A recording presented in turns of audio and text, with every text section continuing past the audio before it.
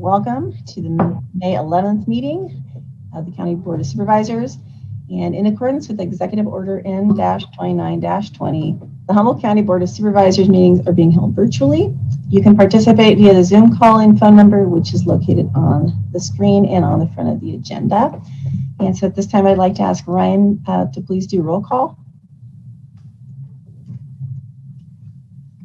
Thank you, Chair. Supervisor Wilson? Here. Supervisor Bohn? Present and accounted for. Supervisor Bushnell? Yes. Supervisor Madrone? Here. And Supervisor Bass? Here. Thank you. All right, thank you, Ryan. And so we'll move on to the flag salute. I do believe Ryan has a flag, but we also have several in the background. So take the pick of which flag you would like to salute of ours today. I pledge allegiance to the flag of the United States of America and to the republic for which it stands, one nation, under God, indivisible, with liberty and justice for all. And thank you for that. It's going to be weird doing those in person again. It'll be nice to actually hear a chorus of voices. All right. So for those of you who are tuning in to this, I just want to do a little housekeeping. If you are wanting to make comment on an item, be sure to call in. When you call in, turn the sound on your video or TV feed off because there's confusion, there's a time delay. And when you want to ask a question, press *9. And when it is your turn, you will be asked to press *6 to unmute. Be sure to sign on early or you may miss your opportunity to comment. We have 3 minutes. Everyone has the same 3 minutes. When you hit 2.5 minutes, you will be hearing this sound. And that's telling you it's time to wrap up your comments, and you have 30 seconds left. And when your time is up, you will be thanked and your microphone will be muted. So don't take it personally. It's just that everyone has the same opportunity. So at that point, I think we'll move on to ask our CAO if there are any modifications to the agenda. Morning, Chair Bass. Yes, there are 2 modifications to the agenda this morning. Supervisor Madrone is pulling item D5 from the consent calendar for discussion, and Supervisor Bushnell is pulling item D13 from the consent calendar. That concludes the modifications to the agenda. Thank you. Is there a motion to approve the consent calendar with those items removed? So moved. All right. Do you have a second? Second. Okay. So at this time we will go out to see if there's a member of the public who'd like to make a comment. We do have one member, familiar number. Welcome, Kent. It is your turn to have your 3 minutes. Thank you for calling in.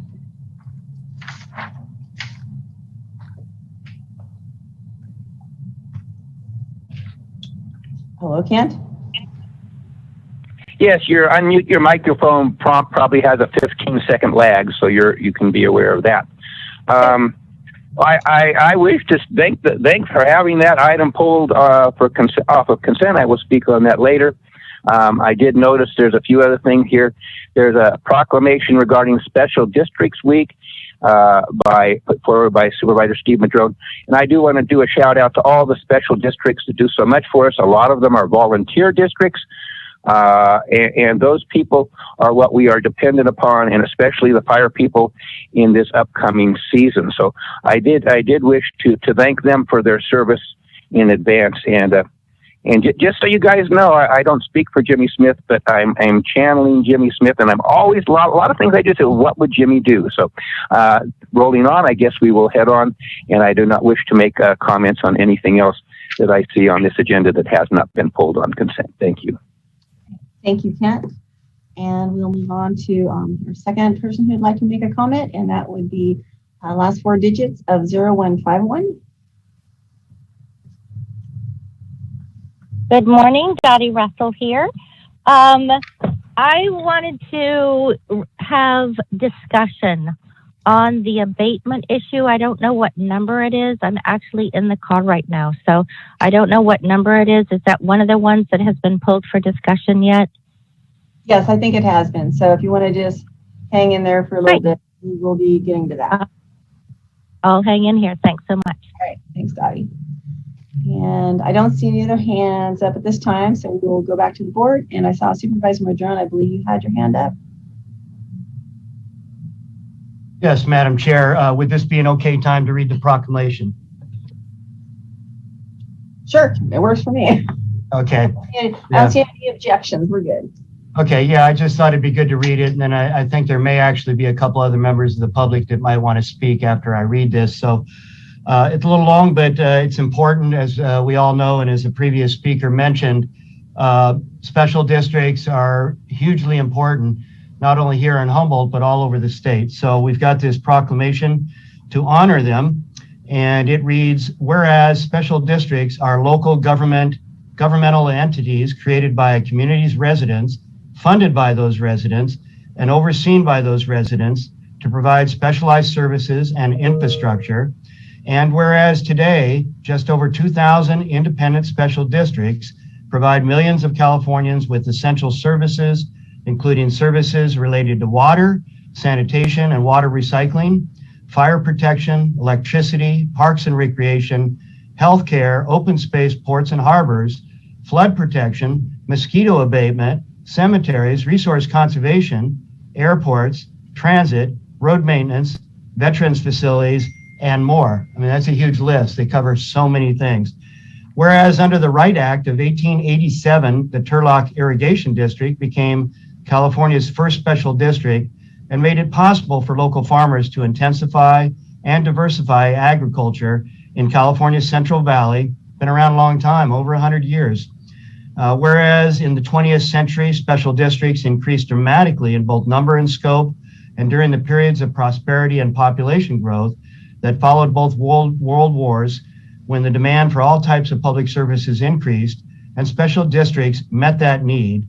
And whereas, although originally created to provide individual services in 1961, the legislature authorized special districts to address multiple needs when it provided for multi-purpose community service districts.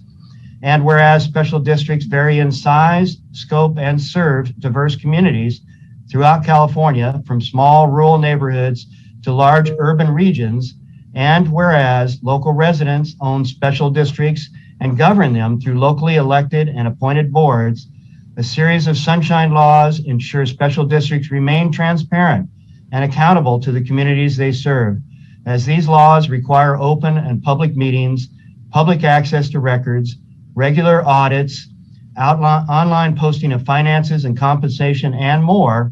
And whereas to prevent overlapping services and ensure that local agencies are operating effectively and efficiently to meet community needs, special districts are formed, reviewed, consolidated, or dissolved through a methodical local process that includes the oversight of a local agency formation commission and the consent of local voters. And the final whereas, in 1969, several independent special districts formed a statewide association called the California Special Districts Association, commonly referred to as the CSDA, to promote good governance and improved essential local services through professional development, advocacy, and other services of all types of independent special districts. And now, therefore, be it resolved that the Board of Supervisors does hereby join the California State Legislature in proclaiming the week of May 16th through May 22nd inclusive to be Special Districts Week, and encourage all residents to be involved in their community and be civically engaged with their local government. Now, I know that was really long, but in honor of all the special districts all over Humboldt County, I wanted to give that shout out, and honored to do so. And in particular, I wanted to really honor the McKinleyville Community Service District, which carries a very large load, running what is frankly almost a city. And so I just wanted to give a big shout out to them and to all the other districts all over the county. Thank you very much. All right, thank you, Supervisor Madrone. I'm sorry, but I'm going to read a proclamation also. I think most of you are aware that every May May is Mental Health Month. And we have an amazing team, not only of volunteers and folks who work for county DHHS and mental health in the entire community. We like to honor them and usually try to remind people that don't just think about mental health issues or concerns during the month of May. Actually, it should be all year long. But May has been traditionally known as May as Mental Health Matters or Mental Health Matters Month, easy to say. And it'd be great if someday we didn't have to worry about this proclamation, but I think it's going to be around with us for a while, especially after COVID. I think there's even more challenges. So without reading the entire proclamation, I just wanted to highlight it that we do celebrate May as Mental Health Matters Month, and we'd like more awareness about mental health concerns in the community and issues we're facing with our friends, neighbors, family, and ourselves at times. So with that, I appreciate all the folks behind the efforts in mental health awareness. Any other supervisors wish to make a comment? All righty. And that was not a hand raise on Supervisor Madrone. Okay. All right. Well, with that, then I think, Ryan, we are able to vote. Thank you, Chair. Supervisor Wilson, Yes. Supervisor Bohn, Yes. Supervisor Madrone, Mute. Supervisor Bushnell, Yes. and Supervisor Bass. Yes. Thank you. Passes 5-0. Thank you. So this time we're going to move on to public comment on items that are not on the agenda.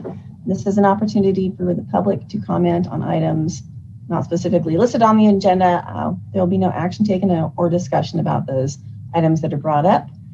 And I know we have at least one person. Well, I was expecting a hand up so far. I'm not seeing any hands up. All right. I was suspecting there was going to be a couple. All right. We'll go to 7454 first. Welcome.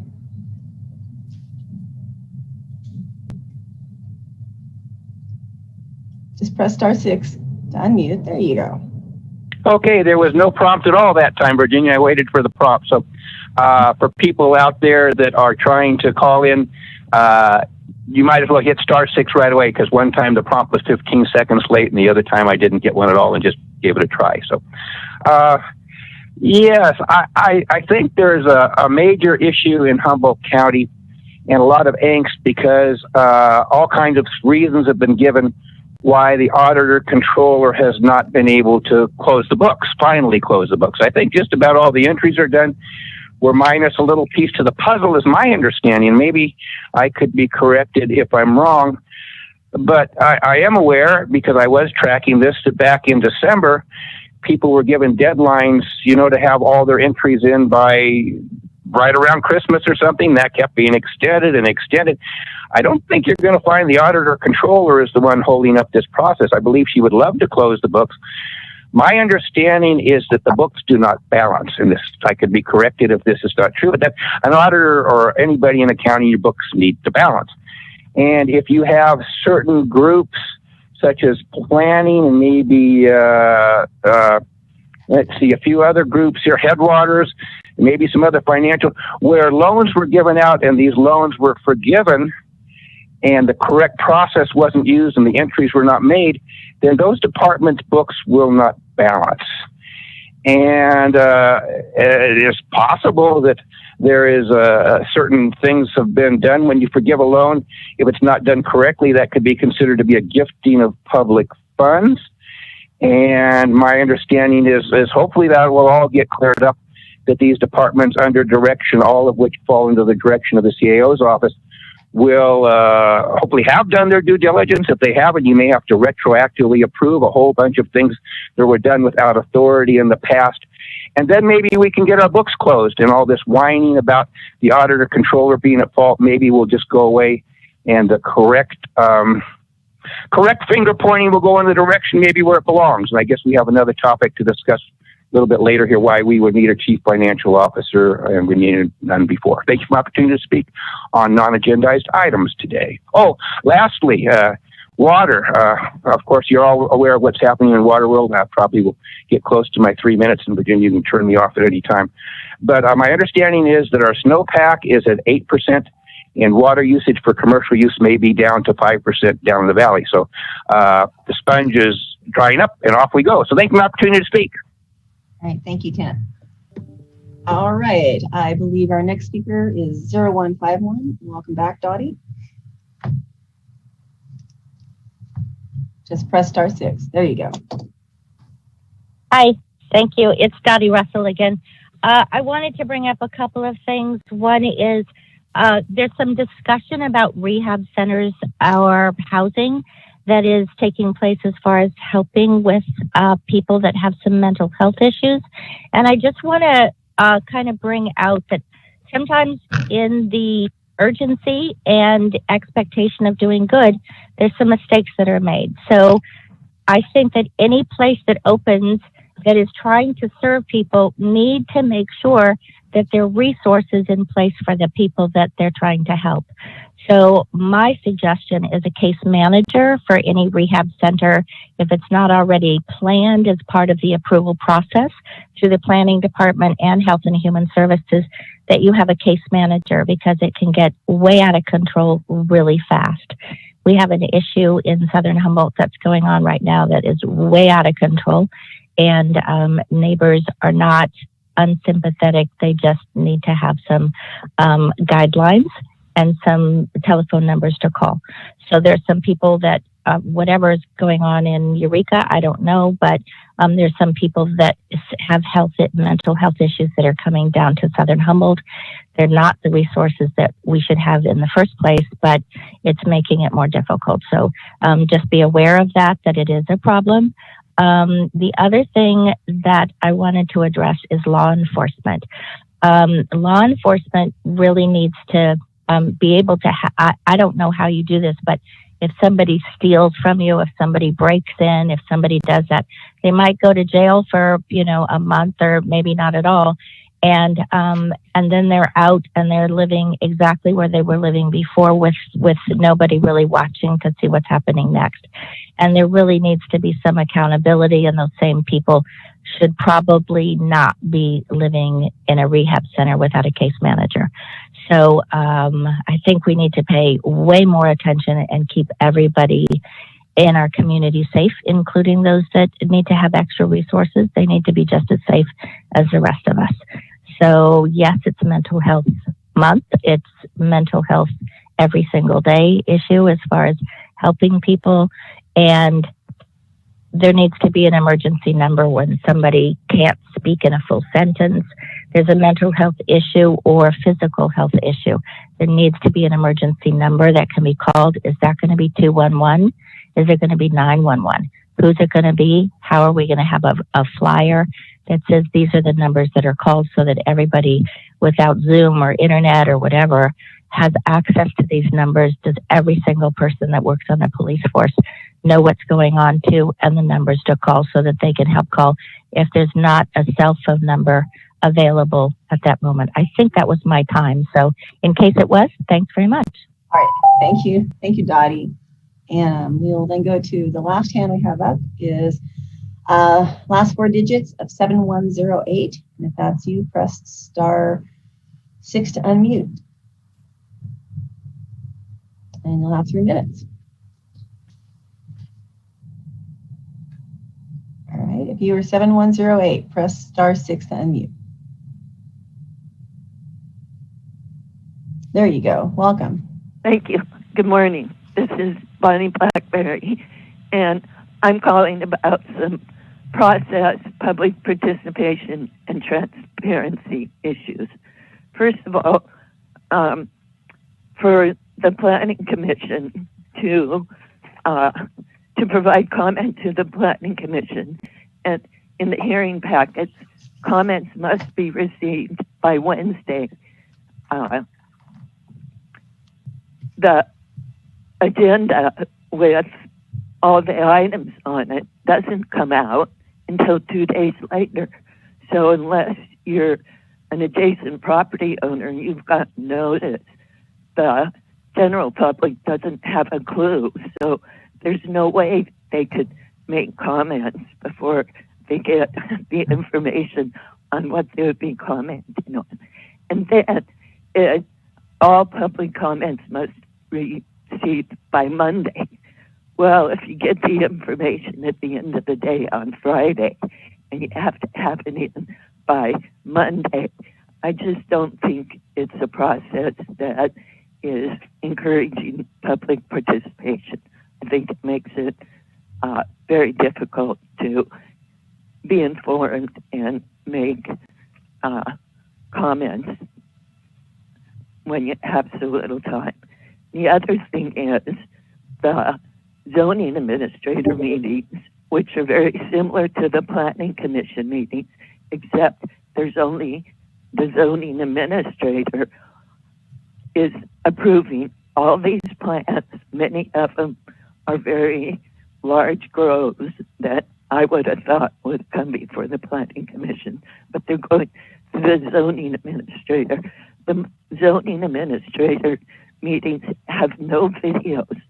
So on the website, if you go to look at a planning commission meeting or a board of supervisor meeting, you can go back, you can review the meeting. The zoning administrator meetings are held with no way that there's a record that you could go back and go over. And I think that's a really big problem for public participation in the process. And also the last planning commission meeting video is still not up. I don't know what's happening with that, but public participation is very important. And if you have a process that makes it difficult, then things need to change. And the zoning administrator meetings need to be up on the website. So All right. thank you very much. All right. That's the last of our speakers under the public comment item, so we will return to the board. Move on to the next item, which will be items pulled from consent. I believe the first one is D5, and I believe it was Supervisor Madrone that asked how it pulled, and we'll start with you and then go to staff report unless I wanted to give you the opportunity first, Supervisor Madrone. Thanks, Madam Chair. Yeah, I just wanted to pull it because I thought it's such a large allocation that it deserves some time for discussion and review. So look forward to the staff report and discussion amongst the board. Thank you. All right, thank you. And CIO Nilsson? Thank you, Chair Bass. As your board is aware, on December 8th, 2020, your board approved a professional services agreement with Macias, Ginny, and O'Connell, also known as MGO, to provide interim financial advisory services. MGO provided an update on the services performed under this contract to your board on March 16th of this year, which included an update on the internal service fund charges and the auditor controller's staffing study. Through further discussions with the County Administrative Office, Human Resources, Treasurer Tax Collector's Office, and the Auditor Controller's Office, it is recommended the MGO contract be amended to include additional services. These services include act in the capacity of the county's Chief Financial Officer through direction from the County Administrative Officer, and assist with the transition and knowledge transfer upon appointment of the county's permanent Chief Financial Officer, conduct functional and or operational risk assessments as requested by the County Administrative Office, assist the county in evaluating and responding to the Humboldt County Office of Education's memo on the Fortuna Redevelopment Agency and successor agency financial and accounting issues, provide analysis and assist in the development of documentation of business processes and internal controls for post-implementation of the county's new ADP HR payroll system, evaluate and assess the county's bank reconciliation process and assist the Auditor Controller's Office and the Treasurer Tax Collector's Office in performing bank reconciliations, evaluate and assess the county's process relating to the county's banking activities, receipts of county funds, and investment activity, and assist the Auditor Controller and the Treasurer Tax Collector in performing reconciliations between the Treasurer's system and the county's finance enterprise system maintained by the Auditor Controller. Provide assistance as requested by the Auditor Controller, and perform additional services to the Auditor Controller to assist the office's operational responsibilities. MGO will provide a quarterly oral status report to your board The contract amendment extends the term of the contract to June 30th, 2022, and adds an additional $500,000 to the contract, which will come from the general fund's fund balance.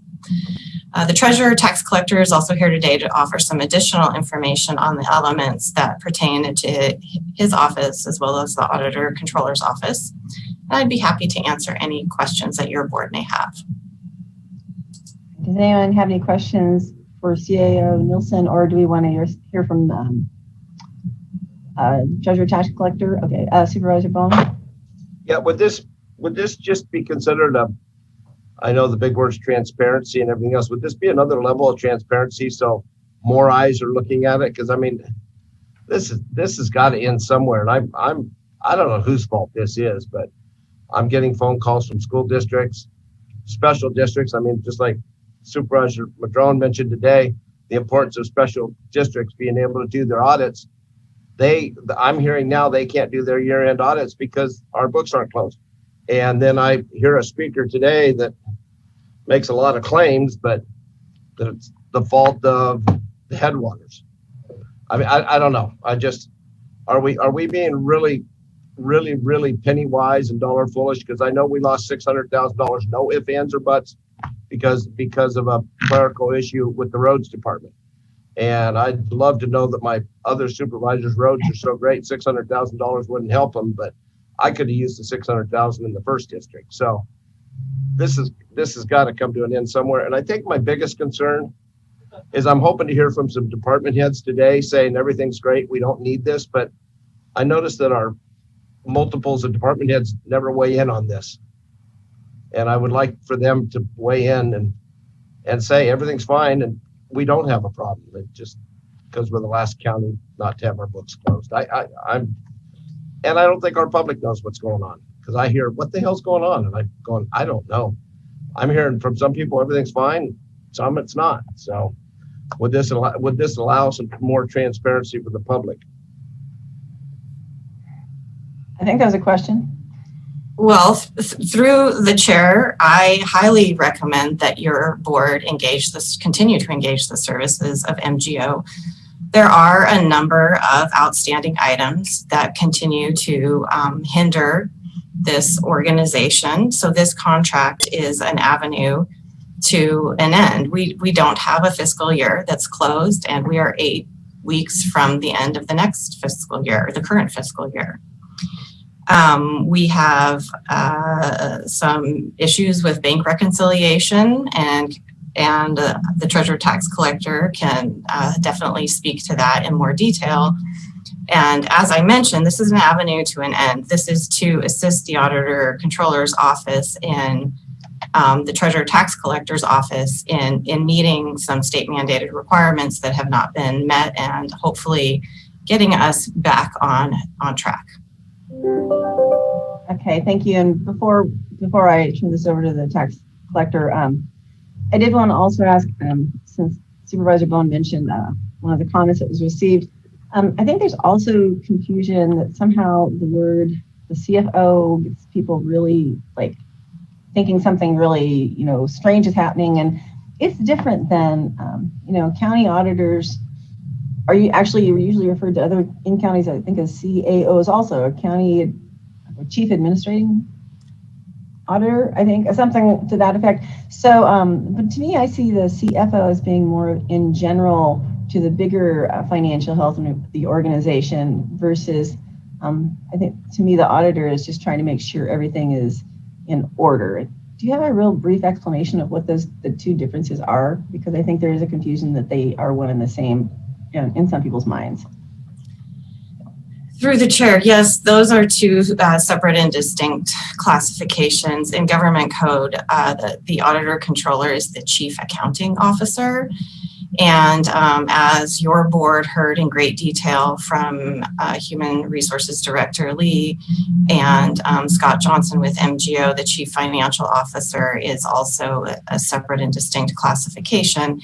and is very responsible for the budget and the finances of the county. And so when you have an organization with a $500 million budget, it is appropriate and wise to allocate a chief financial officer position, as was documented in prior meetings with your board, as well as it's a consistent practice across other California counties. Great. Thank you, CAO Nilsen. And I see Director Lee, did you have a comment you wanted to add to that? Madam Chair, thank you for the time, for the opportunity to speak before your board. Again, back in November and December and January, and finally in April of 2021, MGO and I came before your board to talk about the chief financial officers. Great studies and great care were taken into conducting the classifications and the necessary to have that positions to help these organizations from a budgetary standpoint.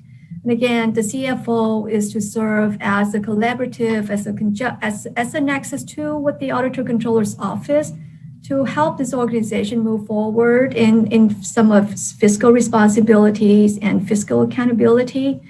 The studies have demonstrated this is a norm and is a practice across the state. We have demonstrated data to indicate that this is a necessary position to this organization. So with that, I have no other comments, but to say the CFO serve as a collaborative agent for the entire organizations and partnering with the Auditor Controller's Office. It is not about taking a job duties or substituting job duties. Thank you. All right, thank you, Director Lee. Treasurer Tax Collector Bartholomew, welcome. Morning, Chair Bass, fellow supervisors, and staff. This is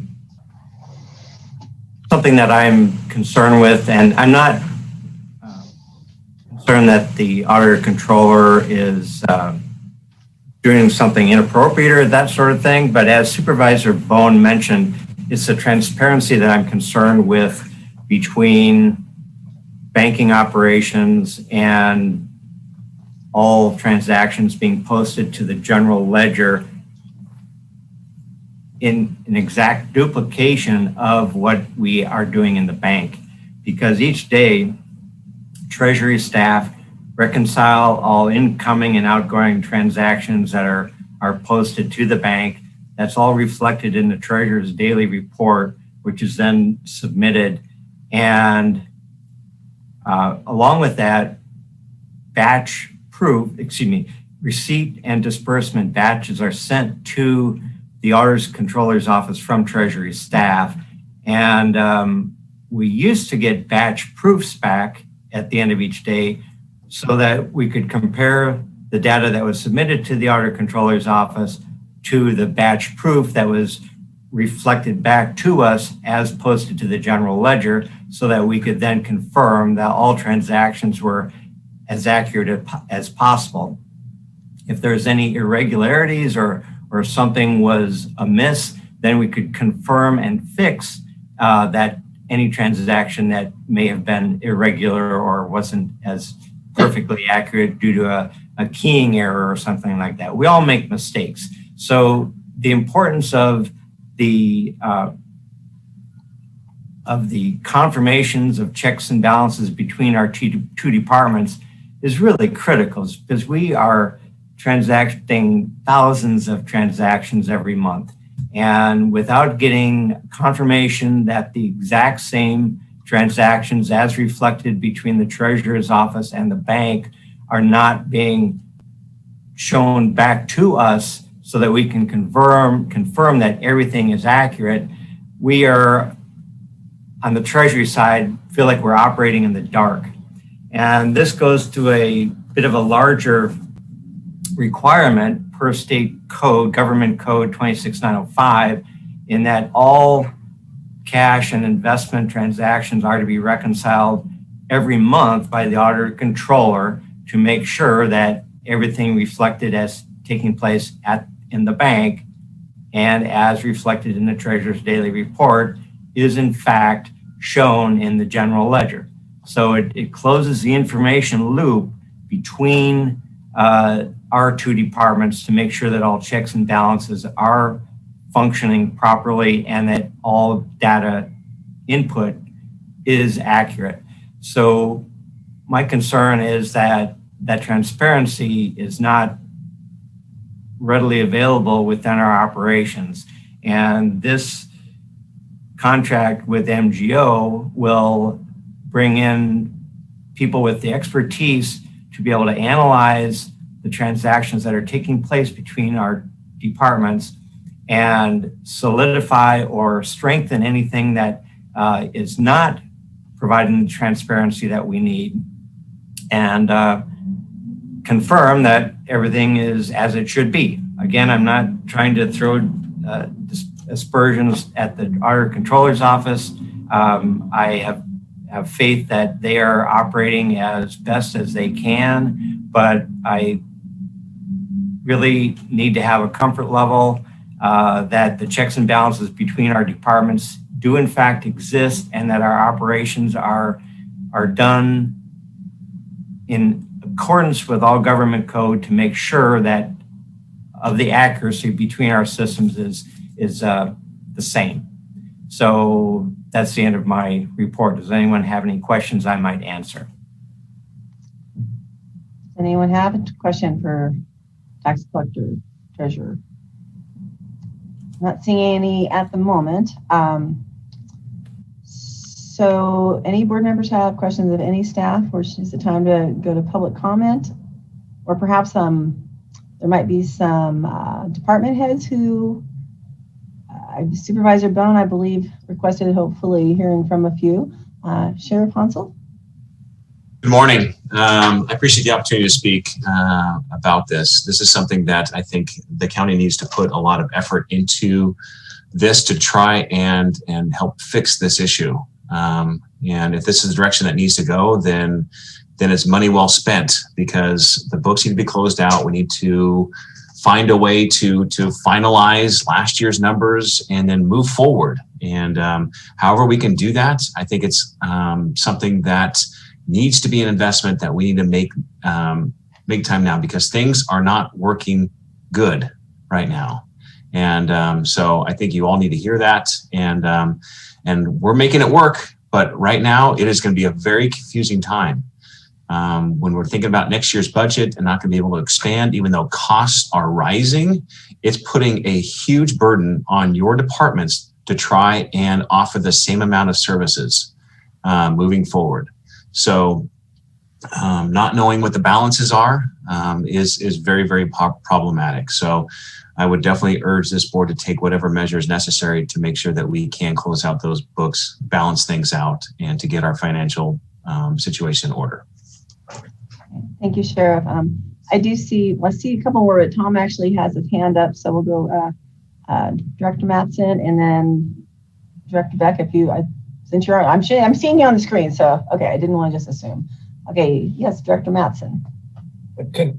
Similar to the sheriff, it is very important that we close our books and get our audits done so that we can get our reimbursements.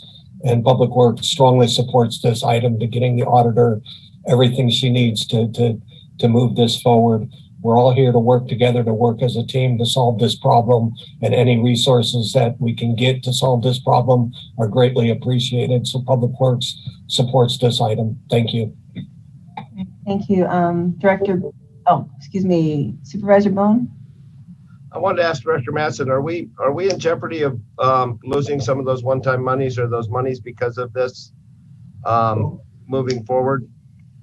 Any project that we closed last fiscal year is in jeopardy of reimbursements, getting our maximum reimbursements. We can get a general 10% reimbursement without the books being closed, but our overhead in many departments is higher than that.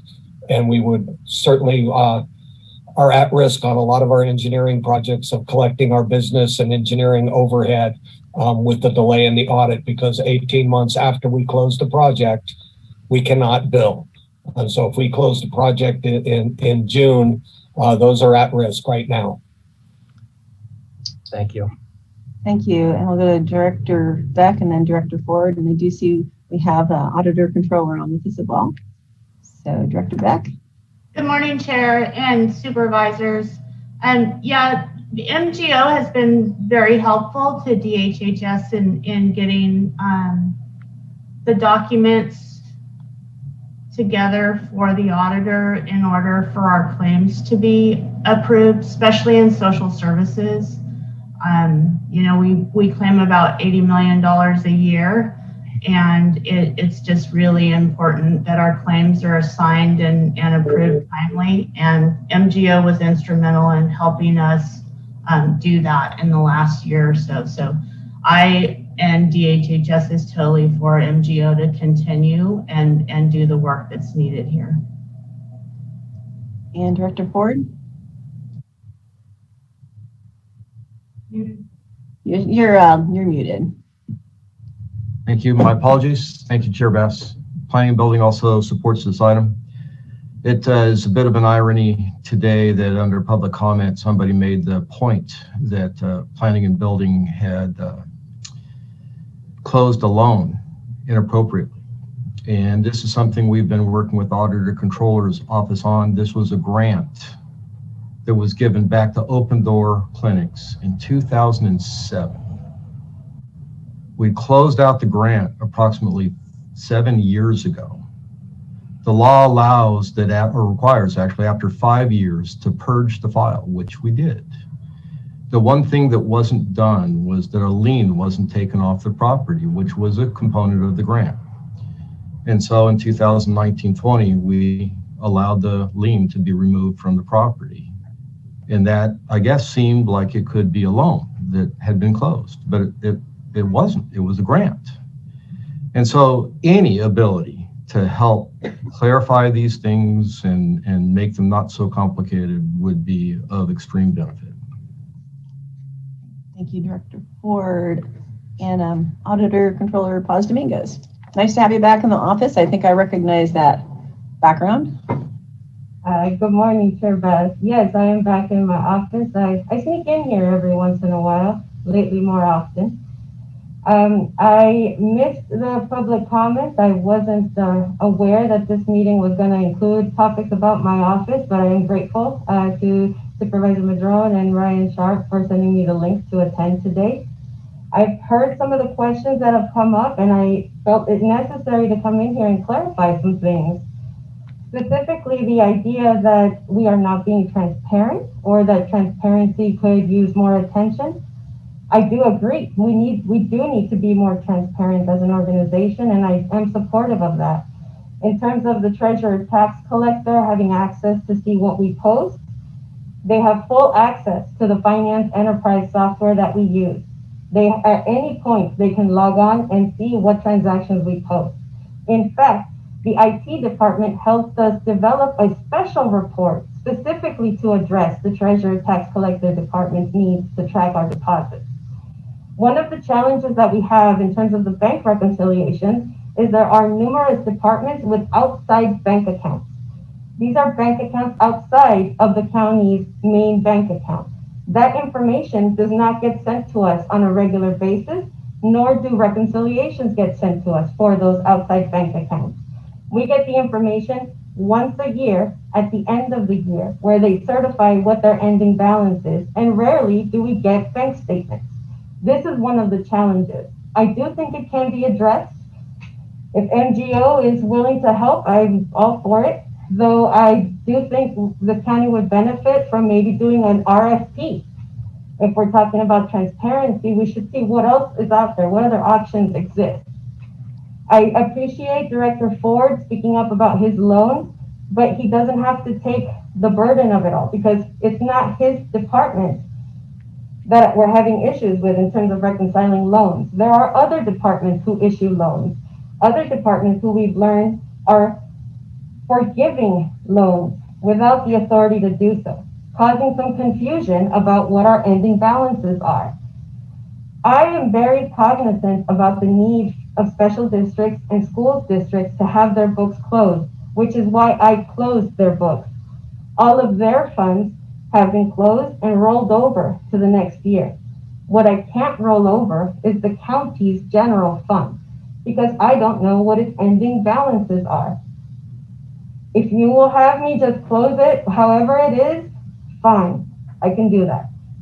I'm not sure why it needs to be the holdup, why other things can't move forward. Everyone has access to the same information I do. We all have the same access to finance enterprise.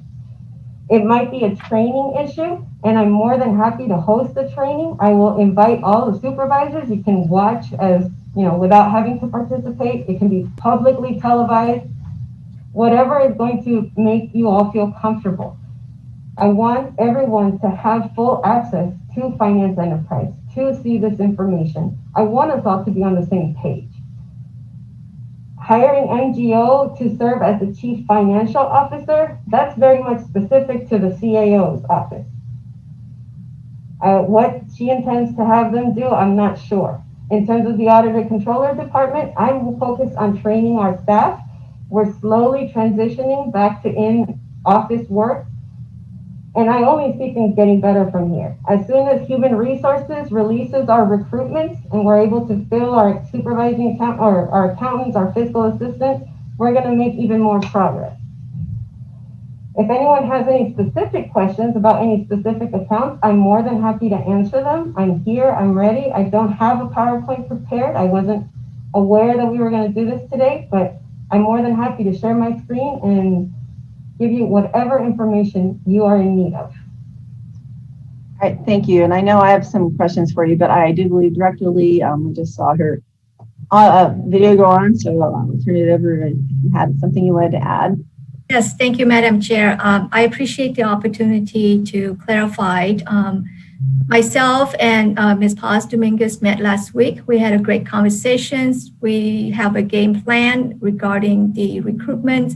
And she also, it is my understanding that Ms. Paz Dominguez understood some of the nuances relating to specific job classifications that have extenuating circumstances that could not afford us to move forward with the recruitment.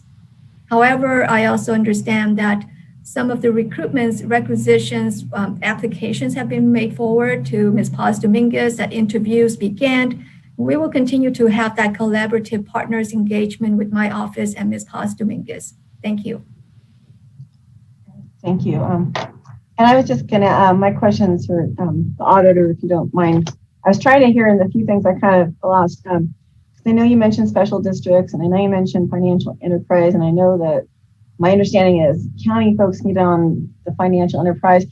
Where do schools go? I mean, how can schools get access to that? And perhaps you said that and I just didn't understand, but that would be helpful for me to know, and also, one of the schools had some issue when their audit was done with that type of audits needed there, so there seems like there are some things that do need to be straightened out, and just wanted your thoughts on, how we can make it easier for the special districts. And then I just had one question after that. So, and you may have said it, and I was trying to hear it all, and I might have missed it. Thank you. I'm also trying to hear you because I don't have my headset. Did you say school district or special districts?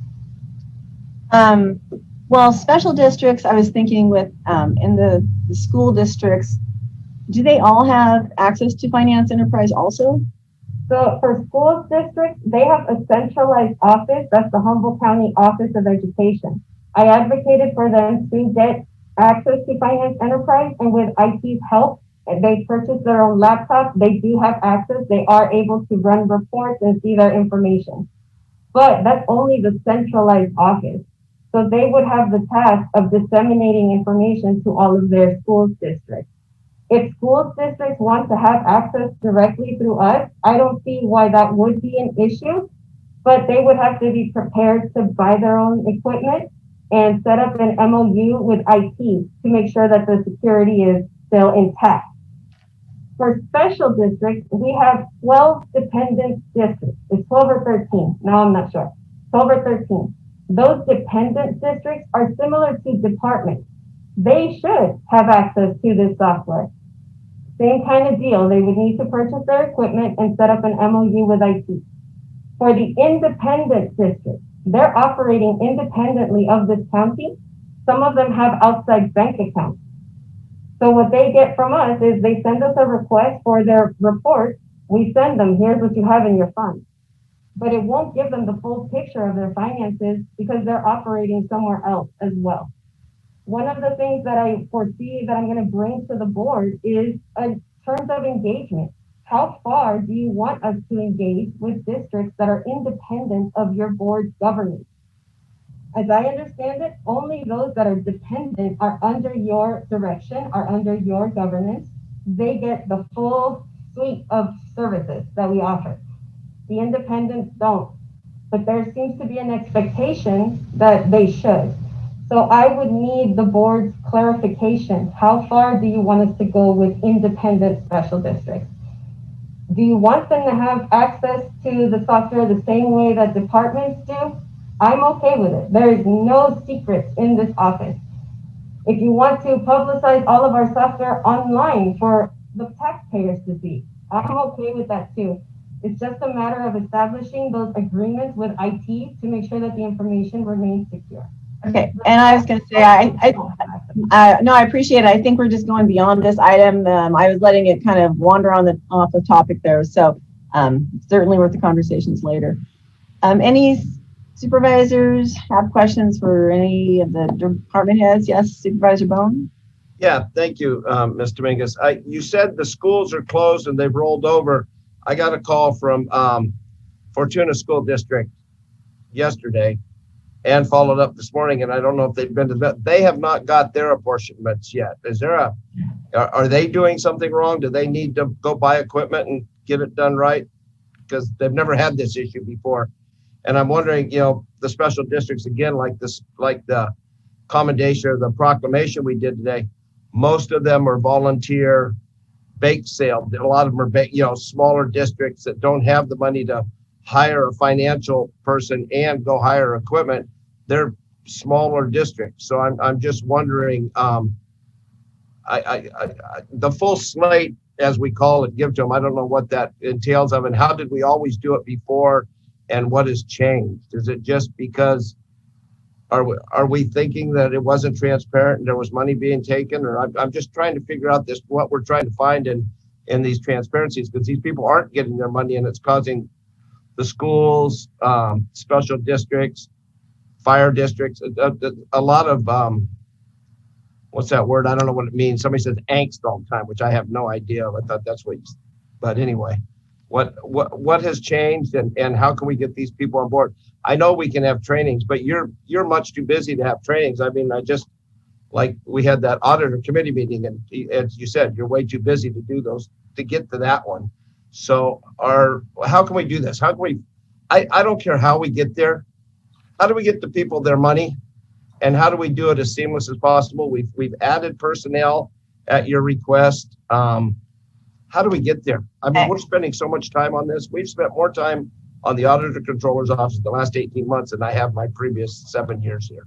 Okay, I'm going to ask County Council Billingsley to make sure if he can help keep us on course here and not go too far off. To me, it makes sense, but I just want to make sure that he is aware and just listening closely in case we stray too far. Yes, Chair, I'm being mindful. I think the conversation needs to be tied back into the contract amendment and potentially the assistance from MGO.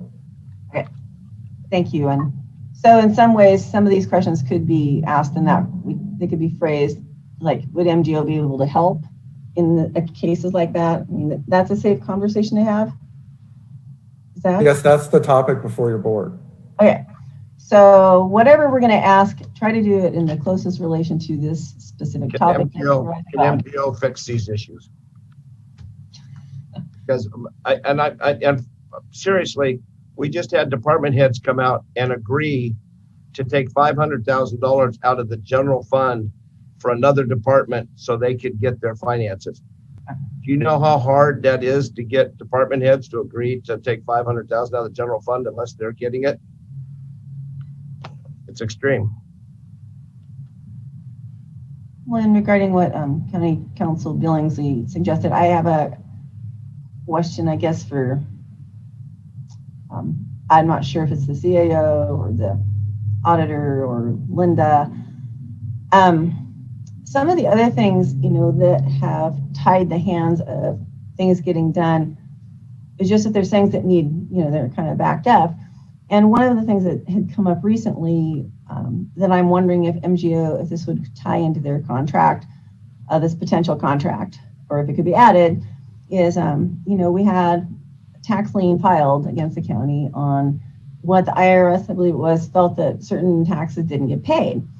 And the auditor confirmed that she had sent in those payments, but I think where the problem lies, at least, and I have not followed this for another week, so I don't know what has changed, but if they had been sending the notifications to us like they said they did, which I don't know yet, they must have been overlooked, because if we'd sent the taxes and paid it, I think if we'd seen those notifications, we would have alerted the IRS, hey, you've already got the money. So is MGO somebody who could kind of help monitor that type of a situation also? I mean, is that included in this, or is it not something?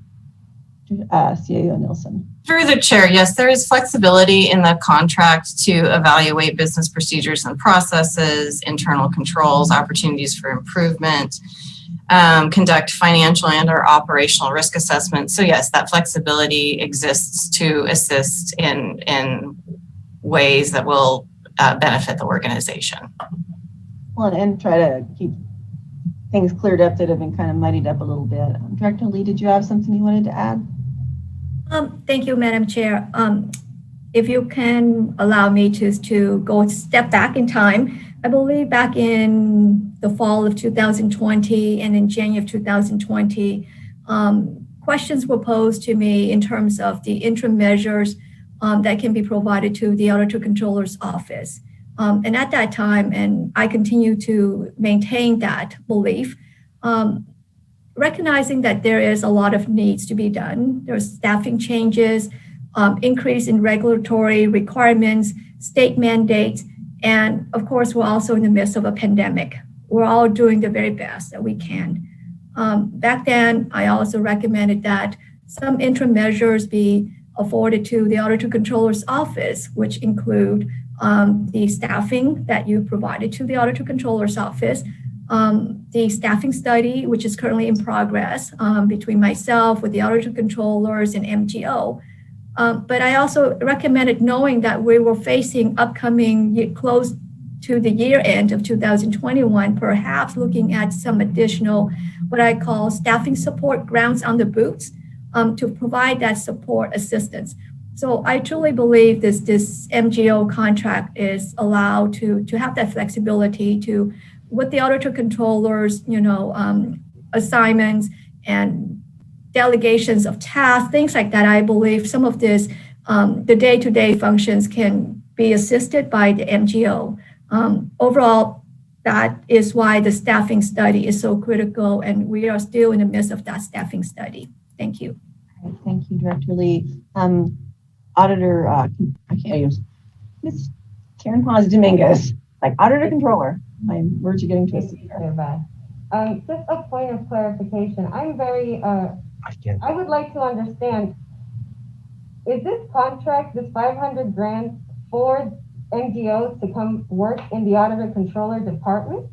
I heard Supervisor Bohn say that you're giving 500 grand to my department. Did I misunderstand this item? Is this an amendment for 500 grand for them to come help my department? Because that's not what I believe it is. Thank you. Through the chair, can I answer that question? No, this is not, if the Auditor Controller would like assistance from MGO to come and work in your department, then this contract does provide that flexibility. This is in no way, shape, or form a mandate. And this is an opportunity to provide assistance and a help, and it's, as documented, supported by other county departments. Okay. All right, well, we do have, let's see if we have some folks in the public comment arena. I don't see any hands up yet, but I know that there must be some who are wanting to talk. Please press *9 if you'd like to raise your hand. got a couple. Our first speaker ends in the last four, 7454, followed by 0151. All right, so welcome. Thank you, Virginia. Of course, I strongly support the county getting its financial ducks in a row for so many reasons. The question that I think you should be asking your current CAO is what is the hourly rate for MGO to provide services to the auditor controller? I could be wrong, and I had a call into Drew Redden with the people to find out some rates. My understanding is a lot of these people in the auditor controller's office maybe make $50,000, I don't know. So here's your question, your hourly rate. There seems to be a perception that the positions you funded for the auditor controller have been filled, and I'm under the I perceive that they haven't been from the comments made today. I strongly support you having both the auditor controller and treasurer tax collector Bartholomew be the two people to interview, and they have the expertise. They are neither of them are anthropology majors, and they have, like the CAO, and they have the expertise to understand a chief financial officer position. And those two people, I strongly suggest 100% pick the person they're going to be working with, because that is what you're very dysfunctional. I totally agree you're dysfunctional. Didn't seem to be that way in the past. Of course, I don't know if you have anybody with an accounting degree or even a business degree in the CAO's office. And of course, that leads to dysfunctionality also. I hope you folks will kind of get your ducks in a row here, because there are grave consequences, and the finger pointing needs to plain and simply stop. I will cease to do it when other people cease. Such comments as the auditor controller couldn't show up for a meeting when was contacted and said well in advance they couldn't. This is nothing but an attempt to preclude the auditor controller, in my opinion, from participating in these processes, and that needs to stop. The petty little sixth grade attitude coming out of the CAO's office needs to go away.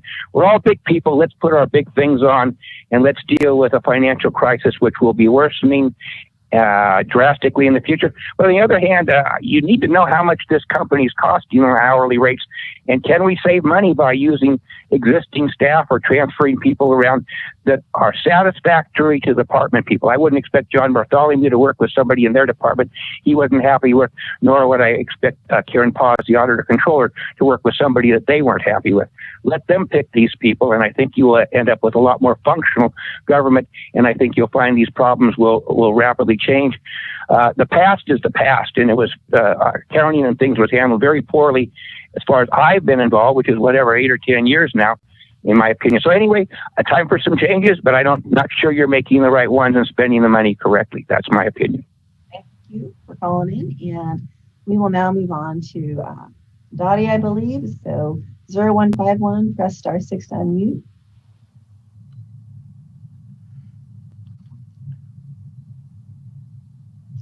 All right.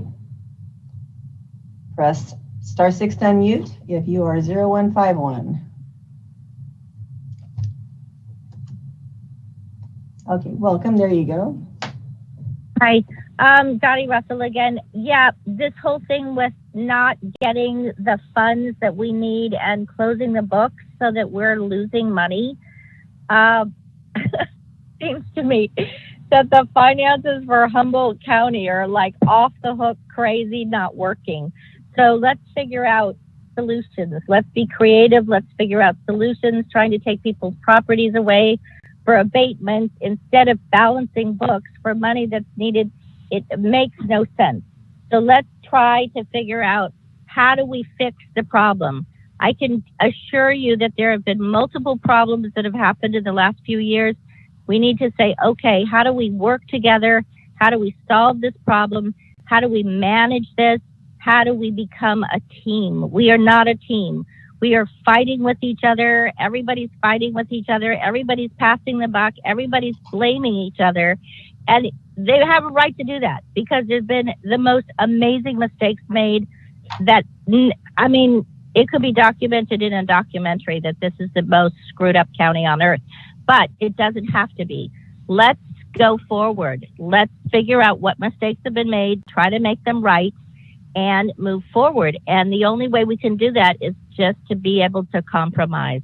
And compromising is getting people in there, helping to support the different departments that have problems, whatever the reason. It doesn't even matter at this point. Let's find the solution. But there are a lot of people that need jobs in Humboldt County. There are a lot of people that can be trained at CR, that can be trained at Humboldt State University. Let's give them jobs. If not jobs, let's at least give them some kind of work trade for credits for these colleges, because we need to keep some of this money here. There's a lot of statistics talking about the rich are moving in and the poor people all have to move out. That's not what Humboldt County is all about. So let's bring it back to our roots. Let's bring it back to what's good about this county working together and giving everybody opportunities and supports, because it's time. It's time that if it costs a little bit of money, if it takes a little bit of time, that we have to start compromising and starting fresh a little bit, because you can't keep building on a disaster. When things are a disaster and mistakes have been made and people have been unethical, you have to find some compromise, some common ground, and make it better.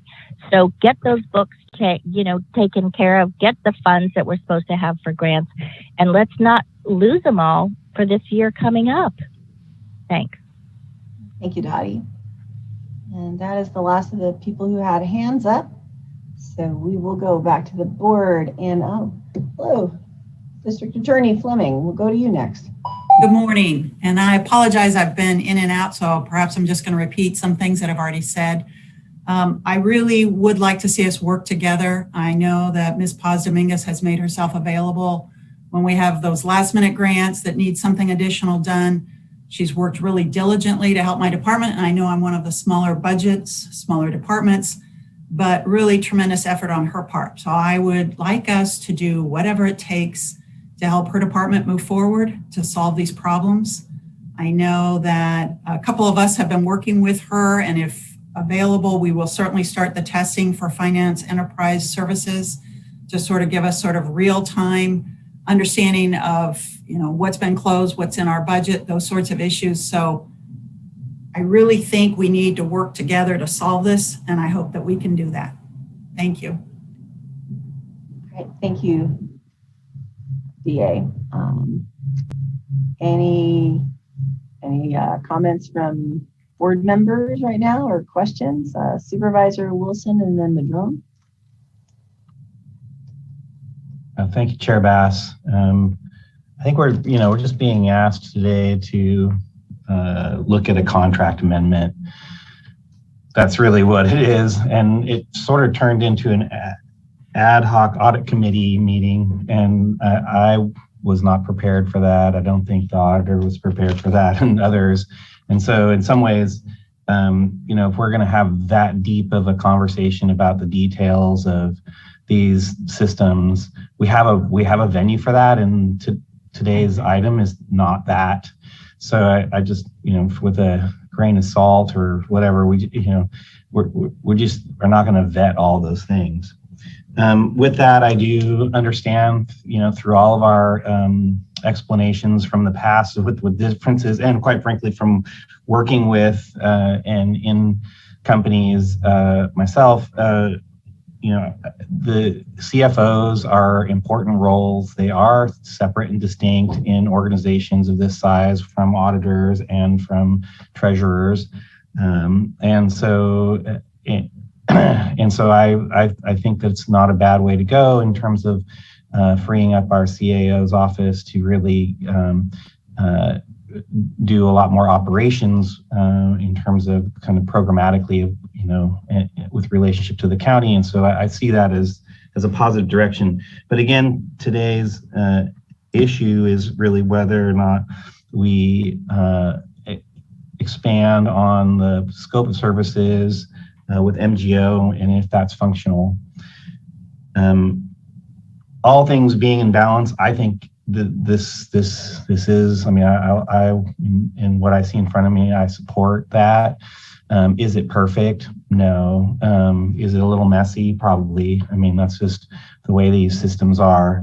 I don't think, and I know there's a suggestion to talk about an RFP. I don't think we have the time for an RFP process, and we're having enough trouble finding folks to do the work as it is in terms of internalizing these things. I've, again, had my own businesses as well as worked in other institutions, and sometimes you do hire outside to get things done, and you do grumble about how much it costs compared to what it would be to have someone inside doing those things, and you're always balancing that and trying to find that sweet spot.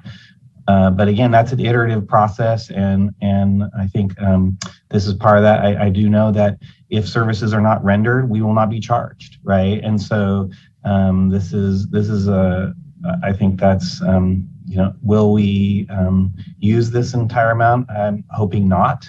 But again, I just see this as a resource for all the departments involved.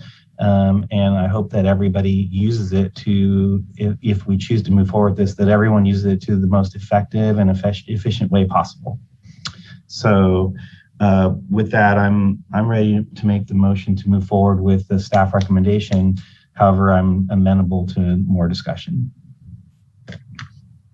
All right. And before I go to Supervisor Madrone, because I know he had a comment, I do want to address someone in the attendee queue has their hand up, but the public comment period ended. And if you happen to be one of our department head, please let me know and press *6. If you are a member of the public, I am sorry. That's one of the reasons we say turn your screen off so you listen in live time, because sometimes if you don't, you miss the opportunity. So if you are someone that is one of our department heads, you can press *6 and unmute, and if you're not, I am sorry that we closed the public comment, but that part's over. So I'm seeing it unmute. Hello, who is this? This is Uriah. No, I'm not a department head, so I'll just hang up. Thanks, though. All right, thank you, Uriah. All right, so with that, Supervisor Madrone, and then it sounded like there was a potential motion maybe on the floor, but with more discussion. So Supervisor Madrone. Thanks, Madam Chair. I'm going to keep it brief and just say that I too hope that this large expenditure money actually provides assistance to the Auditor Controller's Office and all of our departments as spoken. Really, all I want to do is closely associate my comments with the district attorney, who said, it's all hands on deck. We all need to be pulling together in the departments, not only within the CAA's office and AC, but also across the whole county. Because I believe, and I've always believed, that these problems are part of the problem sits within every department. And I really appreciated Connie's comments about how MGO has helped them provide the documentation required. And I know the Auditor Controller spent a lot of time in training with the Department of Health and Human Services, as well as the Sheriff's Department and other departments, to try and improve this whole process. So again, just to be brief, I only support this because I'm hoping that it really provides the assistance to all the departments to really get us all back on track. If that's not the case, I can tell you this is the last time I'm going to approve something like this that's so large. I mean, it's one thing to put a lot of money at something, but if it's not actually resolving conflicts and getting the training done, the rest of it, then I'm not sure what we're doing. I also have a real problem with spending so much money out of county rather than hiring our own personnel. But again, as Supervisor Wilson said, I recognize the timelines on these are difficult. We really need to move forward quickly. I very much hope that this is assistance that can be provided to the Auditor Controller under her direction, where she feels she needs the assistance so that it is truly a cooperative effort. So with that, I support this today, but it's a huge increase in expenditure, and I look at this very cautiously. That's why I pulled it from the agenda. I appreciate the discussion here today, but I'll close with, I think it's an all hands on deck. Everybody in every department needs to carry their load, their weight to perform and do what we need to do to get this all back on track. It doesn't sit on one department. We're all in this together. I'll leave it at that. Thank you. All right. Thank you, Supervisor Madrone. Supervisor Wilson, if you wanted to make your motion, I think you probably could at least get a second. Or I'll just simply make the motion that we move forward with staff recommendation. Okay. And a second coming from Supervisor Madrone, perhaps? I'll second it. There's got to be a second in here so we can actually move on and move forward and do something with this. So maybe you're not going to get a second. I'll second the motion. Thank you, Supervisor Madrone. Figured somebody was going to eventually do it. Supervisor Bushnell? I was going to second, but I also want to reiterate the statements that I hope that this amount of money that we're going to spend comes to an ending and that we can move forward and that all department heads and the auditor controller can work together to close our books out and to just move our county forward in the financial realm that we need to. Okay, thank you, Supervisor Bushnell. Any last comments by supervisors before we ask Ryan for the roll call vote? Okay, Ryan, will you please do the roll call vote? Yes, Chair, thank you. Supervisor Bushnell? Yes. Supervisor Madrone? Yes. Supervisor Wilson? Yes. Supervisor Bass? Yes. And Supervisor Bohn? Yes. Thank you. It passes 5-0. And thank you for everyone who was involved on this conversation. I know we have one more item that had been pulled, but I also know that we have Dr. Hoffman and I believe Michelle may still be on here to be part of the conversation regarding reopening the county. So I'm just going to go to that item so we can get them back to the important work that they are having to do. So, and then we'll go back to the item that's still waiting to be heard that was pulled. All right, so I'll hand this over to the CAO Nielsen for the considerations. Thank you, Chair Bass. Governor Gavin Newsom on April 16th announced that the state is planning to reopen on June 15th. This means that all industries across the state can return to usual operations with common sense reduction measures, such as masking and vaccinations. Vaccinations if two criteria are met. The first criteria is equitable vaccine availability. And the second criteria is consistently low burden of disease, meaning hospitalization rates are stable and low. At this point, the county should consider how it will operate after June 15th. The first item staff need your board's direction on is employees returning to work in-person activities after June 15th. Since the onset of the governor's shelter-in-place order, some county employees have either worked exclusively remotely or some combination of remote work and in-person. The remote working arrangements have helped the county abide by health officials' safety guidance. However, it has also had an effect on service delivery.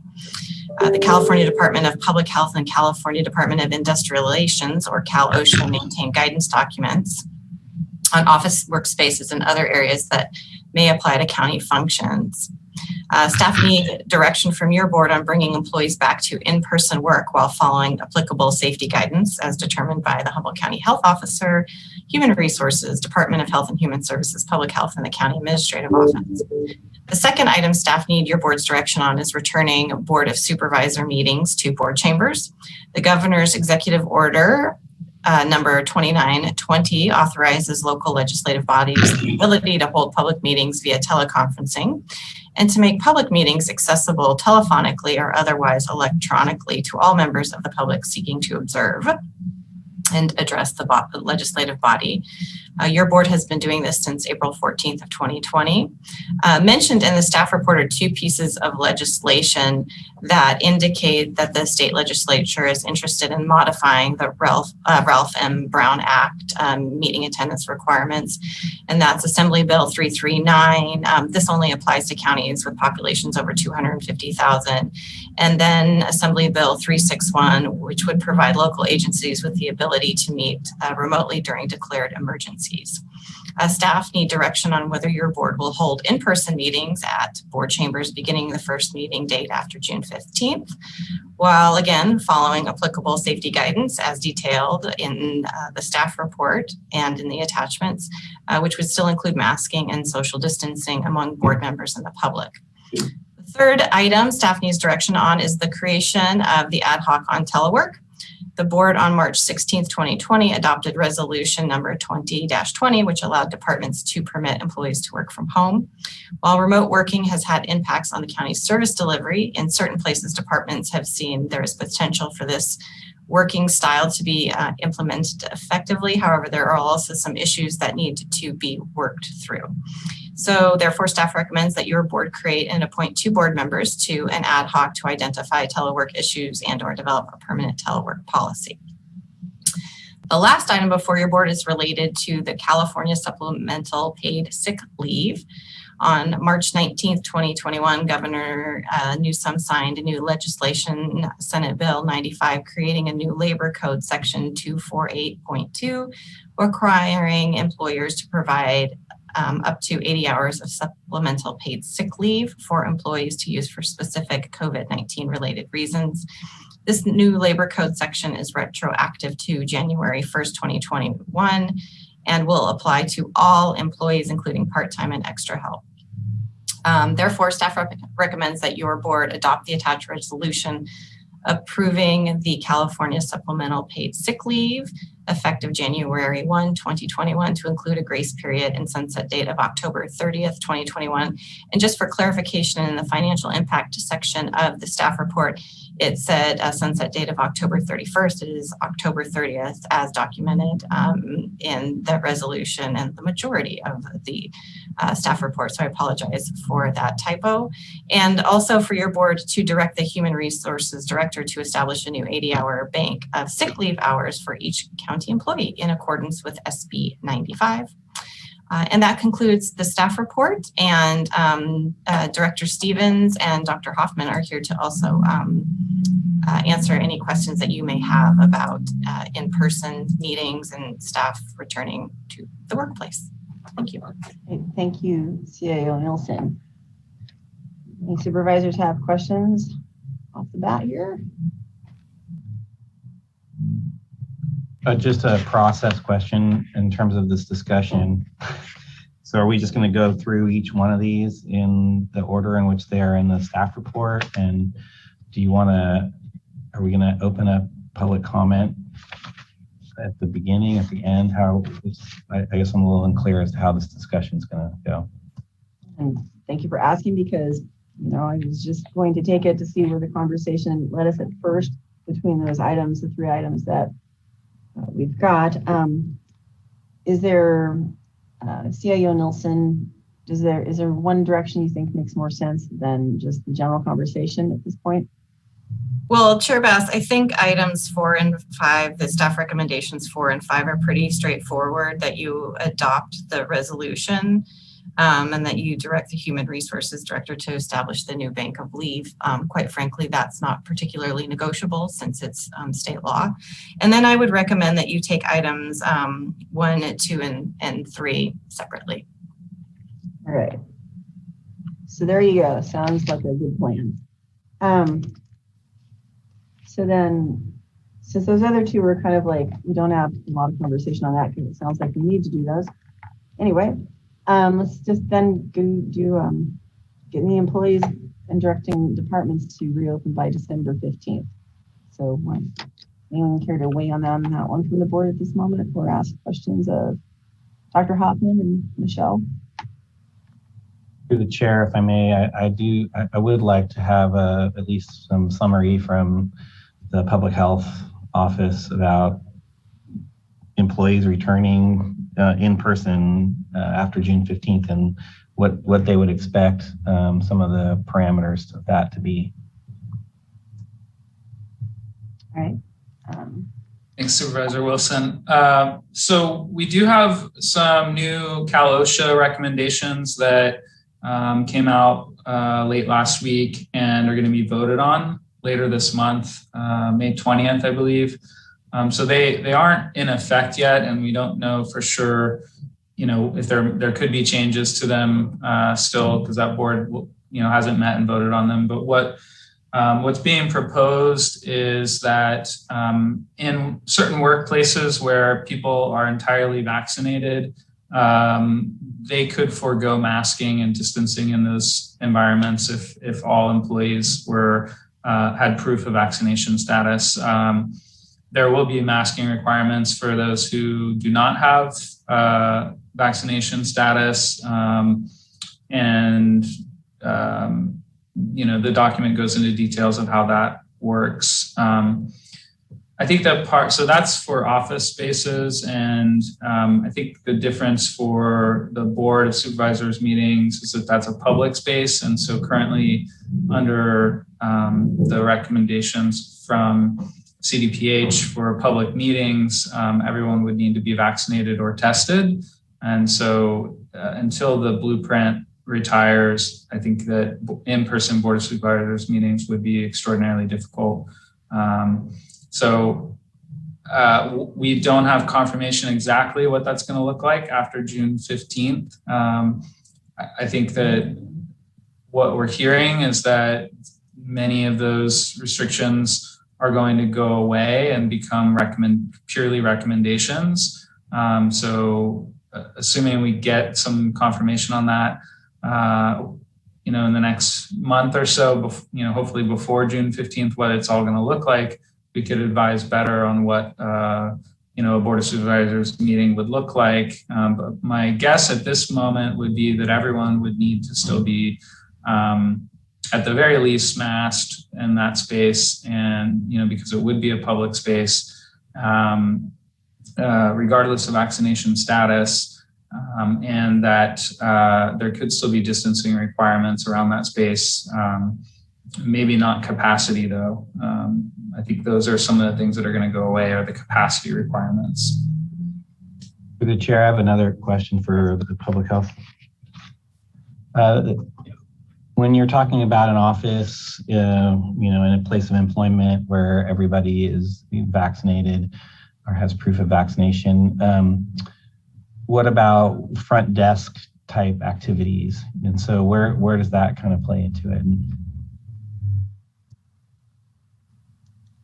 Yeah, so I think these regulations that we're seeing from Cal OSHA would really just be for private office spaces. So other spaces where people can't distance from folks, the public and public spaces. I don't think those regulations would necessarily apply, but not 100% sure at this point, since it hasn't all been voted on by Cal OSHA board. And so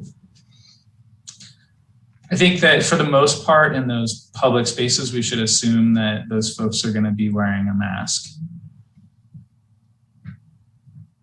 Thank you. Supervisor Bohn?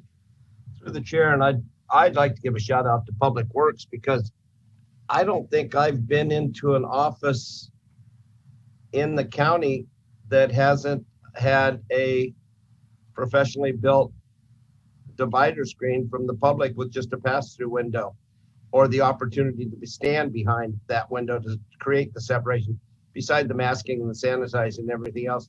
And I know this happened immediately. I mean, as it progressed, I know on the weekends, a lot of it was being done on the weekends, not to affect businesses that were in the office. And I think Public Works, they did a lot of it themselves, and they had to contract some of the bigger stuff out. But I thought they did a great job in putting our employees' safety job one. So we need to give that shout out, because that's there besides the little mask. I think they've done the court staff at the entry coming in, the security staff that's there for the courts. It's not there for us, it's there for the courts. They've done a great job making sure people have their mask on when they come in.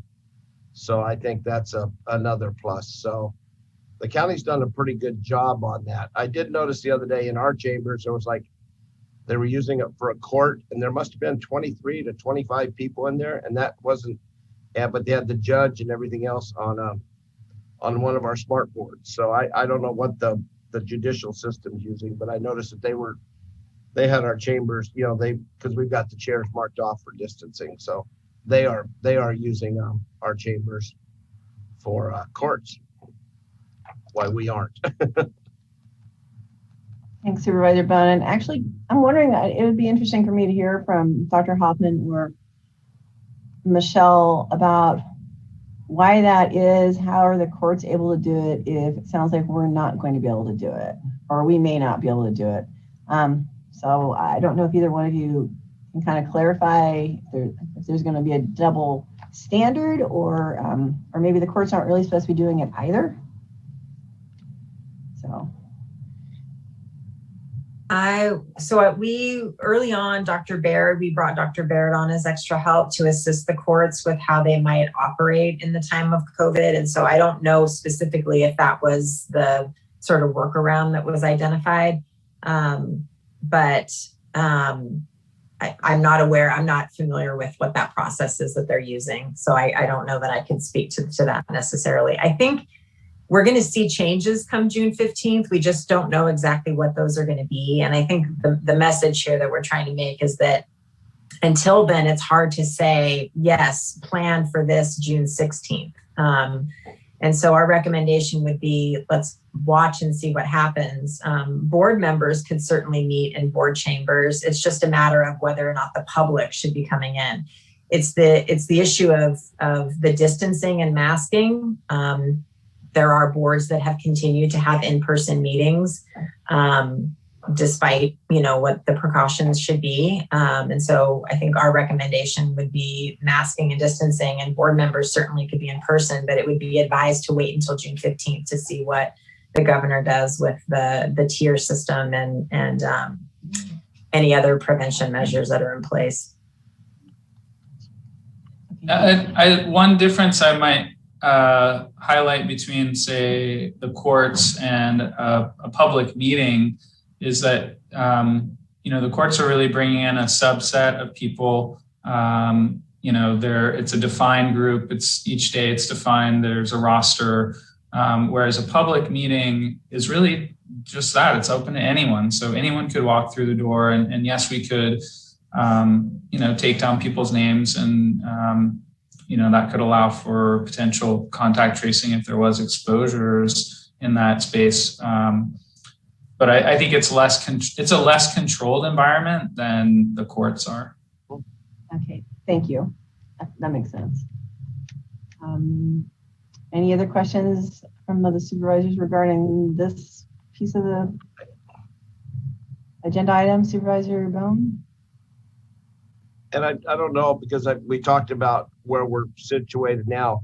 Am I of the understanding that hospitalizations have dropped dramatically now again? As of yesterday, or? We still have a fair number of folks in the hospital. We're seeing a little bit of an increase again this week. So I think the case count is still fairly high for, we're certainly not headed dramatically down. I wouldn't say that. Thank you. Thank you. All right, Supervisor Wilson. Thank you.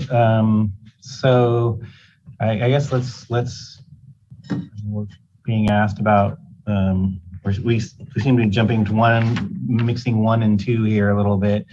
So I'll just talk about board chambers for a minute. So, what I'm hearing is that unless everyone in the room is, vaccinated or has proof of vaccination, if we chose to be in that space, the recommendation from our public health officials would be to be wearing a mask. So that's something to think about.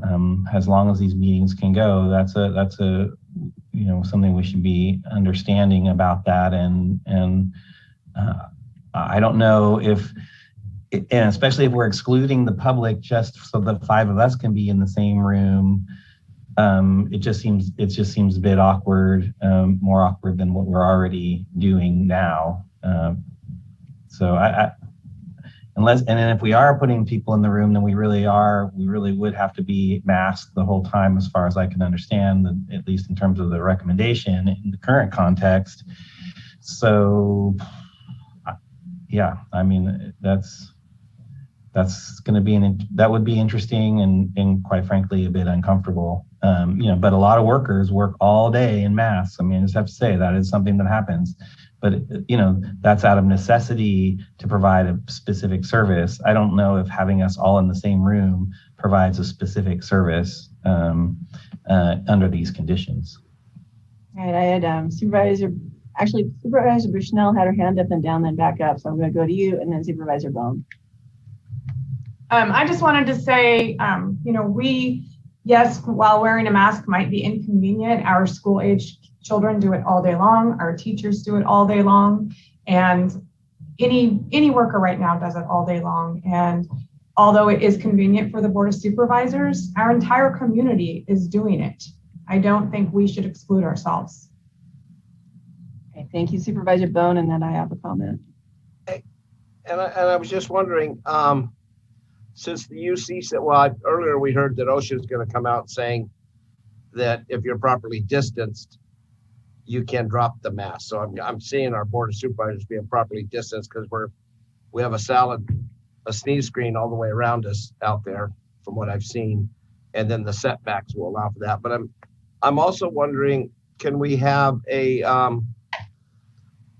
combined model where you can come into public comment if you can prove vaccination, and then certainly allow for those that choose not to get vaccinated, which is perfectly their right, allow those people to still go on screen, because I think we could probably hook them up to the smart board, I think, and allow those. So people that are fully vaccinated, board members that are fully vaccinated, staff that's fully vaccinated, can be in the room with distancing and everything.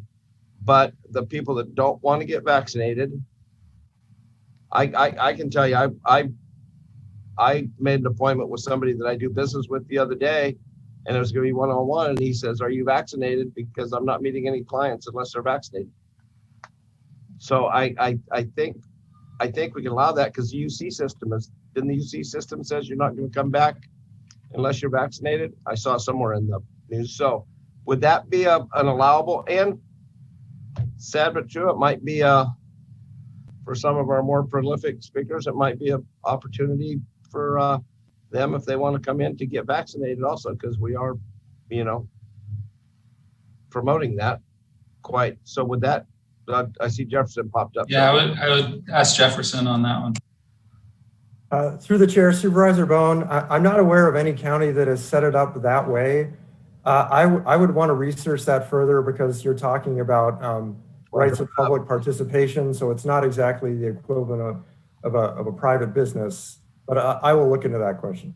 And I fully understand. And with that being said, I'm not saying this is no way to stop any participation whatsoever. They're going to be able to come play Hollywood Squares if they want, but they'll also be able to be in person also if they are fully vaccinated. That will be, and as we've said, we're going to find out that we can't get on a lot of things without having that little vaccination card, which I'm not going anywhere because I think I lost mine. So I think that from what we're hearing about June 15th, and again, as soon as we have clarification on this and something concrete, we'll get that to you. But Blueprint really retires at that moment. And so that includes things like having these kind of public meetings become allowable. And I think the recommendations are still going to be there for the private events, that they should still consider, asking for proof of vaccination, proof of testing, and even should consider things like capacity limits and distancing. But they're going to be recommendations rather than requirements. So I think that more than likely, come June 15th, a public space would become available to all without having to show proof of vaccination or testing. Now, mask mandate is also still likely to be in effect June 15th. So anyone coming into a public space would be required to be masked. And distancing could still be enforced, although it might not be required. So those are the sorts of things I think we should consider what it would look like come, June 15th and opening up to the board chambers. And through the chair, just point of clarification on the UC. I remember UC is when it is FDA approved. So we're still, they're going to require it when it's FDA approved. And I think as of last night, Pfizer is the only one that has started the process into FDA approval. All right, County Council Billingsley, and then Director Lee. Yes, thank you, Chair. I just wanted to add one comment.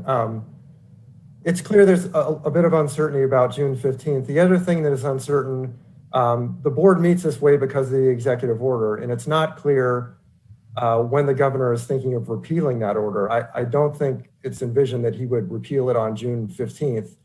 But once that order is repealed, depending on the litigation or the legislation that's in the staff report, the ability to meet this way may go away.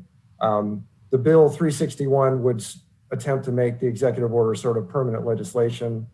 And then the other bill requires, and another thing for your board to consider is if you are meeting in person, do you want to have an avenue for public participation remotely? Currently, we're under that population threshold, but I don't know if that legislation will change or what your board's opinion on that is. So that's another item for discussion. But not necessarily today's discussion? No, but perhaps preliminarily, it's something to be considered. Thank you. Director Lee, and then I would like to ask a question. Yes, thank you, Madam Chair. I speak to you from the perspective of the employers, the organizational change management. Currently, as the employer, we are mandated under the Osha, and Osha has in place the COVID prevention plan, which the county has in place and is currently posted on the internet and the intranet. Violations of that COVID prevention plan will result in fine for the agency. Until Osha lifted or revise the prevention plan and their efforts, that's where HR will come in, modify the prevention plan to ensure that we as the employer is in compliance with Osha.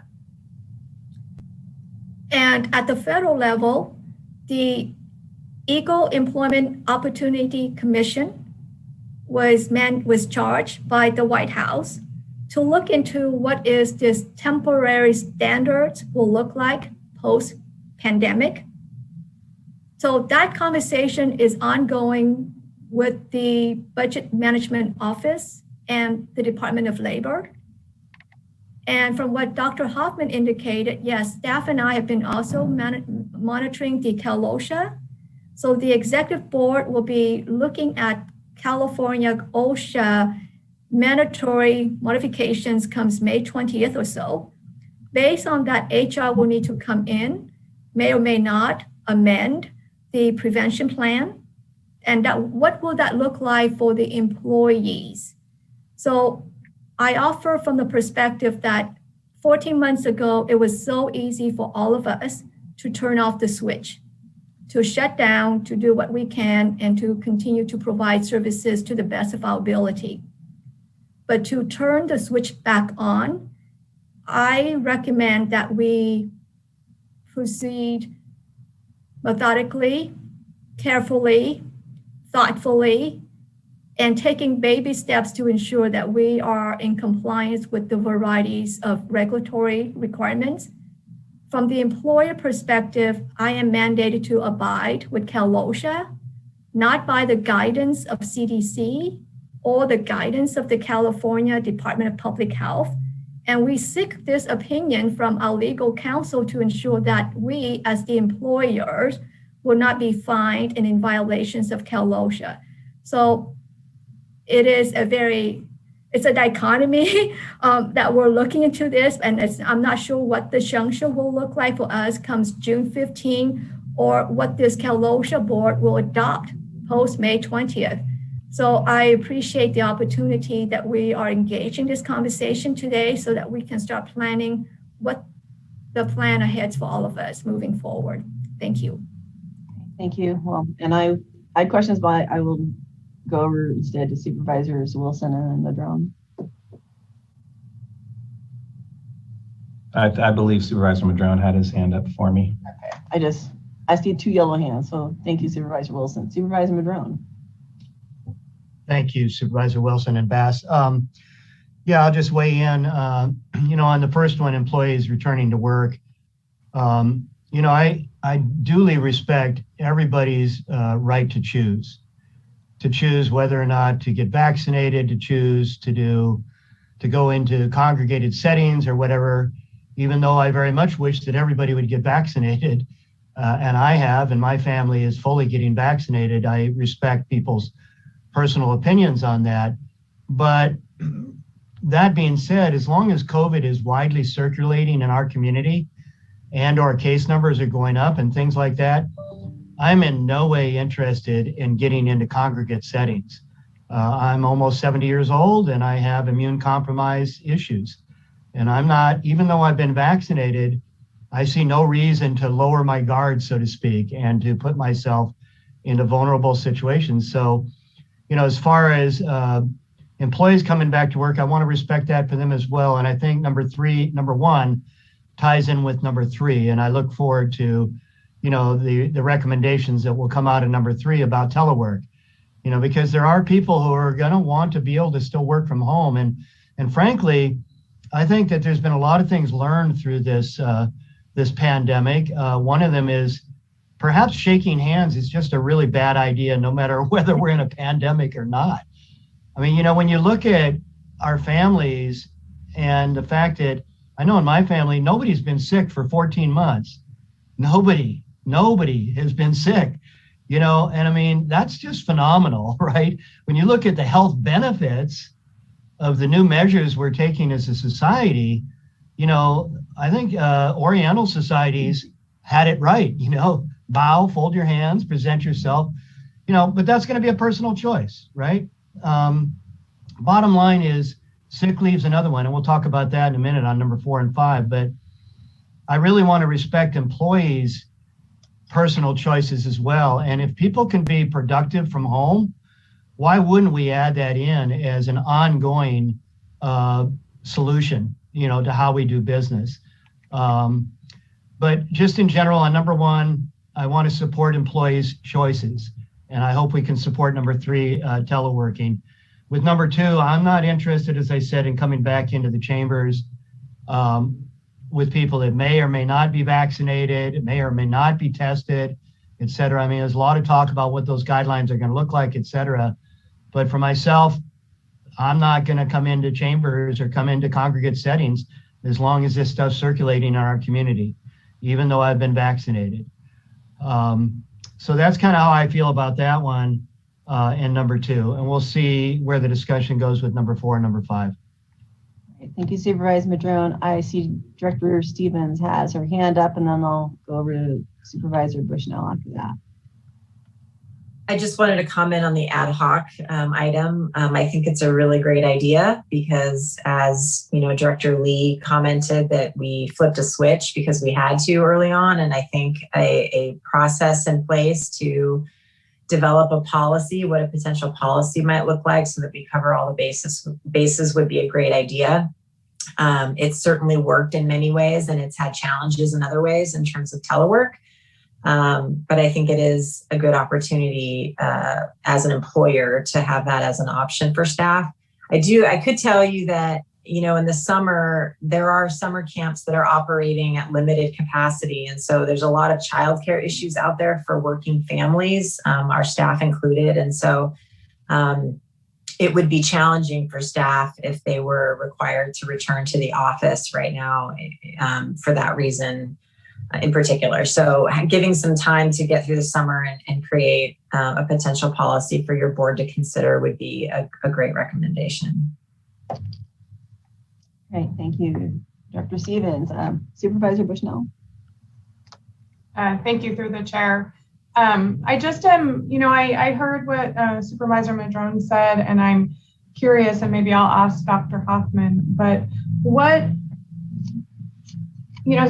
Supervisor Madrone said, I'm not interested in coming back into chambers while this is circulating in our community. And I'm wondering, is there going to ever be a zero? It's not, I don't know. What's acceptable? And I know that that's a large question, but I don't think foresee in the future of getting zeros, since it's I'm curious what you think, Dr. Hoffman. Yeah, I think COVID's here to stay. It will become endemic. I think the vaccine works very well to prevent people from getting severely ill, hospitalized, ICU, death. What we are seeing is some mild illness in some people who are fully vaccinated, and we are continuing to monitor that. I think that public spaces will continue to get more and more safe the more vaccination we get. That's really, from the public health standpoint, we started off with a strong public health response due to the overwhelming nature of no one in our society, no one in the world really had immunity to this. We needed to protect our hospital systems. We were able to do that to a large degree through those very restrictive public health measures. And now that we have vaccine as an option, we can roll those back, and we will monitor the hospital response and the hospital capacity. And I think that's where, we'll see if there's a need for returning to any public health measures, stronger public health measures like the ones we're talking about rolling back. And then from the standpoint of what becomes acceptable in society, or what becomes really recommended or required in terms of distancing and masking are really the questions that remain from the statewide government. And I think we just don't know where that's going to land. Okay. I'm assuming if the executive order changes that we are to go back into chambers, COVID's still going to be circulating. So I guess we'll have to figure that out. Supervisor Wilson, and I am going to ask my questions, and then after that, we'll go to Supervisor Bohn. Supervisor Wilson? I guess I'm done. Would you unmute? Sorry, I was on mute there. We talk about, part of what we keep kind of zoning back to a little bit is, what's going to happen with regards to chambers. And I do think we're going to need some more time and discussion about that. It's just not going to be figured out today. And it's not just about the construct of how we do meetings and the tradition of that and those sorts of things. It's really also about, and it's not just about us and our personal safety, but then also how we function in that space in terms of the employee safety. I think we're going to have employees having to manage people and those sorts of things. And then on top of that, if we're choosing to do these types of meetings with a Zoom overlay, I guess you'd call it, we went from one to the other, right? And we've been doing those two systems very distinct and apart.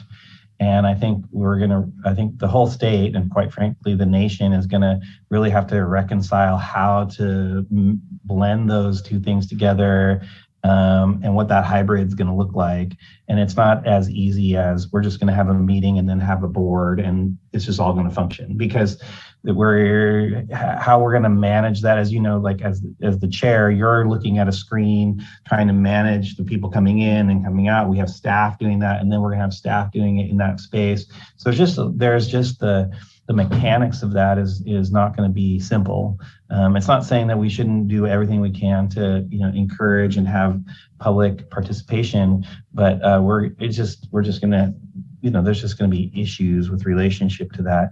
And a lot of this is, again, I think the Director Lee is really correct that, a lot of these decisions are not going to be with us necessarily. Cal Osha is really going to drive that, how we protect our employees around the function of what the board does will be driven by a lot of those regulations and protections and our liabilities associated that as employers. We have to really take that into account and understand that. I don't want to make any big decisions about the direction with regards to what happens on June 15th. I personally think we should just be moving forward as is until we have more discussion and more input from Cal Osha and the state on this issue. And with regards to the telework, I think we do have an opportunity to have more flexibility with regards to that in the future, but we will need policy for sure on that. And I'm not asking to be on any particular committee again, but I think any one of us on this board would have the could do that. So that's what I have for now. Great, and I'd like to follow up with my thoughts on, because you kind of touched on one of the questions was, while it may sound easy to have, even if just the 5 of us in the chambers, it does create more work on staff, and we do have a small staff. And once you do put in, people coming in, then somebody has to pay attention to who's coming in, who's going out, and where do they sit. And I think we'd be asking an awful lot for staff, especially since they're not in this conversation with us, because for us it's fine. There's 5 of us that could sit up at the dais and maybe some staff, but we're all in the office anyway, so it's kind of like, I'm not really so sure that we have to, instead of we're in the building, we have to be in that room. We can, I don't mind necessarily, but I think when we talk about moving forward, staff, we do have to think about the burden on the staff that could be added. And it's not just, I think this is, I'm sure I'm not the only one who's had some conversations on this, so I do believe there's some real concerns. And I'll tell you, the other concern I have is, and no disrespect to the idea of wearing masks, but the 5 of us in there behind those screens, is still having to wear the masks. I have a very hard time here. Oh, excuse me, Supervisor Bohn, I'll go to you afterwards. I'm going to ask, I saw you shake your head, and so I'll let you definitely see if it's right. But if we were to have to go in there, would we have to wear masks? That's what I was wanting to ask Dr. Hoffman. And if so, what are the parameters? Because I was having a very hard time hearing Auditor Paz Dominguez, just because it's hard to hear through the masks, because you really have to listen carefully, which is fine. But I think we're actually going to have more difficult times having a conversation that the public can understand, because they may not all be able to catch exactly what we're saying. I'm not really fond of the idea of having to go out and wear the masks if we're going to be opening our board meetings in that way. And I think maybe Supervisor Bohn was, shaking his head, so maybe that's not the case. So I want to ask Dr. Hoffman, we may not know what all the rules are yet, but what is your sense of if we were even just the 5 of us in there, would we all be masked? What would we be doing? Does it matter if we're vaccinated or unvaccinated? So those are the questions I have for you. Then I'll go back to Supervisor Bohn. So 2 different scenarios. I'd say if it was just the staff in the chambers and no public, what we're reading from the Cal Osha standards that are going to get voted on the 20th, or that if all of those people are vaccinated in that office or that workspace, that they would not need to mask or distance. And then there's provisions if 1 or more of those people are not vaccinated, of how to address that. But I think the big difference here is what we're talking about is a public forum, a public space. And so I do believe that even after June 15th, in that public space, vaccinated or unvaccinated, you will be required to wear a mask. Interesting. Thank you. And Supervisor Bohn, and then Auditor Dominguez. Excuse me. Yes. I would, as we discuss this, I feel remiss that I want to thank the staff that has been showing up. Our public works, our public safety, our own staff here, our CAO staff. I mean, we have so many offices that are almost at full staffing and and we haven't had a breakdown in the community. And we have so many jobs that have to be hands-on that can't be done. And investigators from the DA's office, now that courts are open, even more. So I really want to applaud. And I think it's our job to make sure that the ones we're talking about bringing back have the same level of safety we've already, I hope, have in place for the people that we have at work. Because I mean, they have showed up every day. I've been showing up every day, and you see them. But in some areas not. So again, thank them. So as we don't do anything, and I think Supervisor Wilson hit it on the head. We tend to repeat a lot of stuff, and I appreciate and I appreciate Dr. Hoffman for deciphering all the big words, because I'm not a doctor. But I do appreciate what comes down through the CDC, CDPH, all the acronyms that are coming at us and telling us what our tiers and everything that's going on, and knowing full well, I think there's 17 states that have dropped everything. I think 17 or something like that. I don't know how they're faring. I haven't looked at that, nor do I want to. I'm more worried about Humboldt County in California. With that being said, I don't think we can make any decisions until OSHA, our state guidelines, our governor, what they all decide. Because we're hearing so many different things. We heard Fauci on Monday say that he sees the mass realities being lifted in some cases. We heard Dr. Hoffman say the same thing. If you're vaccinated, if you're out, and we're seeing it in the wide open and stuff. So, I'm gonna make a shot at a motion here. On number one, I'd like to have a preemptive. I would like department heads to start working on the safety guides and put that in with number 3 and what they think will look like. Let's give them till June 15th to come up with telework and what that's going to look like for their departments. It's going to take some time to evaluate. They're going to have a template to work off of what's taking place, but take 1 and 3 and have a report back on June 15th, because that's the drop dead date the governor has given us. And this can be changed any way you want, Mike. Number 4 and 5, I vote, since it's already there, I would suggest we approve.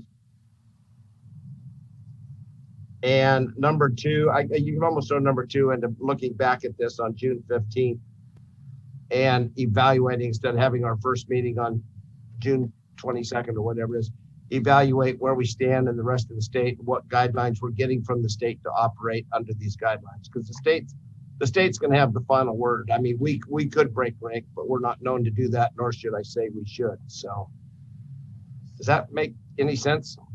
I think I'm hearing you say from me, so bring one. I think I'm hearing you say bring 1, 2, and 3 back.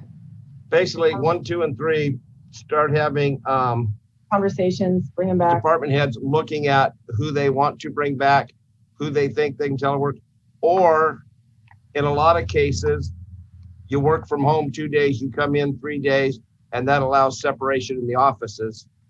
And so everybody, you get that some of what has already taken place, but then we have that automatic separation in the offices, and we still get, and then as Supervisor Wilson said, we're going to have to draw guidelines on this. But number 2, come back on the 15th. That gives some time. And number 3, we can appoint the 2 board members today to start working with the department heads, maybe have one meeting before June 15th and find out what the trials and tribulations are, and then have them bring it back on June 15th. 4 and 5, we should adopt as written. I think I actually kind of understand what you said, but I'm going to go to CAO Nielsen. Unmute, Virginia, because I know you're saying something really good. Oh, it doesn't say mute. That's weird. Keep going. My, it's not muted. You're gonna like this. I can hear you. You're I messing can hear you. with Bohn. Okay, Supervisor Nielsen, thank you. I agree 100%, Virginia. Yeah, we're already going crazy. Can anybody else hear her? Yeah, yo, where? You can hear her, Michelle? I can hear her. Chair Bass, first of all, in terms of safety guidelines, we have already established those. They're pretty extensive, and as Director Lee mentioned, we already have a COVID-19 plan. We definitely could return to your board on June 15th with an update. I will say a telework policy by June 15th would be somewhat difficult because I do believe this is going to involve some component of labor relations. So that was why we wanted input from your board to see what your board's appetite was for a telework policy. Okay. And I was thinking coming back on through the chair, I was thinking come back through on the 15th with just a rough draft of what they think it looks like, so we can at least bounce on the labor end of it. We could bounce, does this work or does this not work? Through the chair, I think that having a labor relations discussion in open session might be a challenge. So not that it can't be done, but I think that it would be helpful for your board to appoint 2 board members to a telework ad hoc group.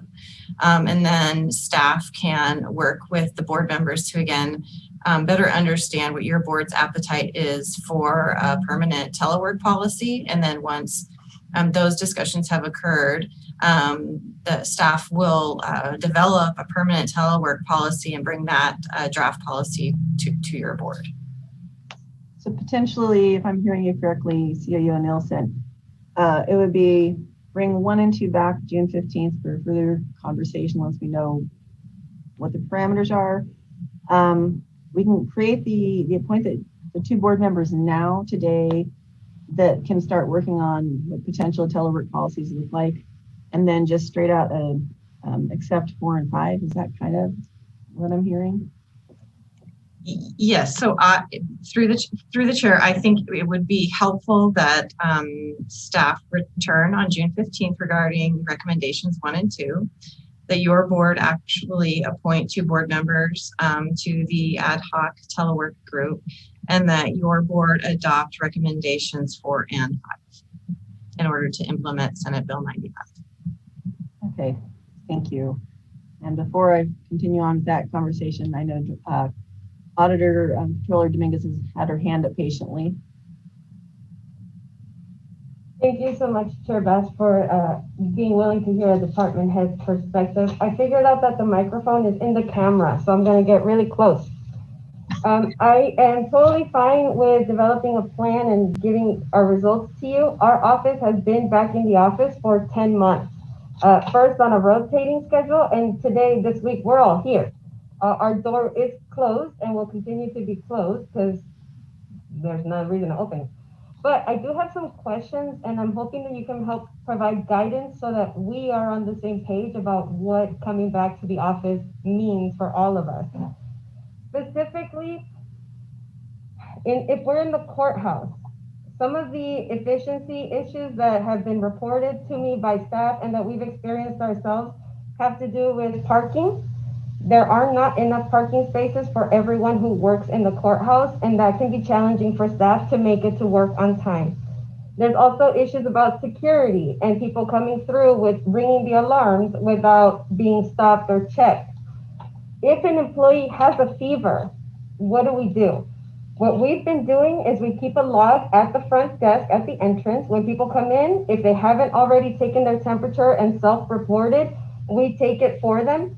Luckily, no one has had a fever, but it dawned on me that if someone does, I have no idea what to do.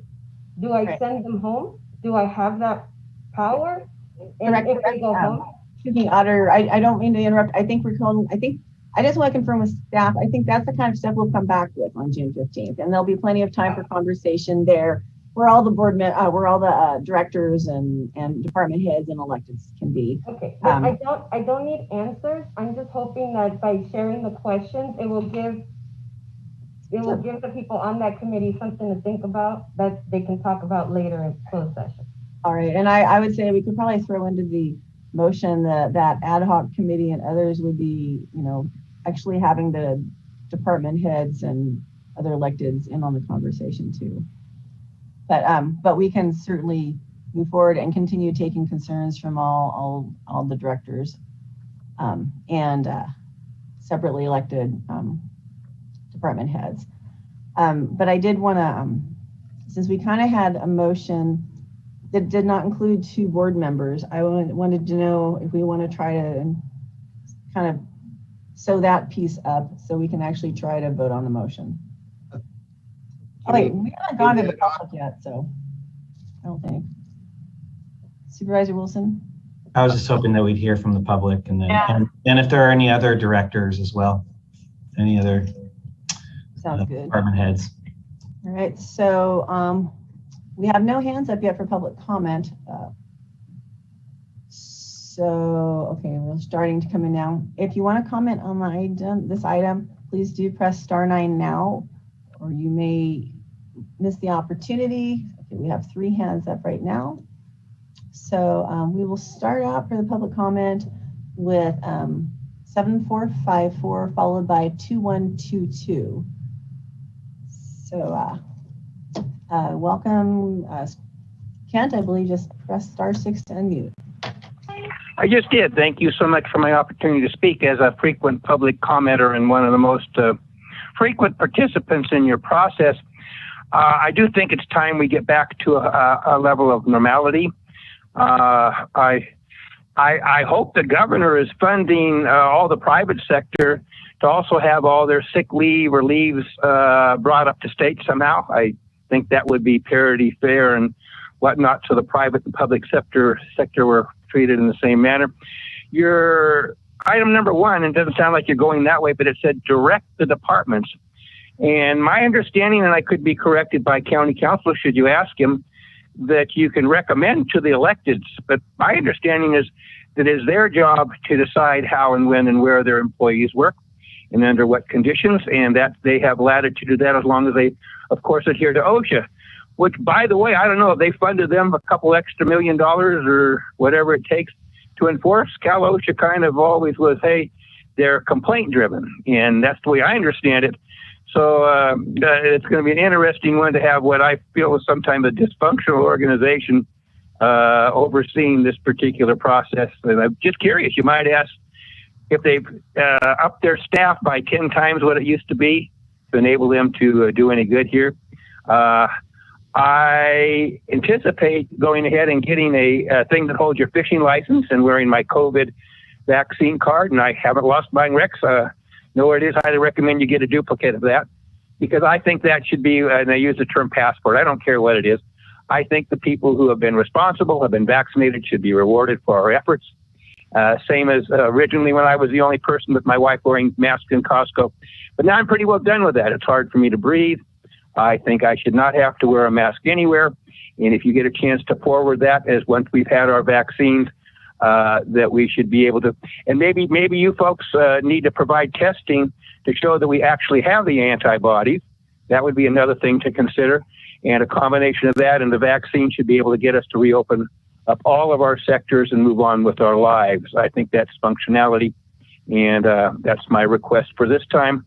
There's no reason to move at a gigantic hurry, but I don't need to be back in your chamber. I do think that if you are going to have you should have your Hollywood squares on the screen, as I've mentioned before, and it's mentioned before by yourself and staff, that you're hopefully coming up with some policies and procedures so we can see your faces without a mask, no matter how much you're grimacing or putting thumbs up or whatever during the process. That's the transparency part. So if you're not going to be actually in the chamber, then I think that should be 100% requirement as far as you're formatting your meetings. Thank you for my opportunity to speak on this one.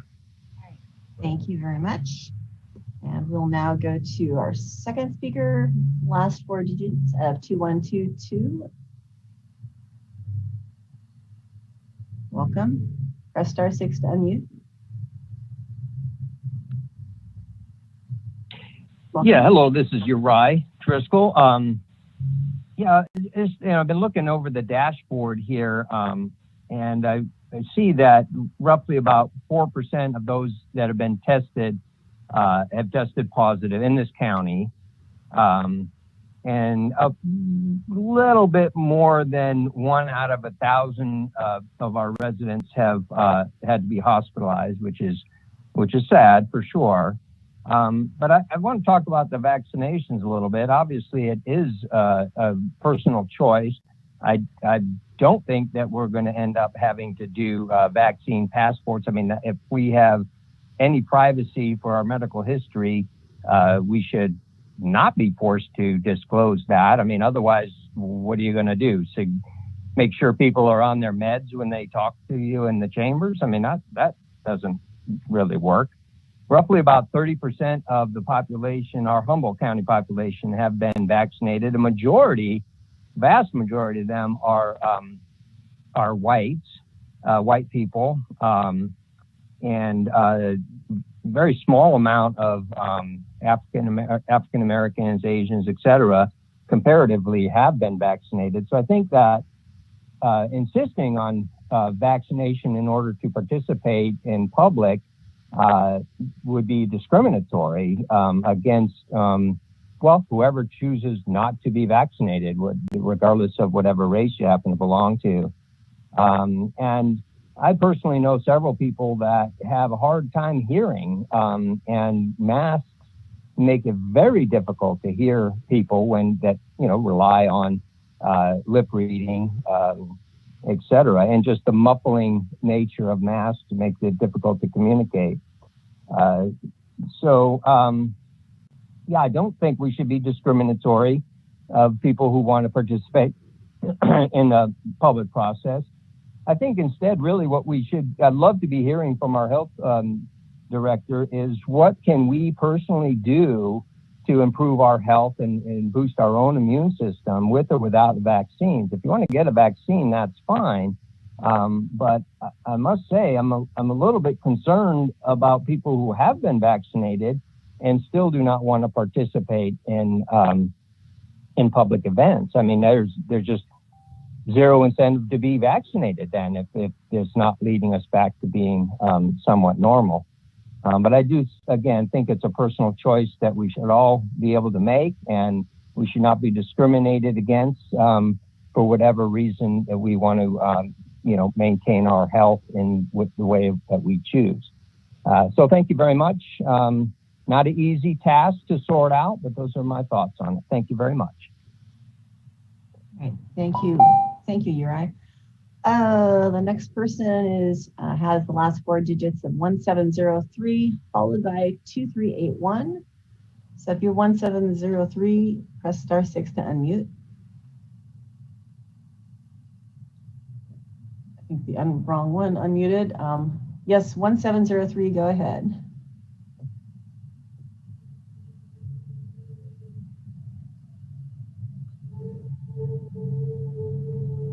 Hello. Oh, there you go. Welcome. All right. Thank you. I just wanted to add some further commentary to numbers 1 and 3. I also agree with Supervisor Madrone's comments on supporting employees' choice for working on site versus remotely. So there seems to be many jobs in the county where the majority or entirety of the job can be done remotely. It's proven by the success of many positions working from home over the past year. Personally, my quality of life has improved so much. Some improvements have been not wasting over 2 hours for every workday while off the clock, which includes 1.5 in the morning, getting food and beverages prepared for the workday, dropping off dependents at daycare and driving to work, and then 3/4 of an hour in the afternoon, picking up dependents and driving home after work. This adds up to 43 hours a month. Other improvements have been having access to personal food, the bathroom, and even the bed for naps during breaks or lunch, which is much better than napping in the car. Also, not wasting $60 a month on gas specifically for work, not going through unnecessarily daily driving risks or putting unnecessary wear and miles on the car, not being around workplace issues such as loud noises, distractions from others talking or passing through the building, hostile work environment from things like microaggression toward people of color and or LGBT communities, potential to get sick and not just from COVID, small bathroom with too many employees sharing it, a break room that often has meetings or interviews in it. So because of the ability to work from home, I've had improvements in sleep, mental health, and physical health. I've had more time to spend with my family and hobbies and in my community, spend money locally in the community. So I know that on-site work is what we've been used to in our culture for a long time, but that doesn't mean it makes sense. And I think for many county jobs, it's much more efficient to work remotely. I'm healthier and my quality has improved, and I can focus more and get more done during the workday. So when working on site, every month I wage $60 and 43 hours on average off the clock, and I've gained those resources back while working remotely, and I would like to keep those resources. So of course it varies for everyone, but it's obvious that continuing remote work whenever possible would be incredibly beneficial, and I highly recommend we move forward instead of taking steps back. So that's my commentary. Thank you. Great. Thank you for calling in. And our last hand that's up will be our last public speaker, unless you call in or press star 9 now. So if you are 2381, press star 6 to unmute. And you'll have your 3 minutes. Welcome. Aloha, this is Sean McLaughlin with Access Humboldt. Can you hear me? Yes, thank you, Sean. Great, thank you for the opportunity to share my thoughts. I just wanted to note, first of all, to thank you all for sort of being here through this transformational time that we're all experiencing. And I think the question of sort of returning back to what the ever new normal looks like weighs on all of our minds. And I wanted, obviously the governor's actions in modifying executive order will sort of guide us, as will the other state actions that you've pointed to. I hope that, and would love to learn more about AB 361, the state legislation that addresses the question of how to convene open meetings and obligations to convene open meetings in the future. So we're paying attention to that, and I guess I would love to, if there are other conversations happening in our community, would love to be part of those. From our point of view, we get to work with the clerk's offices to help support the meeting coverage, get it out on the air, archived, produced, and all of that. And what we're seeing is just very diverse experiences in different jurisdictions, right? Depending on resources and arrangements and the legacy setup. The in real life coverage, as was noted in this earlier, you flick a switch and now everything's virtual. It actually is an easier transition to make than to try to do both simultaneously. So we're a little nervous about reintroducing, or entering into a hybrid space. And we're seeing all around the country, this is a challenge. No one's really figured out the perfect solution here. And it's a moving target based on all the other variables in the public health equation. So I just wanted to sort of bring to your attention that this is something we're working on really hard and thinking about. We're experimenting with solutions. Other jurisdictions in Humboldt County are. The city of Eureka in particular is actually looking at a vendor to come in and provide a whole new kind of service to address this. We're concerned about sort of outsourcing that intelligence from our community. And also, what about all the jurisdictions that can't afford to pay somebody else to do it for them? So we're hoping to convene with the clerks. We're going to invite clerks to convene together with us and sort of guide our work to come up with a better local effort that will help not only the Board of Supervisors, but if you think about it, we've got 50 different public agencies that convene open public meetings in Humboldt County in any given month.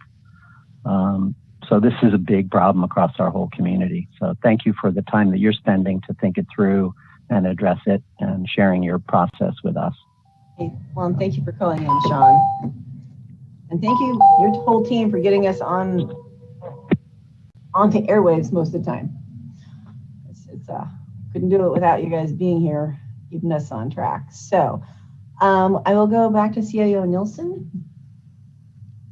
Thank you, Chair Bass. I just wanted to offer a point of clarification. Part of the reason your board is having the conversation about employees returning to in-person work activities is because pursuant to Government Code Section 24260, all county officers shall keep their offices open for business hours as prescribed by your board. So it is your board's prerogative to set office hours for all county departments. Thank you. So we are back from the public comment. We had a potential motion, I think, on the floor, except missing people being on the ad hoc committee. Supervisor Bohn? Oh, your picture came on. I thought you wanted to say something. No, I don't know how we really can't do anything. We can start you guys pick a couple people to be on and we can start work and bring I was thinking of I didn't think we'd have it all done on June 15th. I thought we'd have a template, what we expected it to be, and see if that was, palatable to the board on 1 and 3. 2, I think we bring back on June 15th and see what all the people with power above us actually say, and then let the local health department tell us if we can implement or tell us what they want us to implement. And 4 and 5, I think, the state has brought that forward, and I think those are the easiest ones of the bunch. So I don't know how you want that worded, but that's kind of where I'm. How about put anything in stone till June 15th at the earliest? So how about something like this? Pick a 2 board members, appoint that committee now, and so they can start working. And on June 15th, around there, we'll expect an update, or on June 15th, an update on how things are going with 1, 2, and 3, and then straight out adopt 4 and 5. Maybe we should ask Ryan what he thinks we should be lumping all this in, since you're the one that has to capture it perfectly. My current understanding right now is to direct staff to bring back recommendations 1 and 2 on June 15th, and then you'll be appointing 2 board members to a telework policy ad hoc, and then approving staff recommendations 4 and 5. That's my current understanding of it, but we do need to appoint. That's pretty much it. And the only other question I'd ask would be of our CAO is, they have a department head meeting. Is that weekly, CAO Nielsen?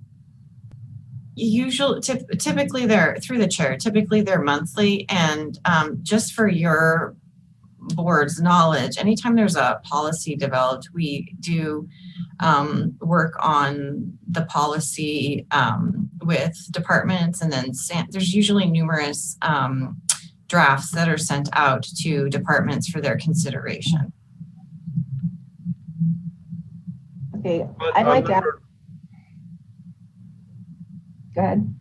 Well, on number 3, are you expecting the 2 board members to create the telework at the guidelines without any input from departments? Through the chair. Mike says no. No. That's fine. That's what I was. Okay. Okay.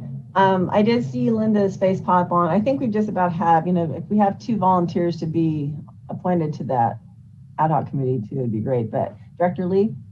Yes.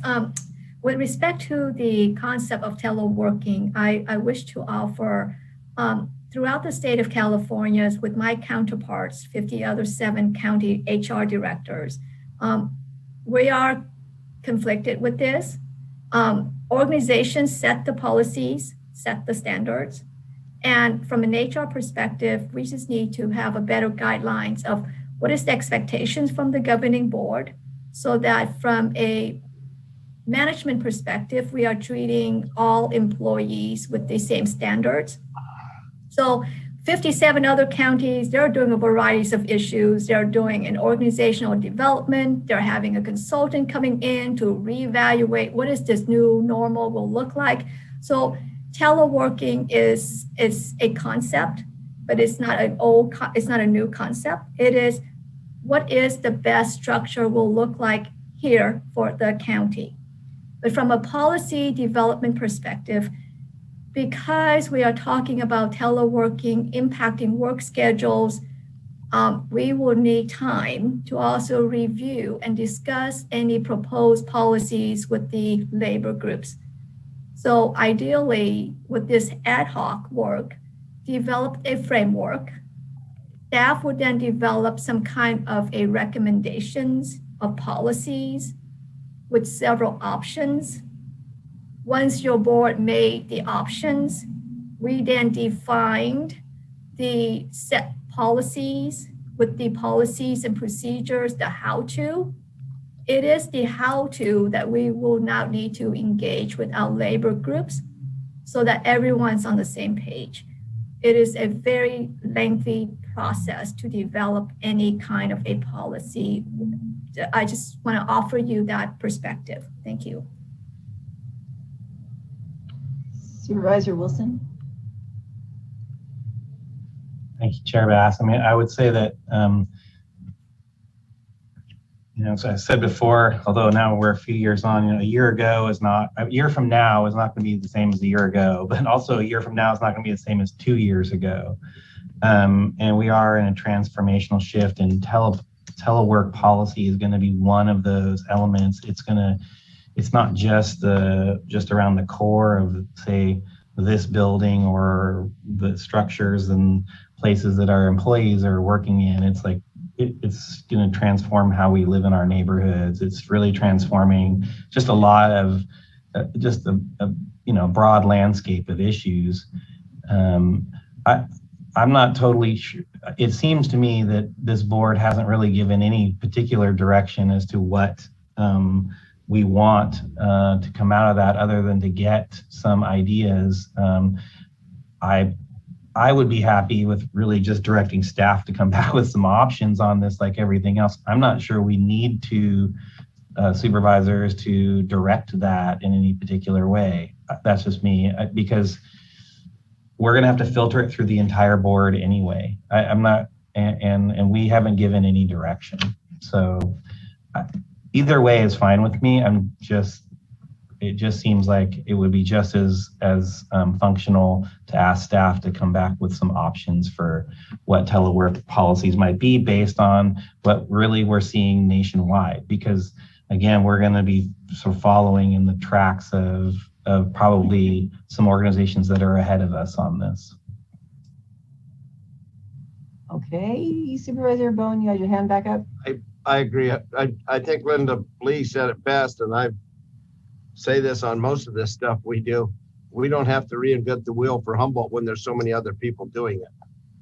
So, I mean, why don't we see what these other 57 other counties are doing and see what's going on? I mean, because either that or I'd nominate the B's, Bass and Bushnell to serve on the committee. So yeah, that'll get me for that. I really like, thank you so much, Susan.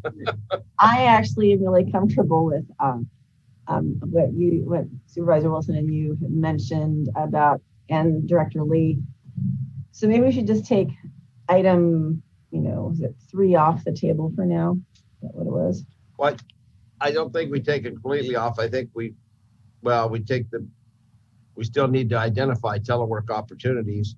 So well, then okay, so how about we ask for staff to come back with insert staff where it says 2 board members. Sounds good. Ryan, I know you're trying to figure out what the motion is, and I'm not totally sure yet. Well, I think I'm clear on it. It would be, we would direct staff to bring back recommendations 1 and 2 on June 15th, and then we would direct staff to come back with options on a telework policy, and then we'd approve staff recommendations 4 and 5. It's exactly what I said. Nice job, Sharp. Amy, Director CEO Nilsson, did you have your hand back up? And I thought it's down now again. Chair Bass, I did, and I believe that as is usually customary, staff normally does develop policies in committee, and so will be happy to return with a policy on telework. Lovely, thank you. And Supervisor Wilson. And then we'll actually get around to see if there's a motion and a second, because we don't have a second yet, as far as I recall. Yeah, I would say that I don't think that we necessarily have to come back on the 15th with a policy related to telework. It seems a little bit early on that, but at the very least, report back in the same way you're reporting back on issues number 1 and 2. And we can have this discussion in just basically a more advanced state, I suppose. Yeah, there's just a lot to this. And I'm really appreciative of our staff and directors working on it. I'm appreciative of our county staff living through this and dealing with all of these adjustments. It is none of it is easy. All of it is pretty hard. Sure, there's a few silver linings in there, as mentioned by one of the callers, with relationship to trying out some of these new paradigms, and maybe there are some benefits to thinking about things differently and in all of these constructs. Certainly, we're even talking about at the level of planning related to what we're seeing around our public spaces related to restaurants and businesses in parking areas and streets and sidewalks, and how we manage for outdoor activities. And so this is an important part of this, and I just appreciate everybody's work. And so I will second that motion as it has been put forth. Structured. So Supervisor Bohn made an eloquent motion that was fixed up a bit by, thankfully, Ryan Sharp, and Supervisor Wilson is seconding it. Does that sound like what everyone else is hearing? And Amy looks like she has a thought. And Supervisor Madrone, that worked out for you? CEO Nilsson, do you have something you wanted to add? Or you're just thinking?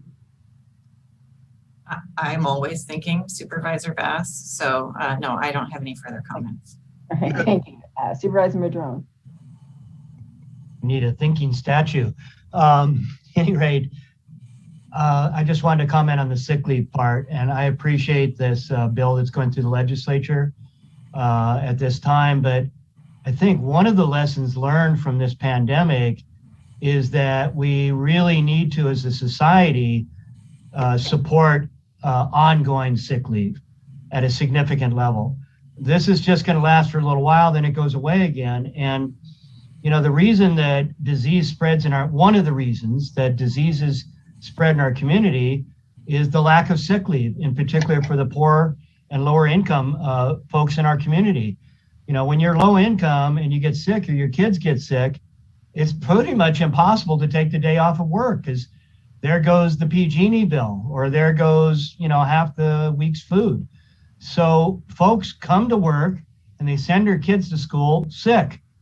And flus spread all over the place and all kinds of other things. So, when you look at the cost to society of allowing disease and sickness to spread so easily, it's easily calculated that providing sick leave, it would be a great savings. And the burden shouldn't just be on the small businesses by any means. I really think that as a society, we really need to rethink this and figure out how to do something more long-term with sick leave for people, because it would prevent disease. It would be a very important tool in our toolbox. So I just wanted to speak for that. I know that's not specifically what's on the agenda, but I just want to say I'm not happy with these short-term fixes when we know these are long-term problems. So just wanted to put my 2 cents into that. Thank you, Supervisor Madrone. Supervisor Bushnell. Thank you through the chair. I just wanted to comment on what Supervisor Madrone said. So the state of California, now you have to provide sick leave at a certain number of hours per hours worked. So that is currently already happening. even for small businesses, and definitely for the larger ones also. My employees accrue sick leave as they work currently. An hour for every 30 hours worked. Yeah. Past 2017. Yep. So the state did step up. Yeah, that's already a process. Maybe it needs to be bettered. Supervisor Madrone, I just wanted to comment that the state of California is working towards that. All right, so that could be a continued conversation at another time. So we do have a motion on the floor and a second, and I think we'll just move to do the roll call vote unless there's somebody really adamantly opposed to that. Okay, Ryan? Thank you. Supervisor Bohn? Yes. Supervisor Wilson? Yes. Supervisor Bass? Yes. Supervisor Bushnell? Yes. And Supervisor Madrone? Yes. Thank you. Passes 5-0. We don't get sick leave. Thank you.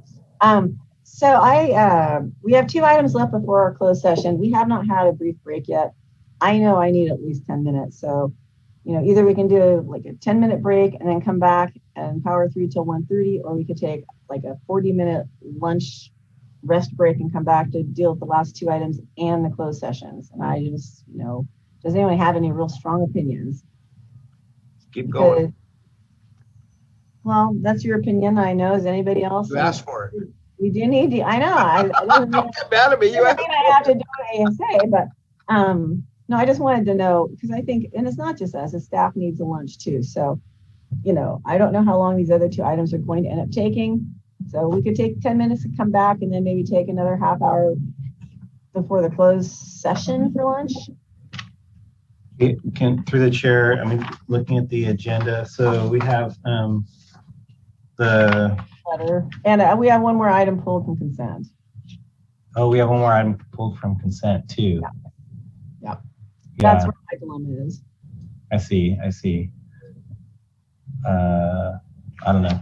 I think at the half an hour break would be pretty reasonable, and then we come back and just power, and then people get food and go to the bathroom and do what they need to do. Okay, that sounds good. I say half hour sounded good to me. Yeah. I say we'll come back 12:15 or something. at 12:15. Yeah, that sounds good. Because a break is definitely warranted. So, all right, we'll be back here at 12:15.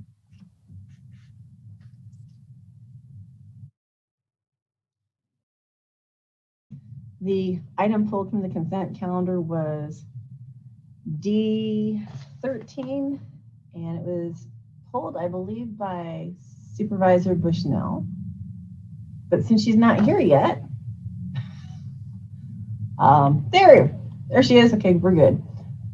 All right, so this item, I think it's Supervisor Bushnell, and it was D13. Is that correct? Okay, since I see Director Ford, I thought that would be it. All right, well, so Supervisor Bushnell, you were the one that requested this thing pulled. So first I'll go to you, and then we can get the staff report. Thank you. I had an opportunity to speak with Director Ford and did get quite a few of my questions answered. So I guess we could do the staff report, and then additionally, if I have any other questions, I will ask, or if any other supervisors do. And thank you, Director Ford. All right. Welcome, John. Thank you, Chair Bass. Good afternoon, Supervisors. John Ford with the Planning and Building Department. So this is a item that is put on the board agenda, which represents a situation in the code enforcement process whereby we have attempted to work with property owners to let them know that they have a violation, that there needs to be a cure to those violations, and that there are avenues to fix things. And that includes offering a compliance agreement or being able to clean up the site within 10 days. Unfortunately, what has happened is that the property owner has chosen to not engage in any process to have the site cleaned up, to have the violation remediated. And so fines and penalties continue to accrue up to the maximum time period specified in the ordinance. At that point, what the ordinance calls for us to do is to, and if there is no appeal, is to bring forward an administrative civil penalty assessment to the Board of Supervisors, calls for the board to summarily approve that. And so what these represent are some rather large fines that and penalties that are related to cannabis cultivation sites, unpermitted cannabis cultivation, whereby the property owner has not engaged with the county to resolve the violation. The next step after this would be to record a lien on the property. In terms of recording of liens, we were recording liens in 2018, 2019. In 2020, due to COVID, we were not recording liens, although we do have a list of sites that need to have the liens recorded this year, and we are actively working on those as we speak. So what this is simply a request to do is to authorize the assessment of liens or fines and penalties on these properties, and then we will record a lien for the cost of the fine and penalty. Just as a closing thought, it's still not too late for these property owners to come in and work with the county and resolve the violation. The ordinance does give the Director of Planning and Building the ability to modify a fine and penalty if there is the ability to do so in such a way to protect the public health, safety, and welfare. And one of the things that we have done, particularly with new property owners, is we want to see sites cleaned up. And if people are still willing to come in and clean up the site, if it's a new owner, we work with them to get the site cleaned up. And we want to make sure that it's not just somebody changing names, but if it's truly a new owner, we have worked with people to clean up the site with no fine and penalty. If it's the same property owner and they're willing to clean the site up, we have offered greatly reduced fines and penalties in exchange for getting the site cleaned up. That is our ultimate objective here. Be happy to answer any questions that you might have.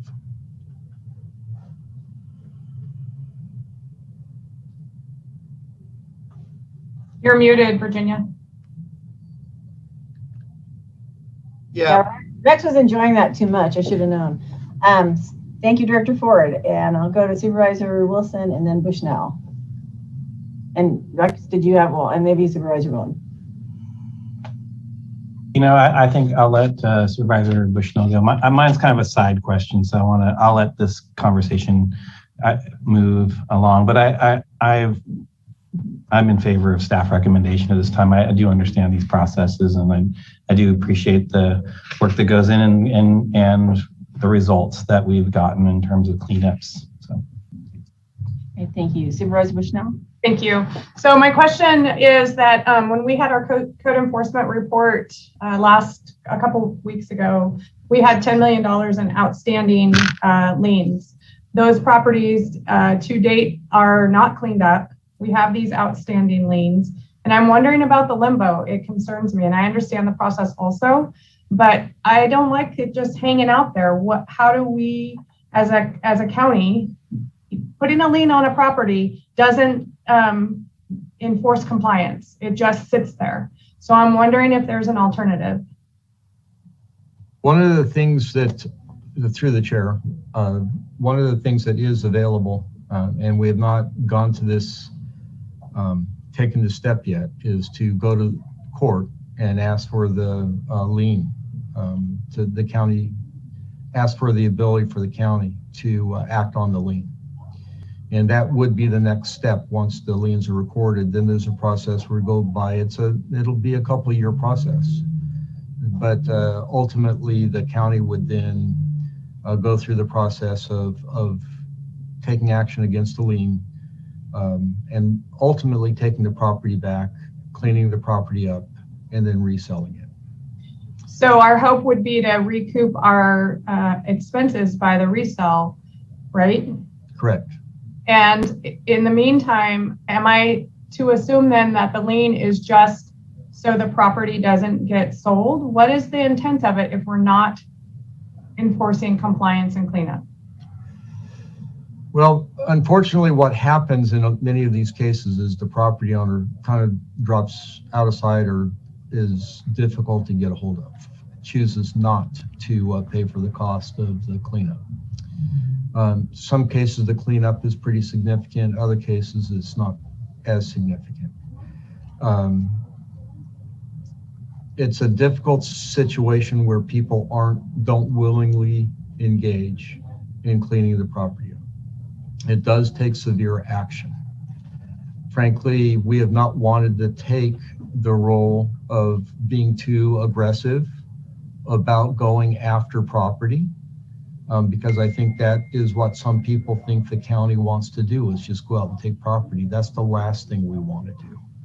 And so frankly, we've been strategically slow about taking the next step, hoping that people will see there is still an opportunity to clean the property up with greatly reduced fines and penalties. I mean, that would be the best outcome, is if people realize it's like, wow, if I continue down this path, it's a lose-lose. If I, however, go in and talk to the county, I will end up with fines and penalties that are greatly reduced from what's imposed in the lien. But in exchange for cleaning the property up, I have reduced fines and penalties. And then I keep the property, I have a cleaned up piece of property, I have no violation, then the property is free and clear. So that is the path that we've been wanting to see happen and been leaving the door open to have happen. Once we go into the process of foreclosing on the property, that door shuts. Thank you, Director Ford. And Supervisor Bohn? Well, I have the same reservations. I understand what's going on. John, out of I imagine the 10 million we have ends up being 11 cases. I imagine we max them out at 900,000 that go, so I figure it's close to 11 cases. How many of those are on TPZ and can't be managed into the legal configuration of the cannabis rules?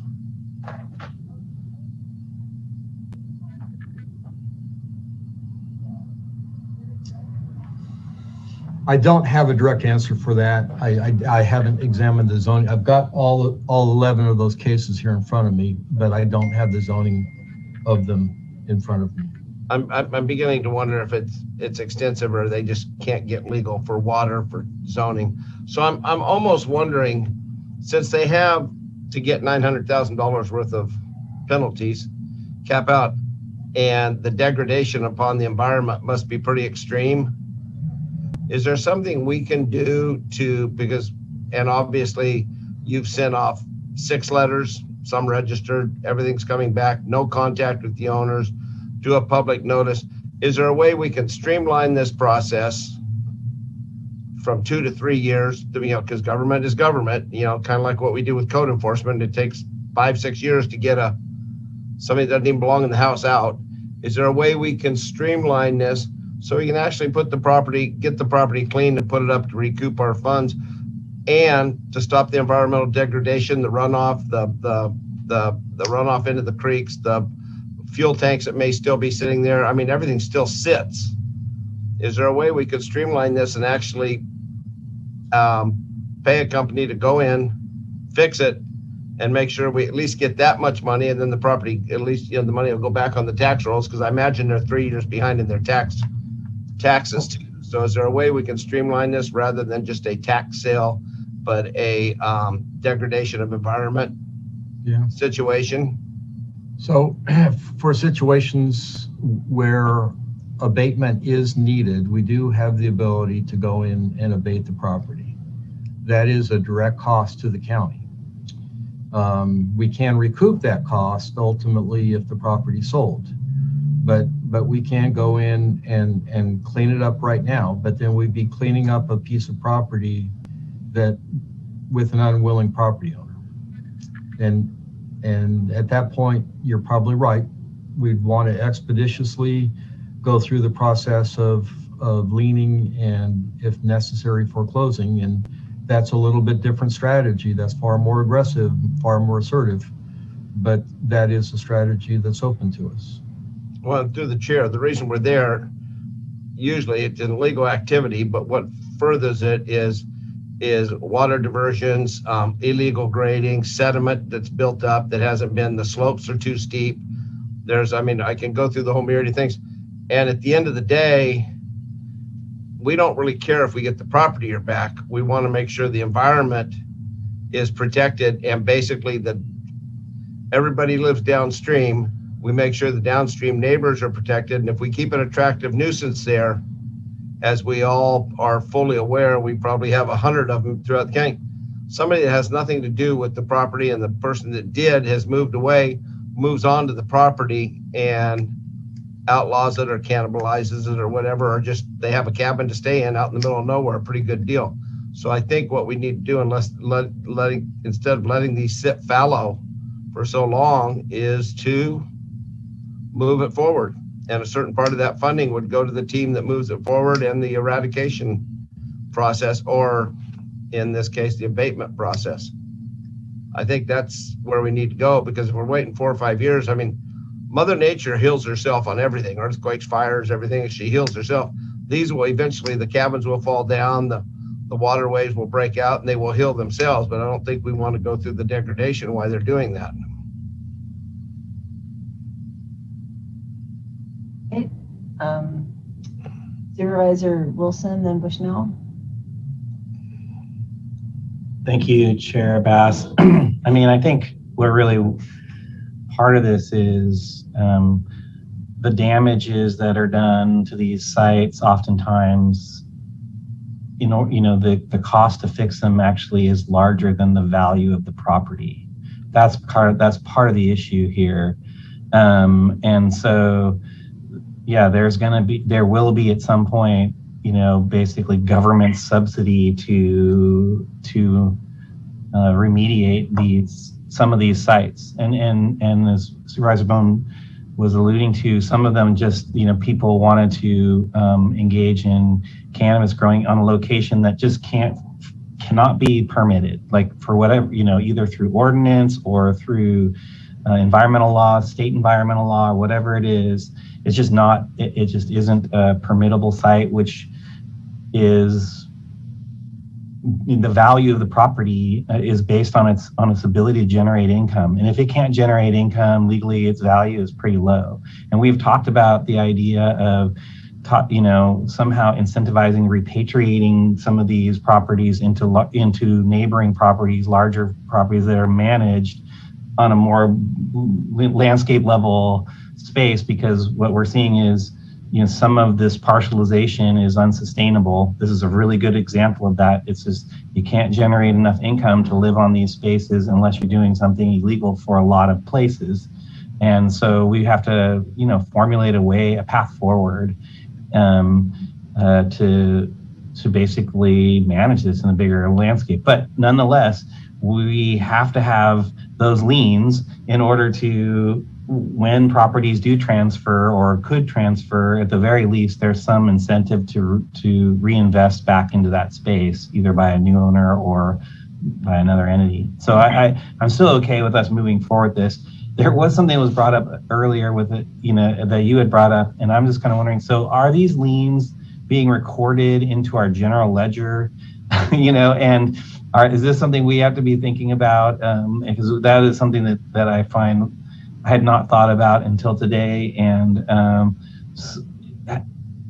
or do we have like a side channel for these kinds of liens in terms of county finances? Maybe that's a question for Amy, for CAO Nelson. I can say that it's not counted as income to the county.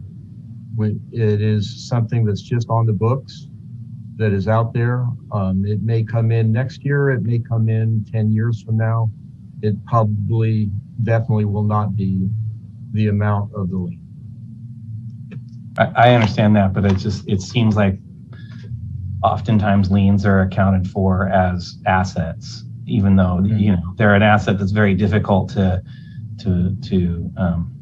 get, I suppose. But I'm just kind of wondering, but we can talk about that. Maybe we'll put that another subject for the audit committee side over there. And again, I'm supportive of us moving forward with the current construct. So there. Thank you. Supervisor Bushnell and then Madrone. Thank you through the chair. So I have a couple questions. I'm wondering, well, the value of these 4 parcels that we're doing today are $724,000. That's their assessed value totally. And so just in context. And then I'm wondering if Measure Z funds would be available to help, or also the state sets aside, I think, around $10 million a year for restoration. Is that something that is a possibility? Once again, I don't, you know, I understand the process, but I hate it lingering out there. So I appreciate that. One of the things that we have taken on some conversations with CDFW about is how much money they have available to do cleanup. And when we started calculating the value of what they have available for this area, it's less than what we currently set aside for code enforcement. So there's not really a substantial amount of money, grant money available there. There may be some money through the water board for cleanup. Haven't completely explored that, have undertaken conversations about that. In terms of Measure Z, you know, that's a policy decision for the board.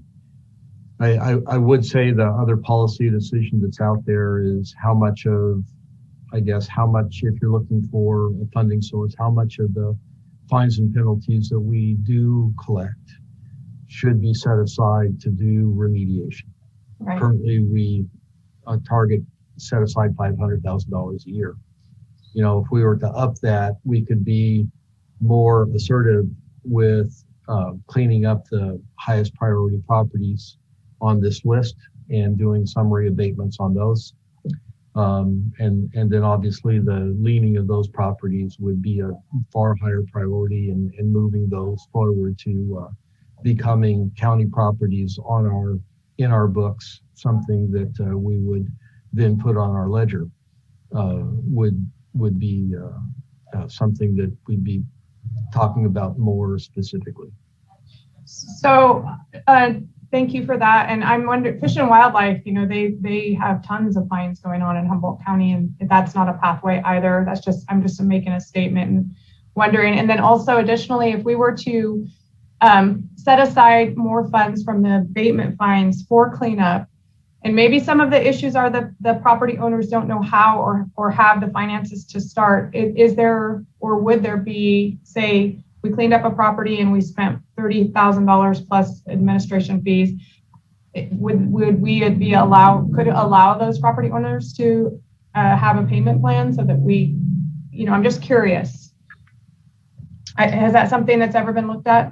Yes, we have deferred payments. We have worked with people. I mean, the main thing, if people are willing to come in and work with us, we can work to move things forward. And, you know, we've never really gone on a long-term repayment plan, but that's something that if it meant getting the property cleaned up, meant keeping the property under hold, it's definitely something we would look at and be interested in seeing. The best case scenario here is for a property owner to clean up their property and to resolve the violation. That's the best case for everybody. I would agree, but obviously it doesn't happen. Thank you, John. Mm-hmm. Supervisor Madrone. Thank you, Madam Chair. I too would support using more of the violations monies, the abatements monies to get things cleaned up. I think that's the ultimate goal here, is to try and clean these properties up. But, you know, we may, in many cases, not be the only lien on the property, right? So when somebody walks away from a property like this, like Supervisor Bohn said, they're probably in arrears on their property taxes, but more than likely they have additional liens on the property for bills that they didn't pay other people for, and then those folks filed liens. If those liens are filed in advance of our lien, because we take so much time to do our lien, we're in a really poor position to ever get anything back, because the liens that are already placed on the property will probably eat up most of the value of the property. So when we take too long to do it, we're not in a good position to recoup our costs. I also appreciate, though, that you take a lot of time to try and work with people and give them an abundance of options to try and move forward with this. I also think that it's a little bit odd the way we treat our code enforcement as a whole. If there's cannabis involved, then we tack these fines on and everything else. But if there's no cannabis involved, you know, it can take 7 years for these abatements to go through, like Yeehaw or any number of other places. And I'm not sure why we treat them differently, other than what you hear in the community is that, well, there's an assumption that because cannabis is involved, there's money there to be able to pay those fines and different things. But if folks have gone belly up already and they're not paying their taxes and liens are happening and they're not cleaning up, there's no money there. There's no resources there other than the property. And these parcels without cannabis permitting, you know, a 40-acre parcel is probably worth what, 80,000 these days? I mean, it went up to $1 million for a couple of years, but I think we're probably back down to 80 or maybe even 40,000 for a 40-acre parcel, you know, in the market. What I hear is a lot of these parcels that do not have a cannabis permit, you can't even sell them. Nobody wants to even buy them. I think what Supervisor Wilson said, trying to figure out a way to maybe shift these parcels back into the ownership of adjacent larger property ownerships is also a good idea. But I think we do need to get these places cleaned up. And I guess if you use sort of a spreadsheet approach where you go, well, this property doesn't have any liens on it but ours, that might rise to the top.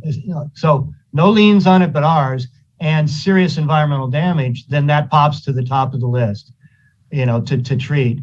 If we start going after cleaning up properties that have multiple liens on them in advance of ours, wow, I'm not quite sure how that one ever pays off. I appreciate that we want to clean up the environmental damage and all that, but these are complicated matters, and I know you guys are doing your best to try and balance it all, John. Not an easy thing here. What I was going to say is, it sounds like this could be a bigger conversation down the road. But in front of us today is to approve these assessments on the properties in front of us. So just curious if anyone else, you know, if there's a different understanding, let me know. Supervisor Wilson? Well, I, of course, want to hear from the public if there's public comment on this, but with that, I would just move that we approve staff recommendation. Okay. Do we have a second? Which, of course, can always change by the time, you know. I would second it, but you can. Was that a second, Supervisor Bohn? No, I said you can second anything. I know, but I'm still like old school. So Supervisor Bohn, we'll let that, we don't have a second yet, in the actual second. Supervisor Bohn? I mean, as far as existing liens, especially as, you know, the other liens, we'd be just as powerful on an environmental lien and fixing the property. It would still have to be fixed before it changed hands. But on a property lien in first position, their name would be on the title. They would have been contacted also about this cleanup and what is going on. So they would be as culpable. You got to remember, just like the permit for somebody's permit, it goes with the property. The fines go with the property. So the property owner, the original property owner, if there's a lien against it, knows about it. He probably figures he's made enough money on it and he wants to stay away from it. So I'm just saying the lien, our lien doesn't go away when we file it. And purchasing loans, but as far as the property goes, that would be a first position, but they would have been notified numerous times along with, well, they'd be probably the one on the title. Am I close on that, John? I mean, unless it's a cash money funny deal. I see all sorts of shaking heads, nodding heads. So let's ask John. So there's a lot of disagreement on how things work relative to liens and where you fall in the priority list. And frankly, we have not perfected that yet to know exactly how it's going to work. So I anticipate in some situations we will get the value of the property if we have to. There may be in other situations that we do not. One of the ironies, though, is that violations are the responsibility of the property owner. So if somebody comes and buys a piece of property with a lien on it, they're inheriting that violation.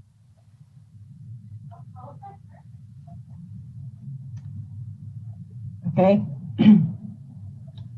Are we good to go for public comment now, and then we'll come back to see if we can actually move forward on a motion?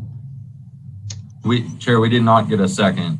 No, as I said, I said I told Supervisor Wilson that we did not have an actual motion because Rex. Okay. Thank you, Chair. So we'll come back, and I would assume we'll have one by then, but who knows. All right, so going to public comment. If you are wanting to comment on this item, you probably should have called in right now and press *9 to raise your hand so we don't miss your comment. With that being said, we do have 2 people in the queue. Let's see, the first speaker we'll go to, I know that was not the first one in the queue. All right, so we're going to go to 2831, the last 4 digits of 2831. And you look like you're unmuted, so welcome. You have 3 minutes. Thank you. Thank you, Madam Chair, and the board for this opportunity to speak on behalf of Humboldt Prosperity Alliance. We acknowledge the need to uphold the people to the policies that are currently in place. However, if the process of administering these violations is initiated, we feel there needs to be adequate process and capacity to follow through with the entire process, which has been mentioned here as well, not just initiating without the follow through. So thank you so much for the opportunity to speak on this. All right, thank you for calling in. And our one and only remaining public speaker is familiar number 7454. Yes, I've been tracking this, and of course, I personally, go ahead and do what you're doing, but I would agendize this for next meeting and have the answers back probably from John Bartholomew. He probably already knows the answers as far as the lien process goes. I mean, I've discussed this with him, and he's very good at any of these topics. I could be corrected, but I have on my bulletin board the first 8 liens you have, I believe, and this is 4, so I believe the total is 12 rather than 11. It may be interesting to point out to some of these people that the RAN-JCN LLC code was issued a violation in a totaling $3,690,000. So they're already getting discounted down to $901,000 and change. Another one here had an amount of $2,160,000 for Carl A. Phelps, and that was again down at 91. Now you need to move forward in a timely manner. You probably, or possibly actually, when you take this action and don't follow through, may find out possibly that you have liability. And of course, that would be a judge to decide, since you've acknowledged the deficiencies here, but are failing to do your due diligence to take care of them. Of course, adjacent landowner, if they're willing to clean it up, most of these parcels, I'm sure you will go ahead and get RFPs. These should be being advertised at this time by AP numbers. I haven't taken my time to research, but I would be guessing that just about anybody in my position, if I felt there was a financial advantage to coming in and saying, go ahead and foreclose on it, and I will clean it up at my expense. And the other thing is conservancies might be interested. You also have a whole buttload of money in Measure S. And of course, that money could be used for some of these purposes. Hate to think that there's miles of plastic blowing around out there because you folks are not following through in a timely manner. Did wish to make one comment.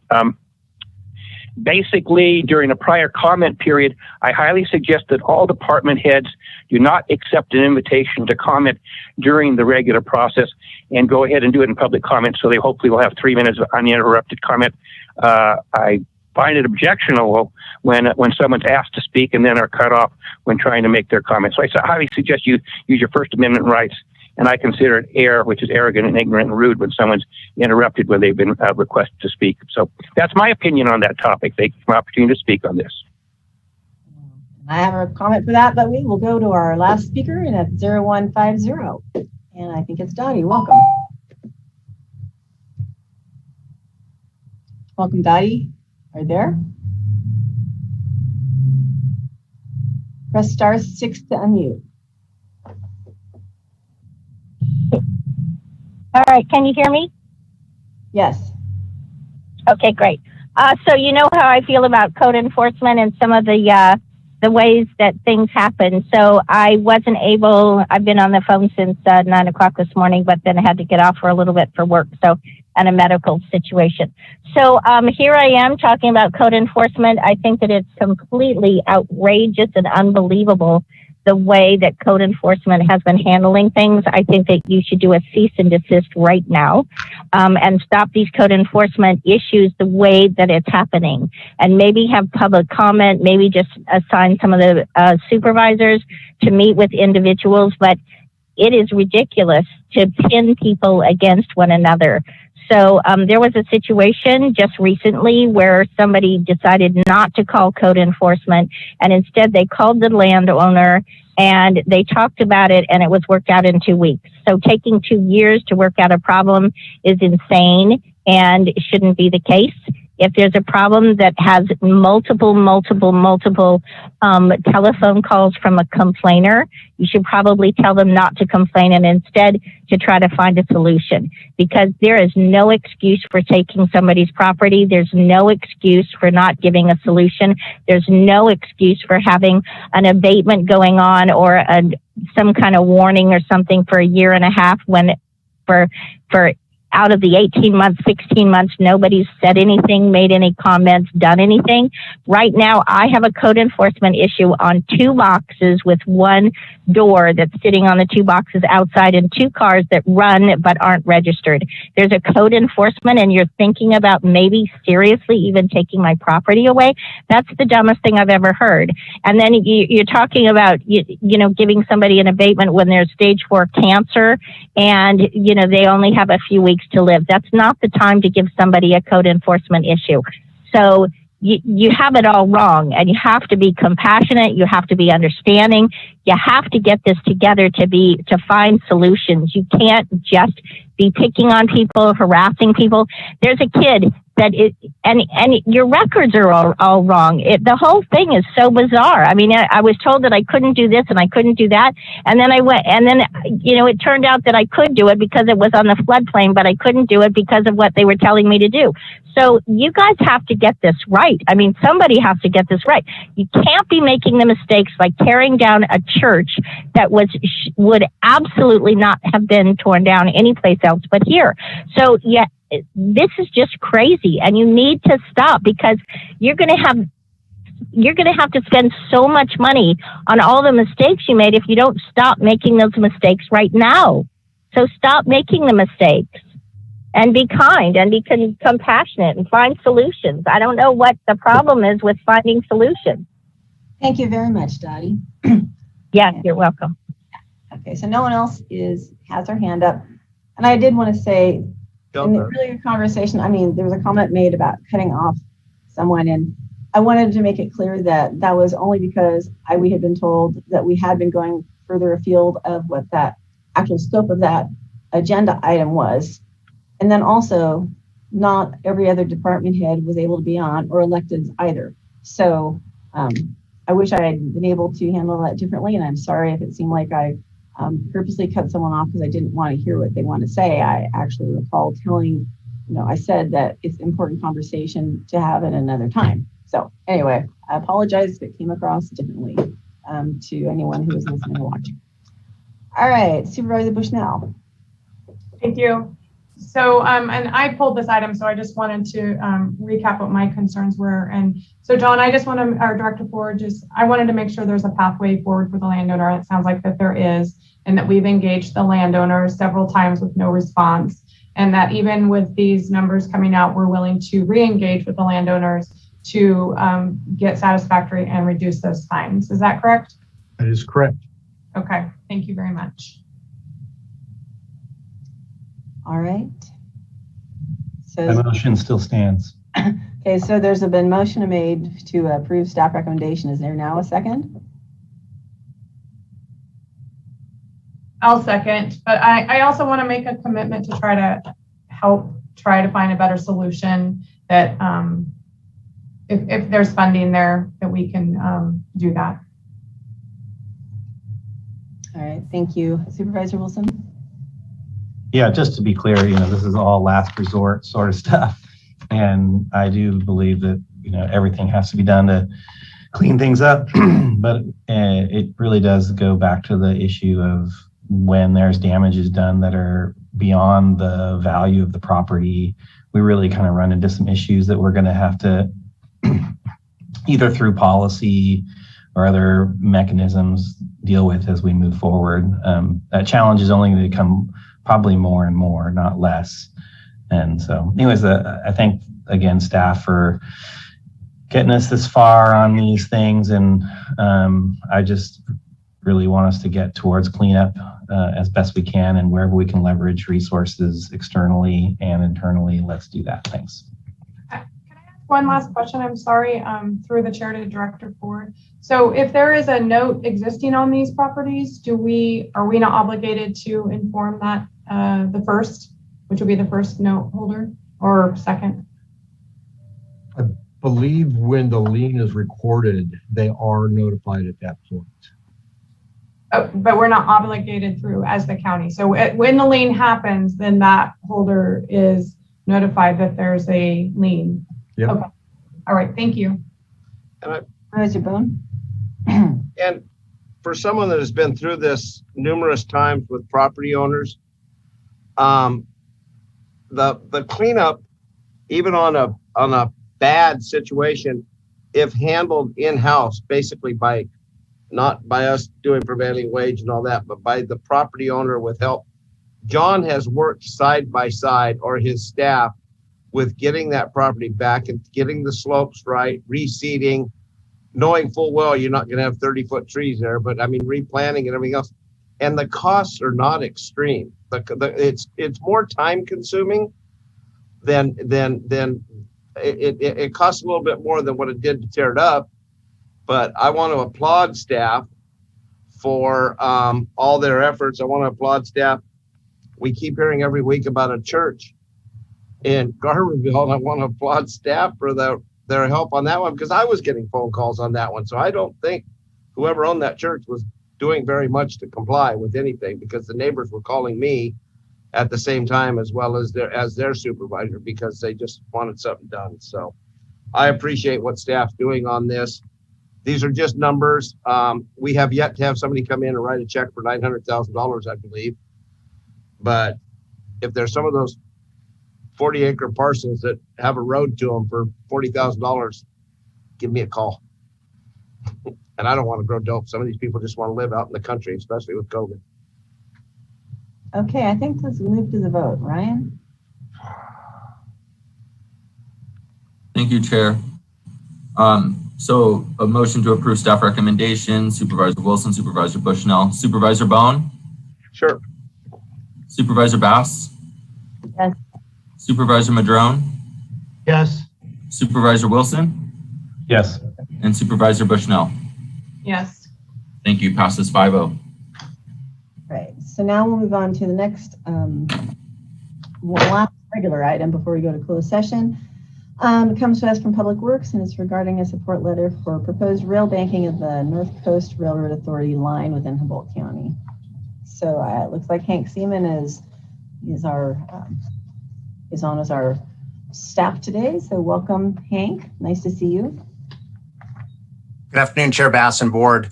And I've got a few slides with some maps and photos to help get oriented.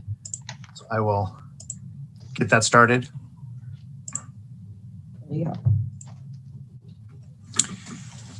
So this item is a proposed support letter for the North Coast Railroad Authority's proposal to file a rail banking application for a portion of their line. And rail banking is a federal action on an out-of-service rail line that preserves the rail corridor, allows interim use for trails subject to future reactivation for rail use. So the map on the left shows the entire line of the North Coast Railroad Authority, 316 miles. It spans 6 counties. The board is composed of representatives from 4 of those counties: Marin, Sonoma, Mendocino, and Humboldt. Supervisor Madrone and Richard Marks represent Humboldt on the NCRA board. And then the map on the right shows the portion of the line from Willits up to the Humboldt Bay region. And that's approximately 175 miles. And the North Coast Railroad Authority is proposing to rail bank the northern portion of their total line. And approximately 2/3 of that passes through Humboldt County. So the next set of maps focuses on our county, and the map on the left shows the line that runs through the Eel River Canyon, comes out through Scotia and Rio Dell, passes through Fortuna, then crosses over through Lolita to the Humboldt Bay region. There's also branch lines to Carlotta, and there's a subsidiary line to Blue Lake and Corbell. And then on the right, you can see just a zoom in of that area around the Eel River Valley and the Humboldt Bay region. So the railroad has a long history. You know, really the purpose of this background is to say that the railroad was in private ownership and operation for almost 70 years. And really right after the 1964 flood, with a lot of flood damage and then a shift towards the highway system and the trucking industry and changes in commodities of our economy, the railroad struggled and then went through a bankruptcy in the mid-'80s. The state formed the North Coast Railroad Authority in 1989. NCRA acquired the line and was able to keep it running for a few years. And then due to severe storms and landslides, it became inoperable and there was an emergency order to shut it down. NCRA continued to try to attract investment, both public and private, for rehabilitation, but they were not successful. NCRA's debt increased, and kind of in parallel with that, those last decade or two, there's been interest in using the rail corridor for trails, because the rail corridor provides that linear corridor that is amenable to trail use. And so a big milestone was reached in 2018 when Senator McGuire's bill became law. His SB 1029 is called the NCRA Closure and Transition to Trails Act. And so that bill changed the mandate of the Railroad Authority from rail to trail. It also initiated a process to look at NCRA's assets and liabilities, trying to close out their debt and plan for a successor agency. Also, there's a plan at the southern portion of their range to shift the assets and the authorities to the southern Marin area rapid transit. And so just in February of this year, the NCRA board authorized their staff and outside counsel to submit an application for rail banking. So I'd like just to briefly explain what that means. Even though the rail line is out of service, it's still considered an active railroad, and it's because it's part of the interstate rail network, it's under the jurisdiction of the Federal Surface Transportation Board. And when there's an out of service rail line, one of the options is for the railroad to apply to the STB to abandon that line. And one of the outcomes of that is that the rail corridor then is no longer under federal jurisdiction. And normally the rail corridor is a mix of owned property along with easements. And if a rail line is abandoned, and there's a specific regulatory definition of that, then the easements on the rail corridor would no longer be in effect. And so, Congress recognized, back in the 80s that a lot of rail lines were going out of service. There was a lot of consolidation and change. And so they passed a law that encouraged out of service railroads to look for opportunities to use the rail corridor for trail use. And so that's this process of rail banking. And so as an alternative to abandonment, a railroad and a trail sponsor can negotiate an agreement to use the rail corridor for trails. If that agreement is developed, then STB keeps their jurisdiction, the easements remain in effect, and the corridor can be used for trails, but it's always subject to future reactivation for rail use if that becomes economically viable. So NCRA will be submitting an application really in the next few days. And normally the railroad and a trail sponsor are two different entities, but in this case, NCRA is proposing to actually serve also as the trail sponsor.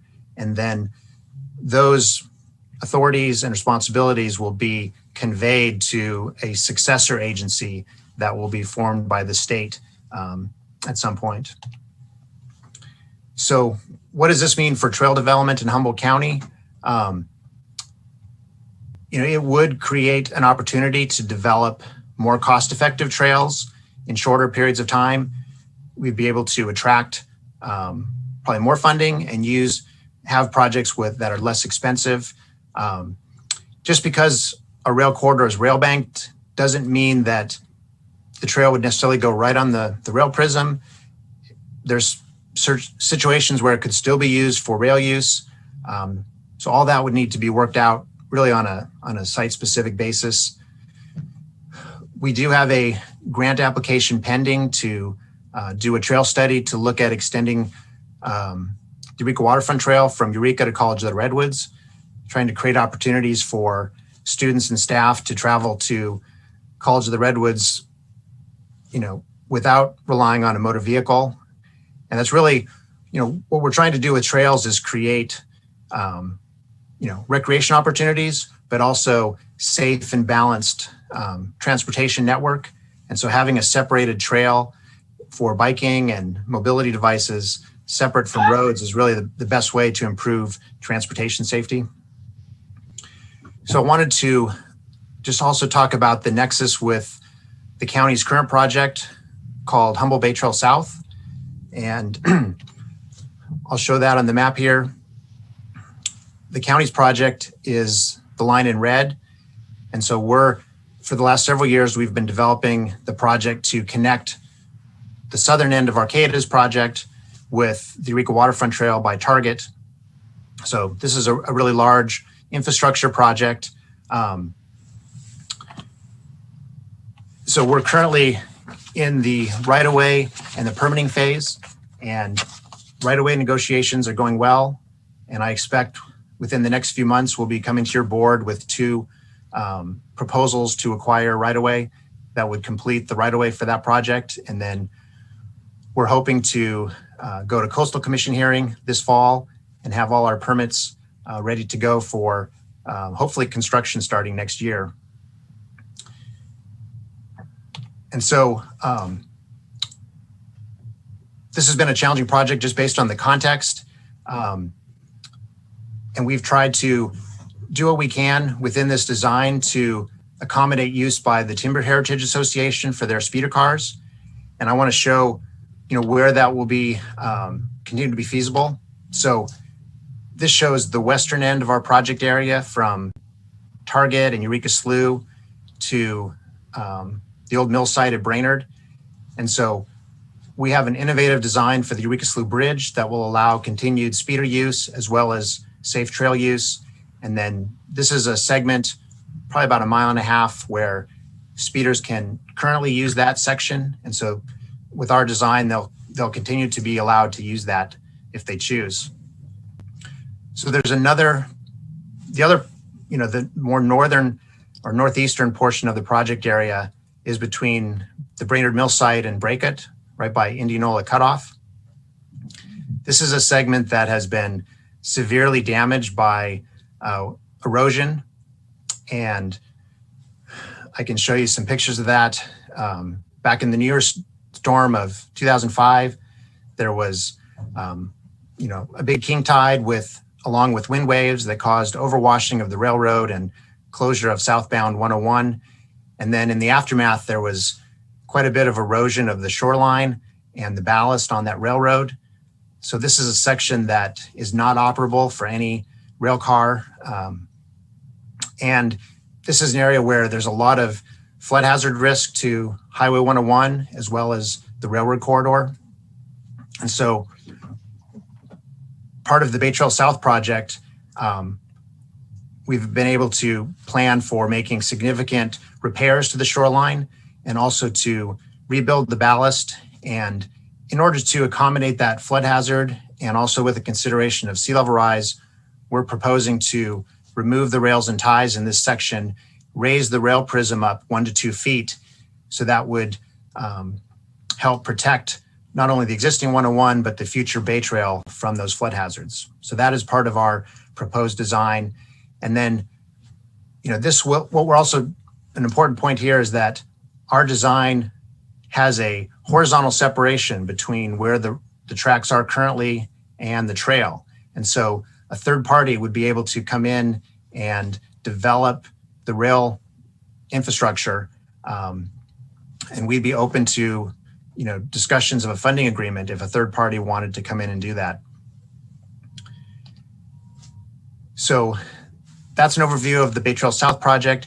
Removing the rails and ties is, conditioned on NCRA being successful with rail banking. If rail banking does not go through, then we're going to have to reconsider what that design is. And then the city of Eureka is also developing a project to extend their waterfront trail about a mile south towards Elk River. And they've determined that it's really cost effective and avoids, minimizes environmental impacts to occupy the railroad bridge over Elk River rather than a separate bridge. And so that's part of their current design. And that proposal is also contingent on NCRA's rail banking. So finally, I just wanted to review the support letter that staff drafted for your consideration. Here's just an overview of the key points. The letter states that the rail corridor through Humboldt County is a valuable public asset and should remain dedicated for current and future transportation needs. It also makes the statement that rail banking is consistent with county land use plans and zoning regulations. And that's based on a memo that the Building and Planning Department developed that analyzed that point. And that was developed in part because that's a statement that was made with NCRA's, their last filing on this matter. And then our letter goes on to really try to provide some context for how we envision trail planning in this new age, and just making the point that context and community values are really important. And thinking about the rail line and how it passes through the county, it's important to distinguish the coastal region versus the interior region. And what we're proposing is that we think about trying to focus on connecting cities and communities along the coast, similar to what has been happening with Eureka and Arcata and their projects and the county's project, but really thinking about the Eel River Canyon as a much longer term enterprise. And our letter also acknowledges that security, trespass, fire, traffic, these are all really valid concerns and need to be addressed through effective trail planning. So I think Senator McGuire actually has some new legislation that would provide some next steps on what he's calling the Great Redwood Trail. And part of that includes developing master plans. So this letter provides an opportunity to make some statements about, that it's important to go slow, to consider adjacent property owners and communities in doing that planning. Our letter also makes a point that this is an important opportunity to attract funding and investment to rehabilitate the corridor where there's deterioration that is really having an adverse effect on adjacent property and public trust resources. You saw some of that with the damage that was done to the rail corridor along 101, the safety corridor, and that hasn't been addressed. And so, through the Bay Trail, we've been able to secure funding to make some of that repair and upgrade. But there's a lot of other situations, and these are just some examples where there's really deterioration, and then that's creating flood risk on adjacent property. There's also infrastructure, trestles and bridges that are creating hazards. And so just the absence of investment on this infrastructure is having effects on our community. And so I think part of Senator McGuire's intent was to, try to find opportunities for more state investment on this asset and to create some near-term benefits for the public. And then a final point in our letter is just that we want to collaborate with NCRA and its successor agency. The details of that collaboration remain to be determined.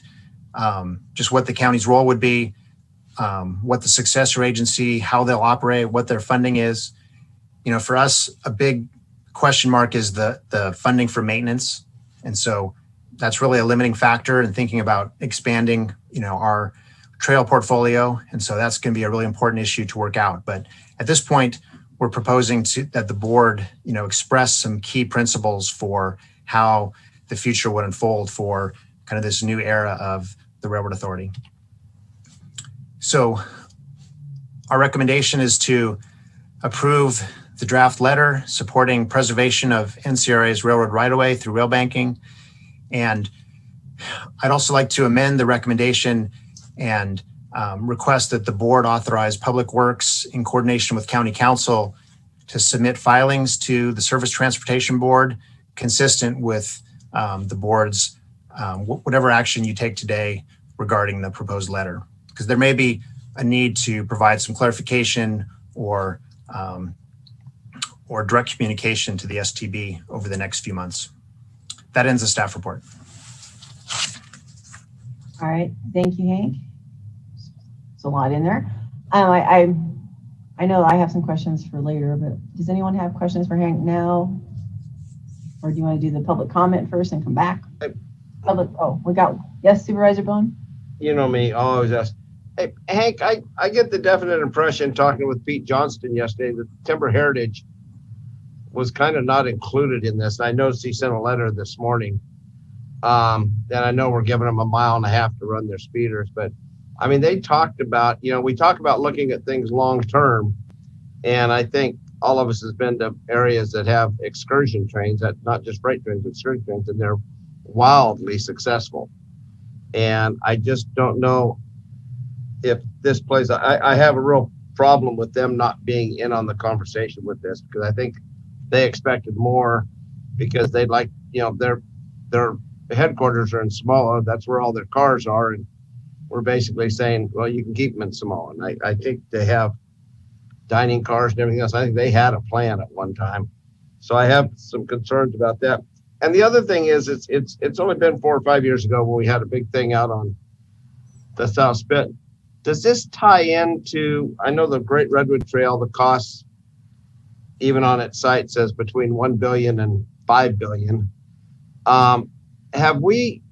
Where does it tie into the Great Coastal, or the California Coastal Trail that the Coastal Commission and the California Conservancy is putting together? Is there any way they could join up sooner and then we have a continuous trail, or has that been looked at? I've asked a couple times, but I don't know how many trails I'm seeing all these billions of dollars and I'm going, God, I'd like to have a little bit for our roads, but I don't know if that's been approached. And then they are not very many of them, but there's a lot of people throughout the Eel River Valley that are a little wound up. Some people have multiple mile stretches going through their property and want to know how much imposition they're going to get, especially at the bottom of a valley where fire is so prone and with the winds flying up the river corridor. These are some of my concerns. And I guess the last thing just to look at, because I'm not sold on this yet. I know there's been 25,000 miles of rail from the surface, the transportation that have gone from rail to trail banking.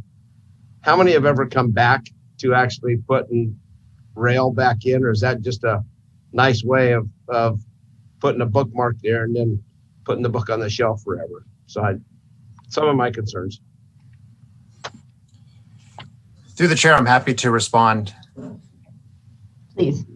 Yeah, with questions. Yeah. So I do know that maybe 2 or 3 months ago when NCRA circulated their environmental and historic report. I don't believe that they transmitted that to Timber Heritage Association. And I think that's been corrected now. And I do know that THA has made submittals onto the docket for the Surface Transportation Board on related matters. So I think they are engaged now. And yeah, I've definitely been talking with them over the last few years, developing the Bay Trail South project. It's really been a priority to try to accommodate the speeder use as much as we can. You know, our constraints are that the money that we're using is for active transportation. You know, it's not transferable to roads, and it can't. Well, I know that. It can't develop infrastructure that's not directly related to trails. And so, you know, I think we're doing a lot to repair the shoreline, repair the ballast, extend the longevity of that. But the reality is there needs to be investment on the excursion train side. And, you know, that's probably going to look like millions of dollars. And so, yeah, it hasn't started, and I'd be happy to talk with them more and strategize on that. And through the chair, but what I'm saying is it's going to cost twice as much money if we put the trail in, then they have to take the trail out and put the rail in. I'm just saying we should find a way to do them both together at the same time. I mean, I think down the line, when you see rail growing throughout the United States and the carbon footprint of a lot of these rails is dropping, and it's becoming the mode of transportation rather than big trucks, gigantic, humongous trucks, as they say, coming up and down the road. We could have those little trains running up and down. So I don't know. I used to love rail cars. I like trains. I think I had Supervisor Bushnell had her hand up. I don't know if you still have it up. And then Supervisor Madrone. I have some questions, but I would like to hear public comment first, so I'll wait. Okay. Supervisor Madrone. Yeah, good discussion. I'm honored to represent the board along with Richard Marks on the NCRA. And I think the work that the staff have done on this has been incredible. And I know there's been a lot of outreach to Timber Heritage from many of us, staff, and I've had many conversations with Pete and others there. You know, the fact is that section of rail between Brainerd and Braecut is not operable. It's been damaged. You could see in the pictures, it's been undermined, overmined. You know, it's not there. So nobody can run through that right now. And I very much appreciate what Director Seaman or Deputy Director Seaman is trying to do here.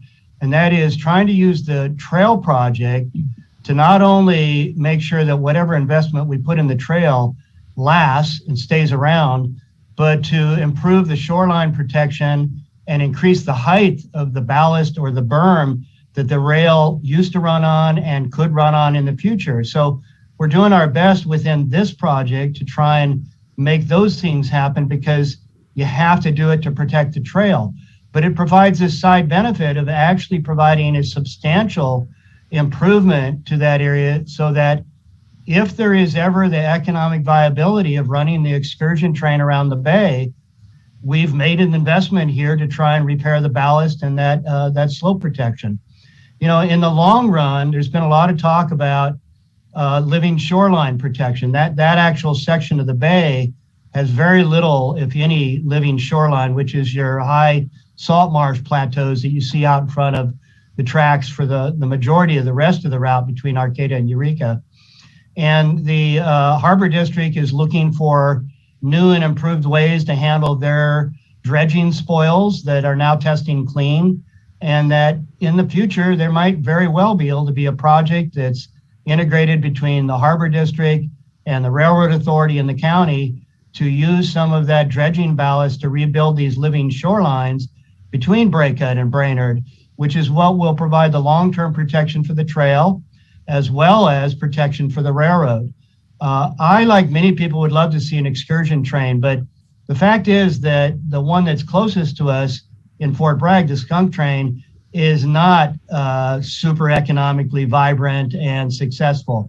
They struggle every year with avoiding bankruptcy, and they're, you know, within 2 hours of the Bay Area. So when you look at the economics, if the skunk train is having a hard time making it, many people suggest that the economic analyses that have been done suggest that it would be even harder here around the bay. Now, that isn't to say that I don't support it.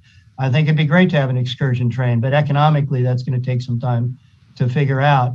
So in the meantime, I think this is a really good approach that's being proposed here to not only get this trail built, but also protect the right of way for future rail service, between Brainerd and Brackett. So I'm fully supportive of that and think that this is really a good project. And the Bay Trail is in fact a part of the Coastal Trail. It is the first closest trail to the ocean and is becoming part of that system. And I know many people look forward to it being finished and open. So I want to congratulate staff on their hard work on this, working with Timber Heritage, working with our community to try and figure out how we have as much of this as possible in our future. So thank you. Supervisor Bushnell. Thank you. Through the chair.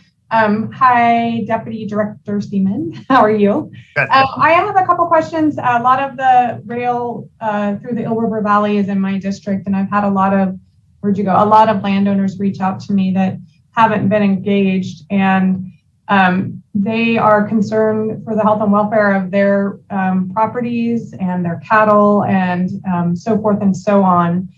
If it was to go into a trail, really remote area out there, and lots of private lands. Have we had public engagement? And I'm just a little concerned with sending this letter forward where we haven't really engaged and don't have the intent of what they're going to do with that part of the railway through the private lands. I think those are very important considerations and concerns. And as staff, we actually tried to highlight those concerns in the letter that we drafted for you, and to really make the point that things need to go slow in the interior region for exactly the reasons you're bringing up. And, it's really the Railroad Authority and then its successor agency that will be in the lead. And so I see this support letter as our opportunity to try to steer how that would go, and then, provide some of our perspective. And then we need to follow through and, collaborate with them when they're ready to do that. But again, I see the priority being along the coast, kind of continuing what's been happening, working with the other cities. But I really don't see anything in the short term in the canyon. I understand that, and I understand the priority being the coastal area, which it seems more appropriate. But when you rail bank, you don't rail bank a section, you're rail banking all of it. And some of that like Supervisor Bohn had said, the realization that freight rail would come back in that canyon is very unlikely ever. So the intent of those rights of ways in there, I think, was for freight rail.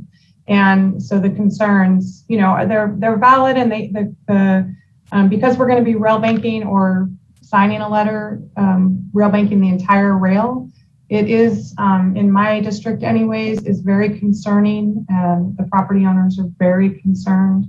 And I'm just not sure. That's why I do want to hear, of course, public comment, but those are the questions I've gotten over the last few days. And they're very viable questions. It's a very, very treacherous area from Dos Rios to Scotia. So thank you, Deputy Director Seaman. All right, Supervisor Madrone. Yes, excellent point, Supervisor Bushnell. Those are very real concerns, as Deputy Director mentioned, and it is in the reports. And I can tell you at the NCRA that nobody takes any of those issues lightly.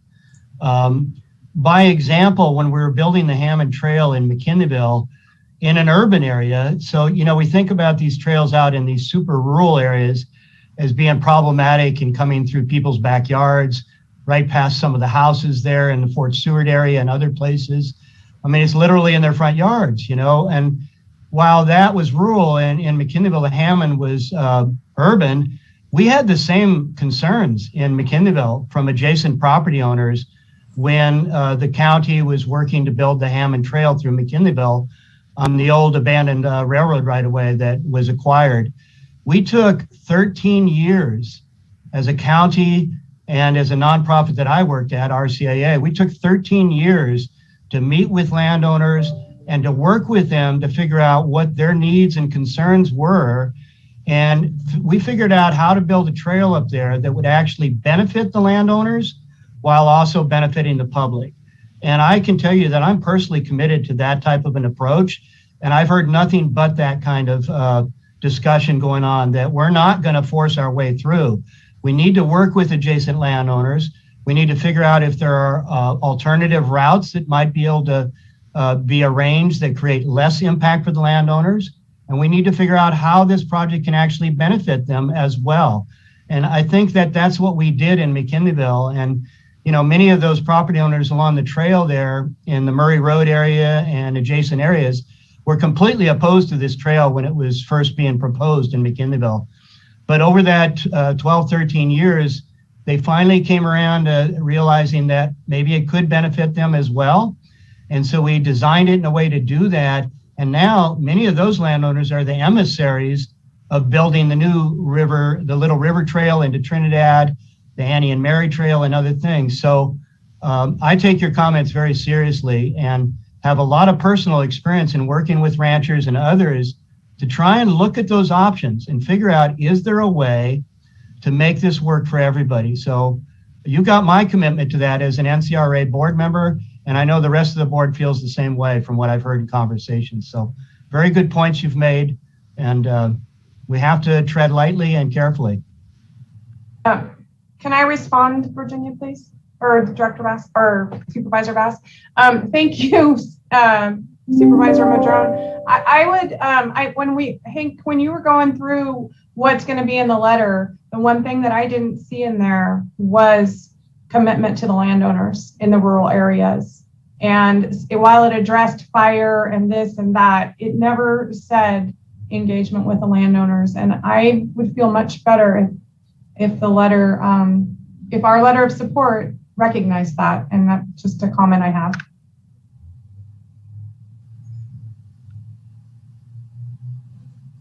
Thanks. Before I go to Supervisor Bohn, we have a little bit of a quandary here.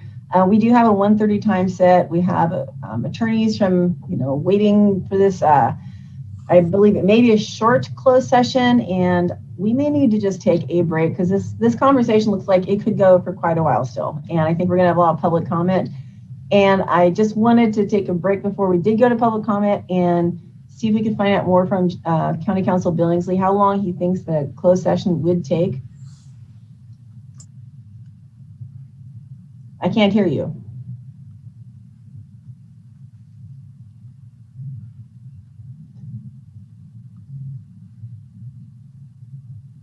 Maybe turn your volume up.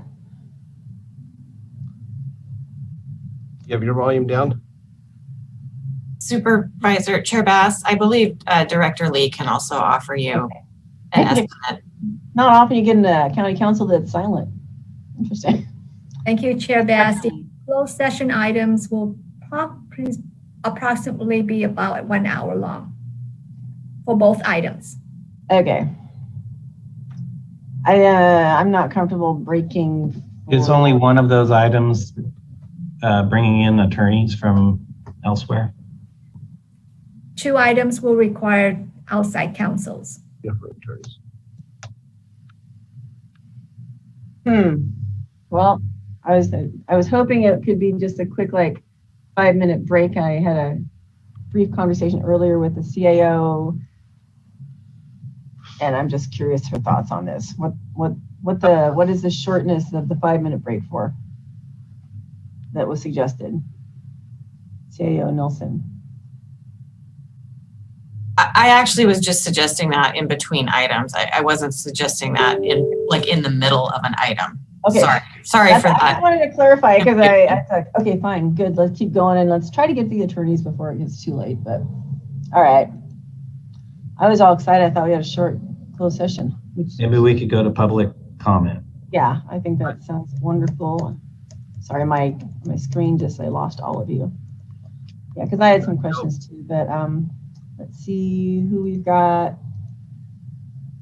I guess. Public comment. Is that all right, Supervisor Bohn, if we go to public comment, or did you want to still ask your question? I'm trying to wonder just to speak how, so we're talking about having meetings with the people, and we're talking about reaching out, and I'm glad to hear that we've met with Timber Heritage, because it didn't sound like we met with them.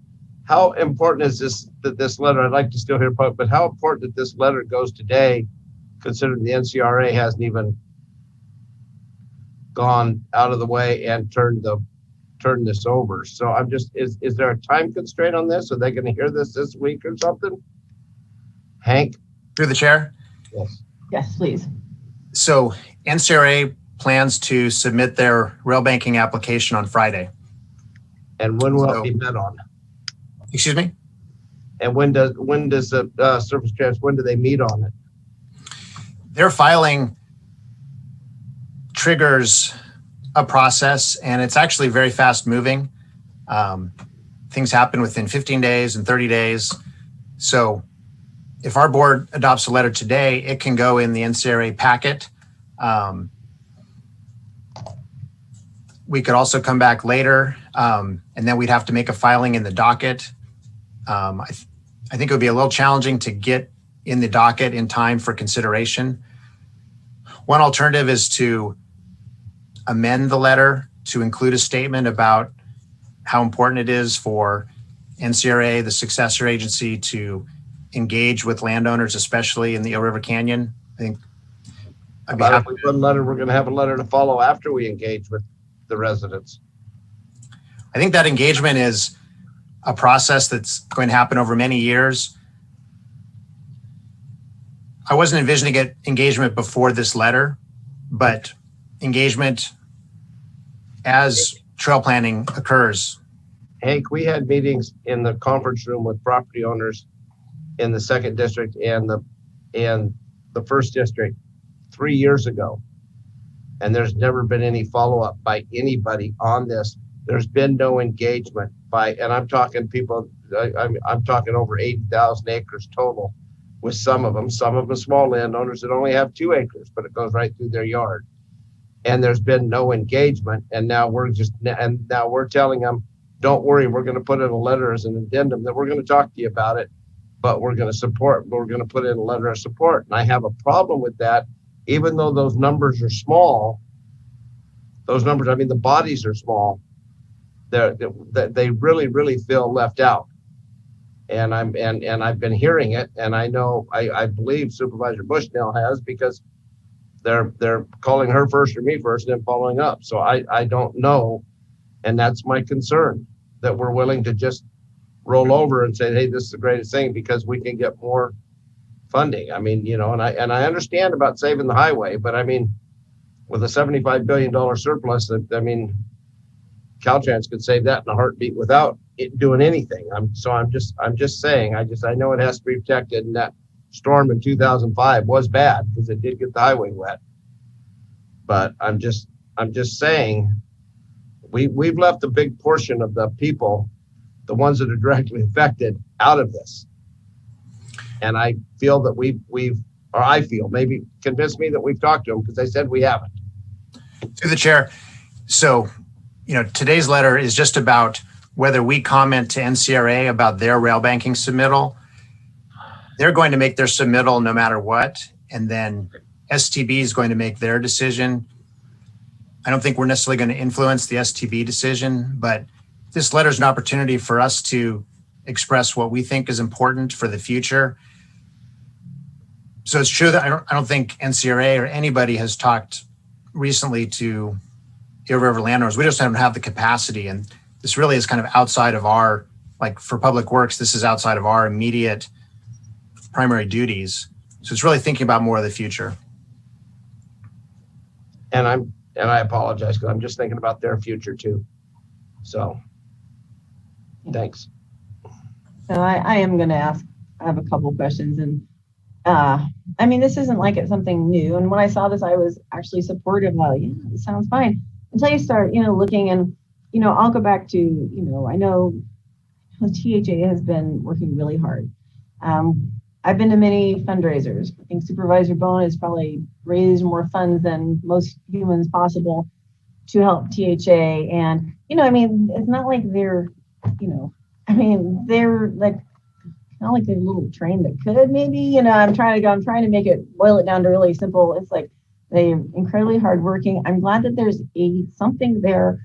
I wish we could somehow find a way to make them feel that, because when you say we can talk to the outlying areas, it's not going to happen anytime soon, but everything else is going to move really fast.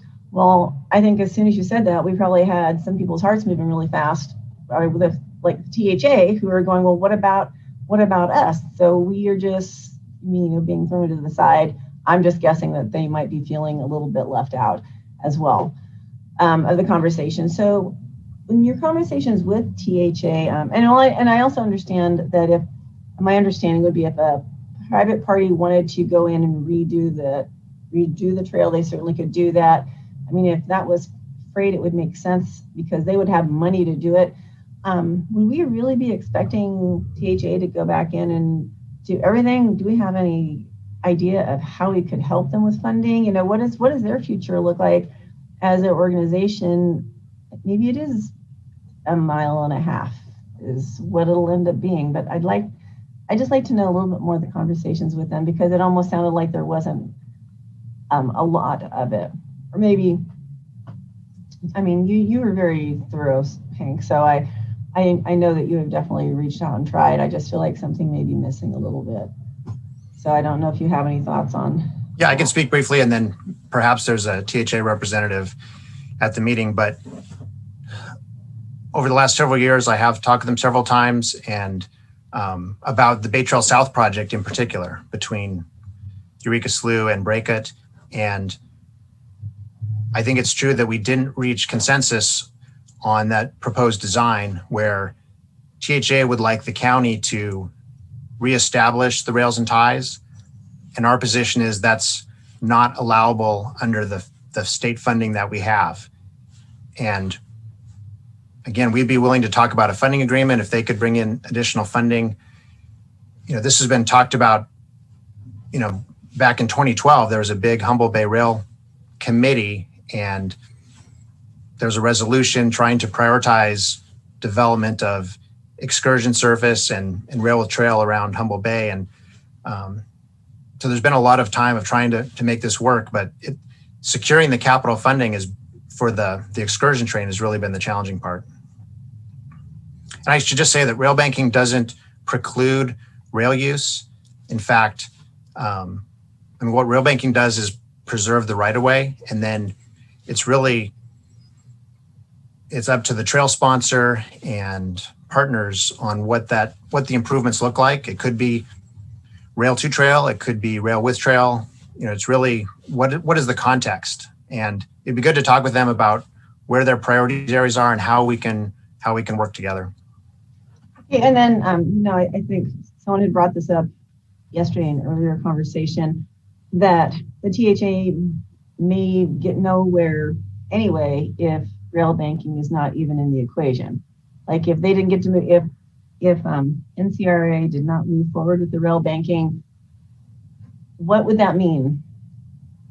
I see Supervisor Wilson did some gesture. So Hank, what are your thoughts on that? And maybe Supervisor Wilson can comment. I don't know exactly what the alternative scenarios are. I do know that if the rail corridor is abandoned, and that's a term of art within the railroad law, that the easements that have reversionary clauses would extinguish. And so the rail corridor would be broken up. And so, for example, if there's any railroad easements between Samoa and Arcata, and there's not rail banking and there's abandonment, there'd be no right for THA to operate a speeder car or excursion train across that property. And it'd be the same story elsewhere around the bay. So rail banking preserves the rail right-of-way for multiple future uses It just really, preserves the corridor and it alleviates the railroad owner from the obligation of providing freight service. Well, and perhaps that's a conversation that could happen a little more in depth then with someone like groups like THA or others, because it sounds like if this doesn't move forward, they're likely to kind of implode anyway. Or anyone else who's has intentions of using that corridor without rail banking. Is that kind of right? I mean, I know this is the state's intent, with Senator McGuire's legislation to move forward with rail banking and try to preserve this asset as a, transportation resource. So, I think that rail banking process is going to move forward no matter what. Okay. Supervisor Wilson, I think that Supervisor Madrone had his hand up first, or Wilson. You guys can fight it out. How about Supervisor Wilson?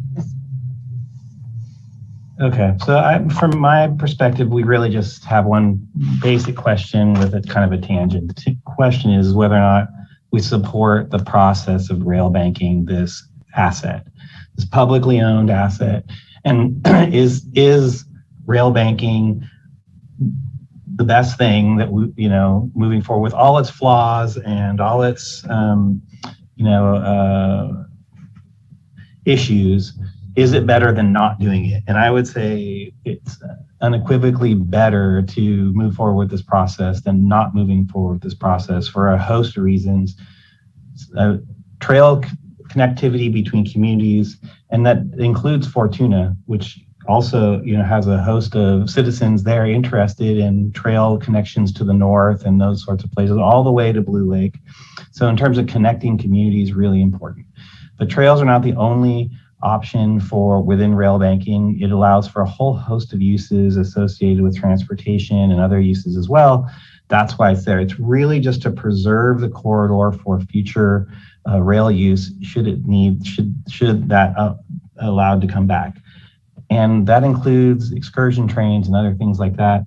That's the point of it. If we don't do this, or if the NCRA chooses not to do this, or then we lose so much. We could really lose a lot with regards to our community and the advancements that we really made in terms of like what we've done so far. And so it's just one of those things. It's like, is it perfect? Does everyone get what they want? Is there some conflict in the future potentially? I would say yes, that's true. And on the context of sort of the timing of things with regards to landowners in the Eel River Canyon, I've spoken to a few of them a few years ago as well.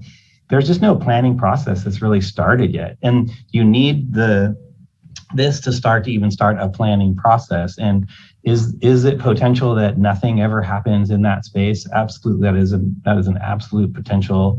But to stop this process or to be against this process because of something over on one part, and then we don't move forward with all of the other benefits that we have that are known benefits versus the unknown potential challenge, I think we're just not balanced. It's just not a balanced perspective. I think we really have a whole lot of known advantages moving forward currently for our communities and our economy now.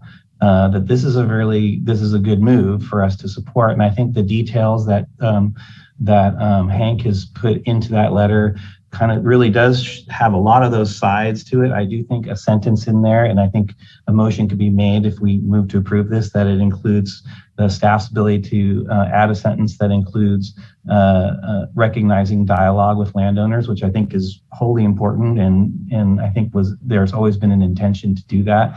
I just think the big picture is this a positive move forward? And I believe that it is, and I wholeheartely support this as a direction for us, and I believe it preserves all of those options, all of them. And if we don't, if the NCRA doesn't do this or move forward with this, we lose all of those options. And so I think it just seems that that's where we're at, and that's why I'm supportive. Okay, and then after Supervisor Madrone, we'll go to public comment. Try to do before. Thank you, Chair Bass. What Supervisor Wilson said is absolutely true. What's important to recognize is that in rail banking, if you sever or abandon any portion of the line, legally do that, you can't rail bank anymore. And so the NCRA has already voted unanimously with all of these counties to proceed with rail banking because they're about ready to separate the southern end of the line from Willits South. That's going to go to the SMART agency for light rail and trails and other things in Sonoma and Marin counties. So once that action happens, if we have not proceeded with rail banking, we will lose our opportunity to do that. And Timber Heritage and others will never run on the lines because there are private easements on the lines to Samoa, out to Blue Lake on Annie and Mary, right around Humboldt Bay. There are private easements that will revert if this does not get rail banked. So that's all happening this week. And we really have a choice of whether or not to support that, which really is supporting the opportunity for the Timber Heritage Association and others to actually do what they want to do in the future. If we don't do this, if the NCRA didn't do this, like Supervisor Wilson says, we lose all of those options very, very quickly. And so there is a timing of how these things have to happen if we want to maintain our options for those things. Again, I also absolutely support the idea of making sure that we're doing good landowner outreach. And, you know, I'm reading the letter here in front of me and I'll just read one sentence from it. I think the staff covered this well. Maybe you want to wordsmith it or something, but it basically says, quote, developing trails within the more remote interior region will likely be a longer-term enterprise that will require significant planning and consultation with adjacent landowners to address geological instability and compatibility with adjacent land use. So I think we already have the statement in the letter, frankly, that we recognize that there is going to have to be significant outreach to these landowners in the Eel River Canyon. It's already stated in the letter. I mean, if you want to wordsmith it, make it a little different, I'm fine with that, but I really think we really ought to support this. NCRA has already voted to move forward, but of course we have our choices, so. And thank you, Supervisor Madrone. And I mean, from my own personal perspective, I appreciate what you just shared as far as, you know, what the reality is on the ground within the, how the process is expected to work. So we will go to public comment because I do know there's definitely interest from the board to hear who is on, and we've got a list. So I'm going to start reading the first 3 speakers, and then I'll be reminding people. And let everyone know if you want to speak, do press *9. And when it is your turn, press *6 to unmute. Do not watch us on TV and listen on the phone because we have a time delay that makes it very difficult. And we've had some problems with people actually getting to make their comments. So our first speaker will be ending in the last 4 digits of 5489, followed by 2831.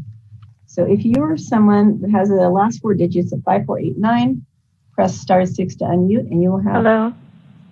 Hi, welcome. You have 3 minutes. Hi, this is Peggy Satterley, and thank you for taking the time to listen to my concerns. I am out in Fort Seward, and I'm on that nasty canyon that everybody keeps talking about. I've asked Supervisor Bushnell to make some copies of 2 documents for you. I hope you have them. One is a letter, and it's the blah, blah, blah letter that you know all of our concerns out here. I'm not going to go through those, but it was supported by the landowners from Island Mountain to Eel Rock. And also on that, there's another letter that, it's not a letter, it's called an indenture, and it's a funny piece of paper. It was signed in 1911 by the landowners, and it included 14 miles of track through our ranch. So 14 miles is a lot of land going to what the landowners then wanted a rail to put timber and cattle and ship from. And it also has different pieces of land that they've given also for their rail station and tie yards, that type of thing. And it was given to the Northern Pacific Railroad at that time for $10.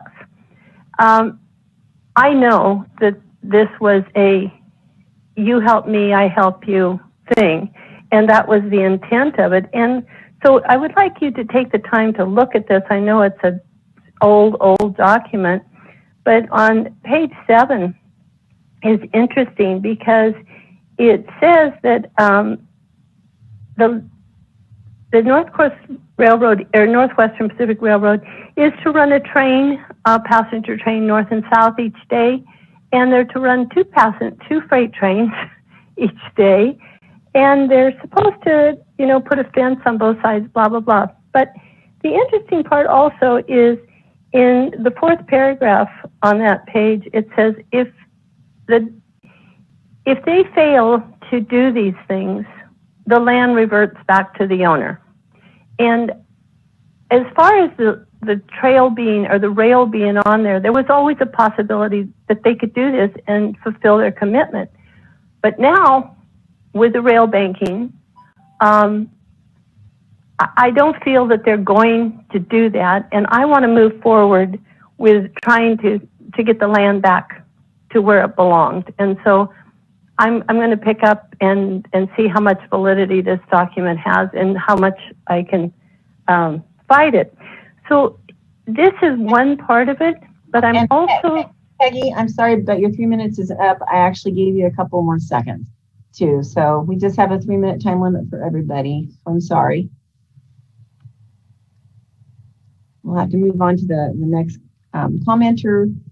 Last 4 digits, 2831, which will be followed by 2122. So if you're 2831, press star. Thank you. All right. Thank you, Madam Chair. This is Melanie again from Humboldt Prosperity Alliance, and I appreciate the opportunity to speak again.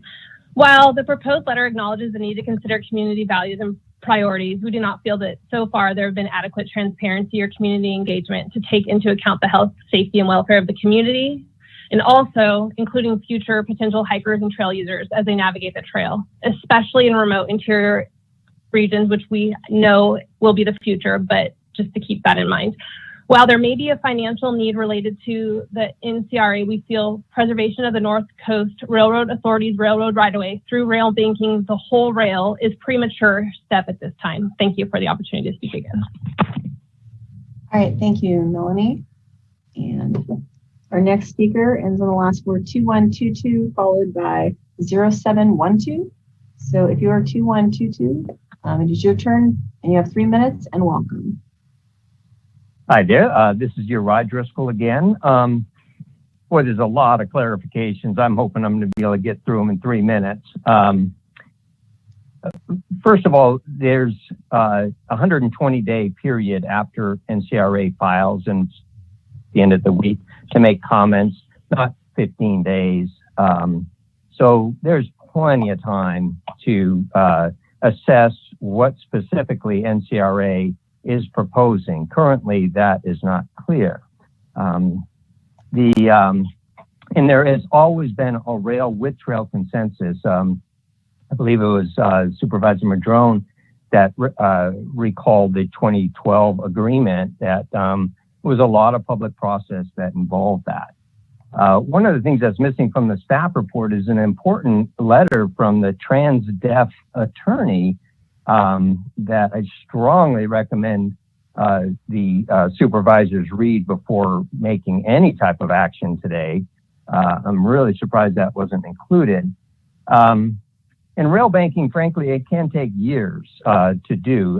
There's been several incidences of that.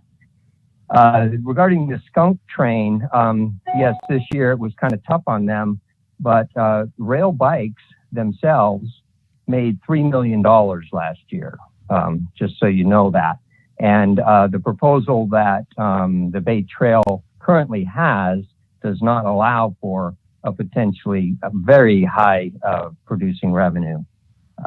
And along with the speeders. And the speeders, frankly, cannot run on those flange fillers that Hank is suggesting they can. And I believe he is aware of that. There are still questions about the Annie Mary line, about whether that's already been abandoned or not. And those documents have been submitted to you guys. I got them from the Surface Transportation Board. So I think the best thing to do is just wait until NCRA files this week and then decide what might be worth supporting or not. And NCRA it simply has not done any outreach in this part of the country. It's really kind of shameful. There are major concerns and major issues that they have just been very neglectful about addressing. And the same thing in the 1029 recommended also rail with trail around the bay. So this letter is suggesting that would no longer exist, and that would be extremely shameful. So I hope I got most of those clarifications, but I think this obviously needs a much, much bigger community discussion. Thank you for my opportunity to speak. All right, thank you, Uri. Perfect timing. Our next speaker ends in the last four, 0712, followed by 1942. So if you're 0712, unmute. Welcome. Hello? Hi, welcome. You have 3 minutes. Hi, my name is Bruce Sylvia, and I'm with the Humboldt Trails Council.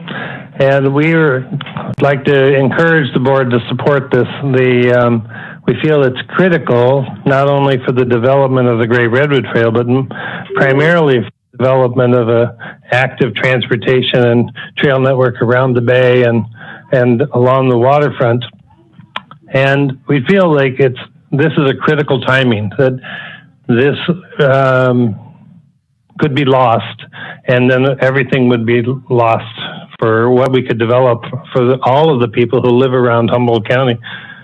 The Trails Council has been intensively following the Great Redwood Trail since Senator McGuire first put it in, and we've attended NCRA and California Transportation Commission meetings and encouraged our more than 1,000 local supporters to contact the governor's office and state legislature at critical moments.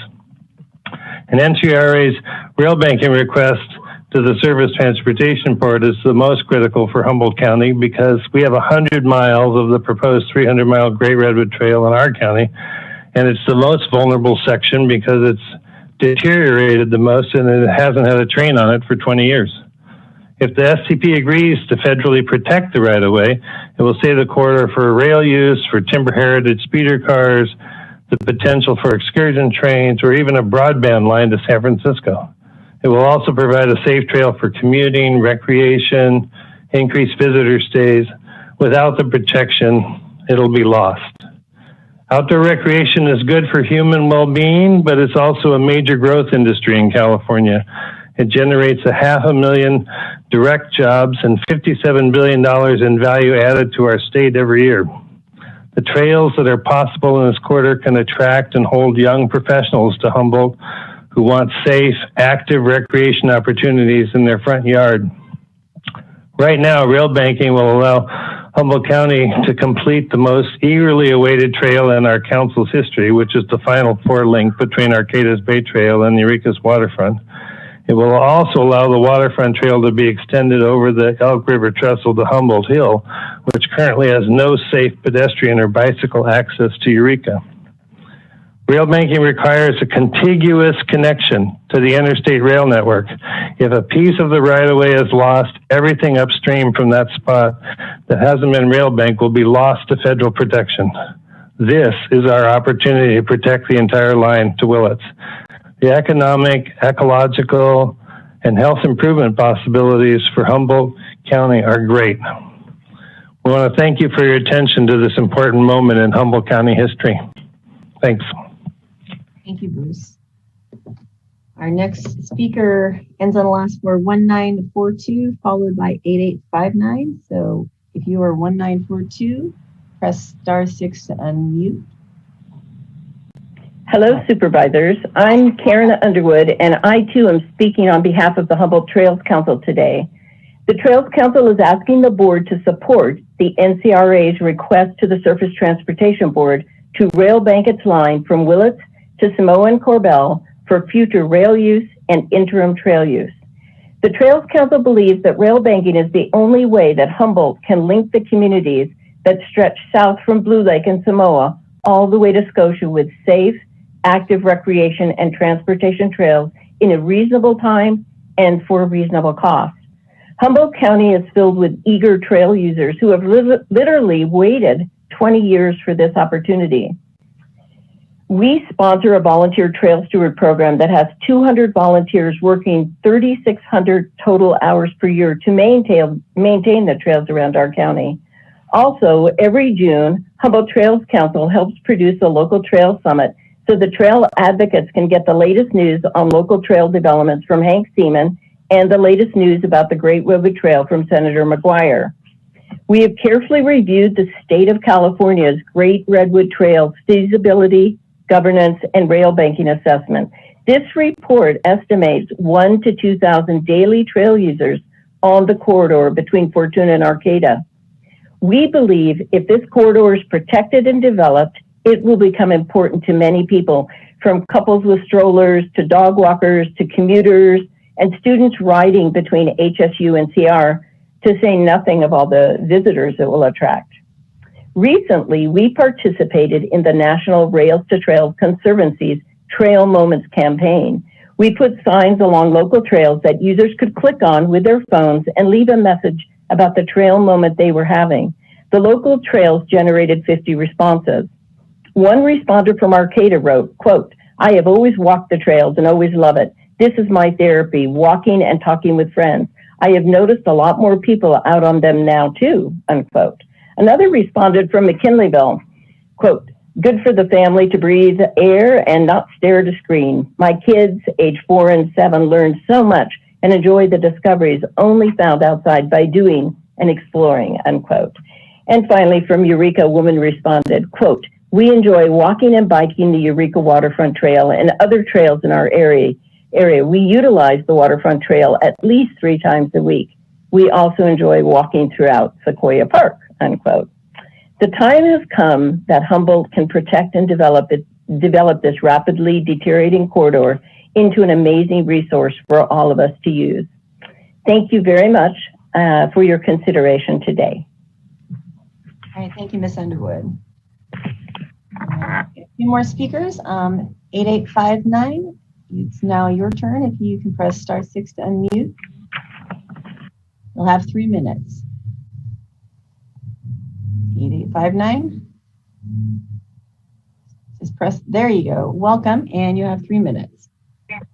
Hi, thank you. My name is Alicia Heyman. I'm calling today on behalf of Friends of the Eel River. And I just want to encourage the county to support this rail banking application.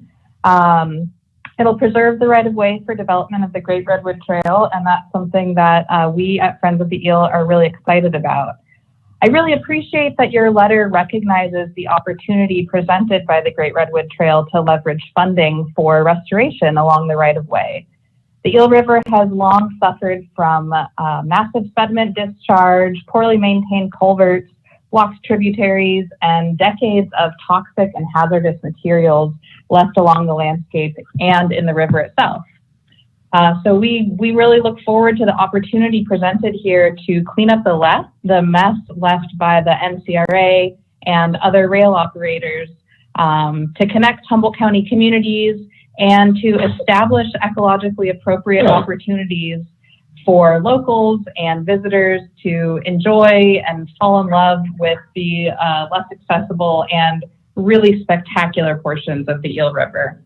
So thank you so much for the opportunity to speak on this and for your attention to this really complicated and involved matter. Thank you. Thank you for calling in, Alicia. And our final speaker is Kent, I believe. Welcome, Kent. Hello, Kent Sawatsky. I had a friend. He passed on a few years ago. His name was John H. Williams, and he owned and operated the Northwestern Pacific Railroad Company. And in speaking with John, I had concerns about Blue Lake, and I said, hey, what can we do with the assets out here? And John informed me, well, that boat has already sailed. The section from Corblex to Corbell already is abandoned and could not be rail banked. But of course, your subject proposed rail banking of something that is impossible to rail bank. So you may wish to have clarification on that particular topic. I own sections of that, and that sections of that of my property have already reverted back to me. Interesting topic there. I do, there are concerns of the people. And I'll just quote Hank Seaman as close as I can, paraphrase. They're going to go ahead and move forward with this with or without your letter. So I really don't think it's of major consequence. It doesn't seem like it's something that's really needed. And I did take issue. I was out there when they were testing the flange fillers out there to show whether the speeders could go. Took my half a day to go out there and observe the process. And I didn't feel the test was sufficient to the small speeder. They had their biggest heavy one out there is what was, I guess, requested.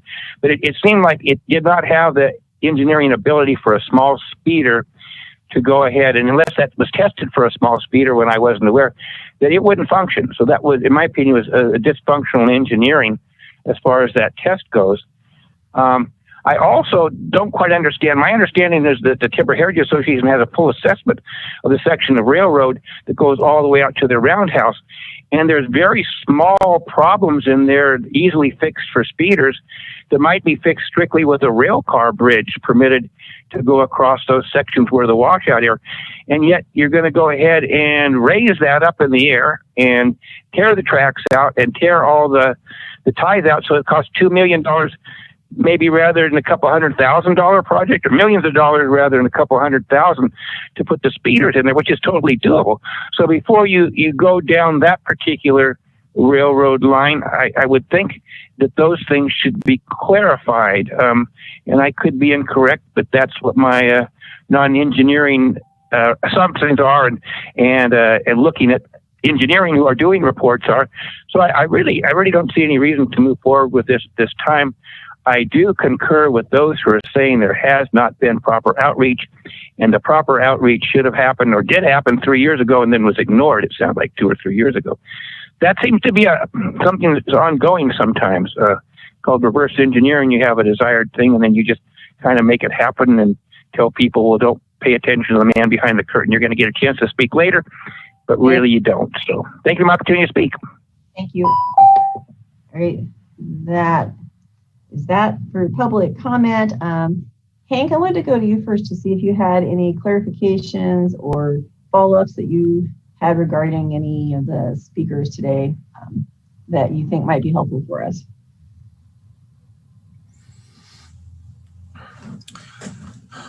One thing about the line from Arcata to Blue Lake and Corbell, that's kind of a complicated situation. And I'll just say that abandoning a rail line is a two-step process. The federal agency needs to authorize it, and then the rail operator needs to execute it.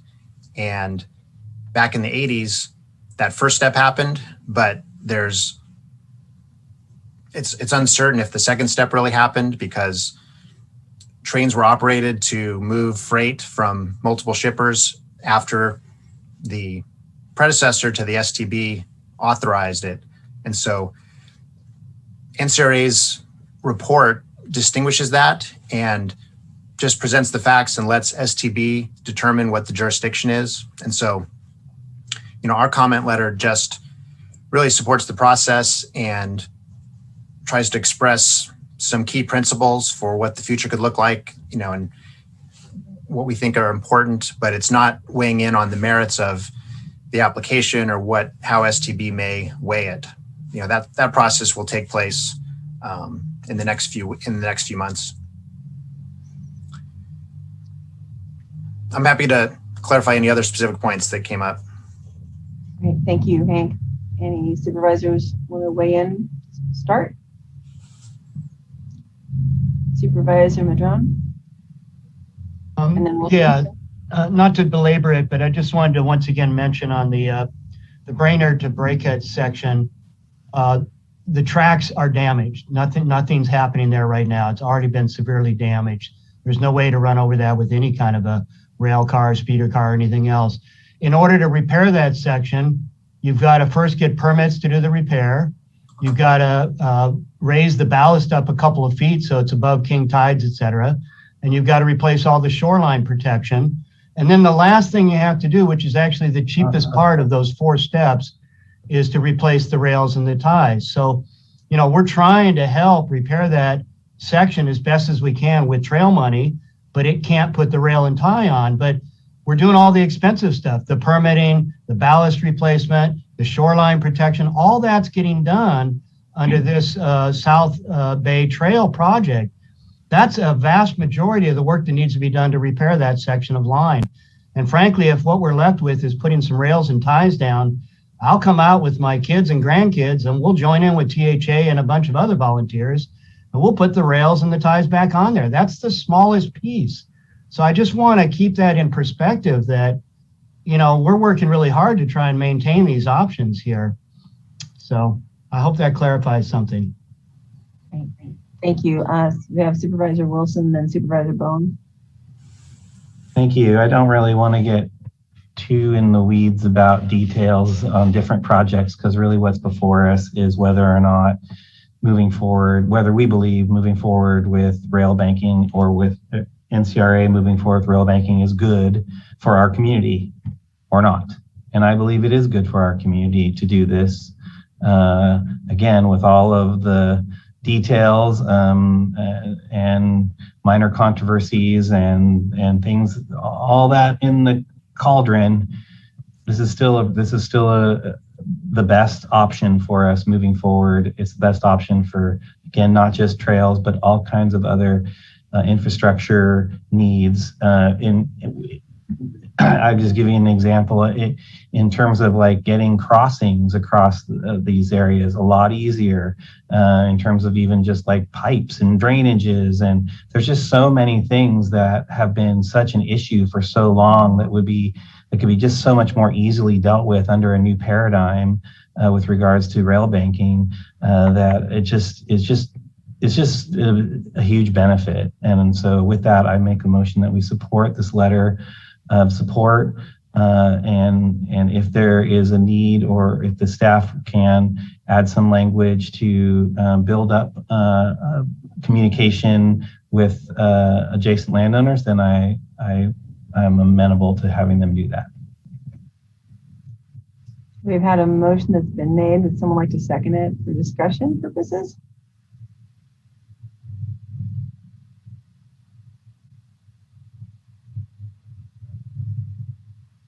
I see Supervisor Madrone nodding his head. Is that a yes on a second? Yes, I second.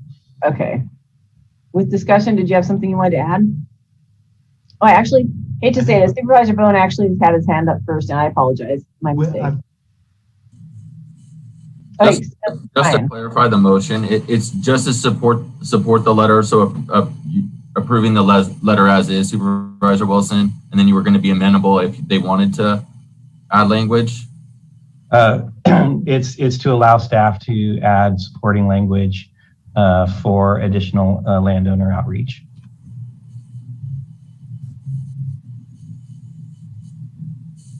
Okay, whoops, I see Jefferson's hand. Yes. Through the chair, just to be clear, you can hear me now? Yes. Deputy Director Seaman also had a secondary recommendation, and I didn't know if that was part of the motion. Oh, Deputy Director, could you remind me what that was? I think it was, yeah, can you remind me? Yes. We recommend that you authorize Public Works in coordination with County Council to submit filings to the Surface Transportation Board consistent with whatever letter the board adopts. Yes, I would like to add that as well. Thank you for that language. And Ryan, did you get that? Yes, Supervisor Wilson. If that's amenable to the seconder. Great, thank you. Supervisor Bohn? Yeah, I appreciate that and the amendments. I won't be supporting, has nothing to do with trails. I don't think it's any secret how hard I've worked on the McKay Trail and the forest and the expansion with the Conservancy and stuff like that. I just really feel that, hey, we're going to talk to you. Trust this is not going to work for the majority of the landowners out there. And I don't get the feeling that Timber Heritage has had the extensive conversations with everybody they say they have, or I've been told today. So, and if I'm wrong, I apologize about that. But I didn't get that impression from talking to Mr. Johnston last night for I think they're an all volunteer group out there that's buying the roundhouses with a lot of, so I understand what's going on. It helps me make this decision, just symbolic as it may be. Hank said it doesn't really matter what we do. And we spent an hour and a half, perfect government, we spent an hour and a half on something that doesn't matter what we do. So I appreciate the conversations. I look forward to this. I'm fully aware. And when I mentioned the Great Coastal Trail, I was wondering why they couldn't connect the Great Coastal Trail somewhere up by Fort Bragg and just have that join up with the Great Redwood Trail, and we'd have the Great Redwood Coastal Trail, and we could actually market our airport with it. Thank you. Okay, you know, I was, this is hard because, I mean, I really want to see us, I mean, I don't have the landowners quite like the situation that Supervisors Bohn and Bushnell have, but I understand Timber Heritage's concern, and I know they work really hard. I would just hope we could have continued conversations with them of some sort, whatever it is, to help them understand why this is not threatening their entire existence. You know, and having said that, I think sending a letter may be some of the best ways to get our concerns actually on the public record, though, as well. So I'm really not thrilled with it, but at the same time, I will most likely support the resolution. So, I mean the recommendation. Supervisor Bushnell. Thank you. I support trails, and I recognize the difference between Supervisor Madrone and Supervisor Wilson's area and mine. I won't be supporting this, and the reason is the landowners in my district and the ruralness of the trail or the rail through the Eel River Canyon. I had a visit last week from one of the trail people, and it was great. The information was great, and I do support their work. And the idea from Fortuna to Eureka Arcata is great. It's just a different region in my district. So I also will not be supporting this. Supervisor Madrone. Yeah, well, I appreciate the discussion, and I also respect that we all, you know, have our different opinions and different issues we're struggling with and trying to balance. So I just want to make that clear. You know, one of the benefits to Southern Humboldt and the Eel River Canyon is that with the completion of this Great Redwood Trail, by working it out with landowners to make sure that it does have minimal impact to them and hopefully lots of benefit. You know, back in the early 1900s, the economic basis in the area, as was mentioned by that wonderful landowner from Fort Seward, was ranching and timber. And so the railroad is absolutely this asset to be able to help the ranching community and the timberland community be able to move their products.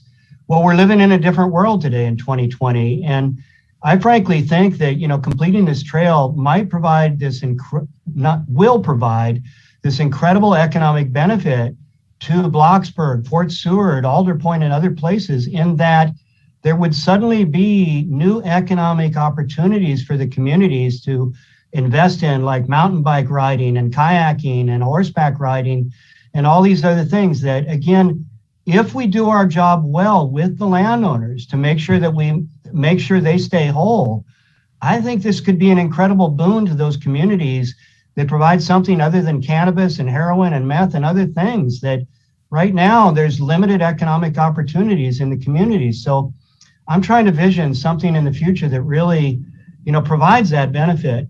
And I realize that it sounds like it's just words coming from government. It's said all the time, oh, trust us, we'll be there and do that. But, when I spoke earlier about what we did with the Hammond Trail, those aren't just words, those are actions.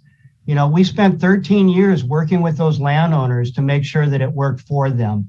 And I can tell you that as Deputy Director Seaman has been working on the South Bay Trail, there are 2 easements on the South Bay Trail, one at Breakout Lumber and one at California Redwood, Green Diamond's property. And in both those cases, the county, through our staff, worked extensively with those property owners to try and figure out how to route the trail so that it would not impact their businesses and still allow this to happen. And you may note that neither one of those are here today opposing this, and we're even negotiating with them to potentially buy easements back or other kinds of things. So there's a lot on the table there. And those aren't just words, those are actions that have been happening for a long time, working directly with landowners to try and make sure we do this right. So I'm committed to that. And I know the rest of the staff are. But I do respect the differences of opinions here. And, the vote is going to be what it is.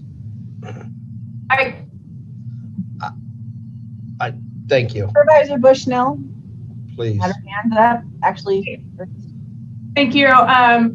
Supervisor Madrone, I thank you for that. And yes, it possibly could change some outcome out in that way. Heroin and meth is not an industry that we are doing out there, that the landowners are doing. Thank you. So my concern is that the engagement this far has not happened, and the amount of people and landowners that I've heard from, I'm not against. I'm not against. At this time, there's not enough information for me to want to do that, and I do respect everybody's different opinions.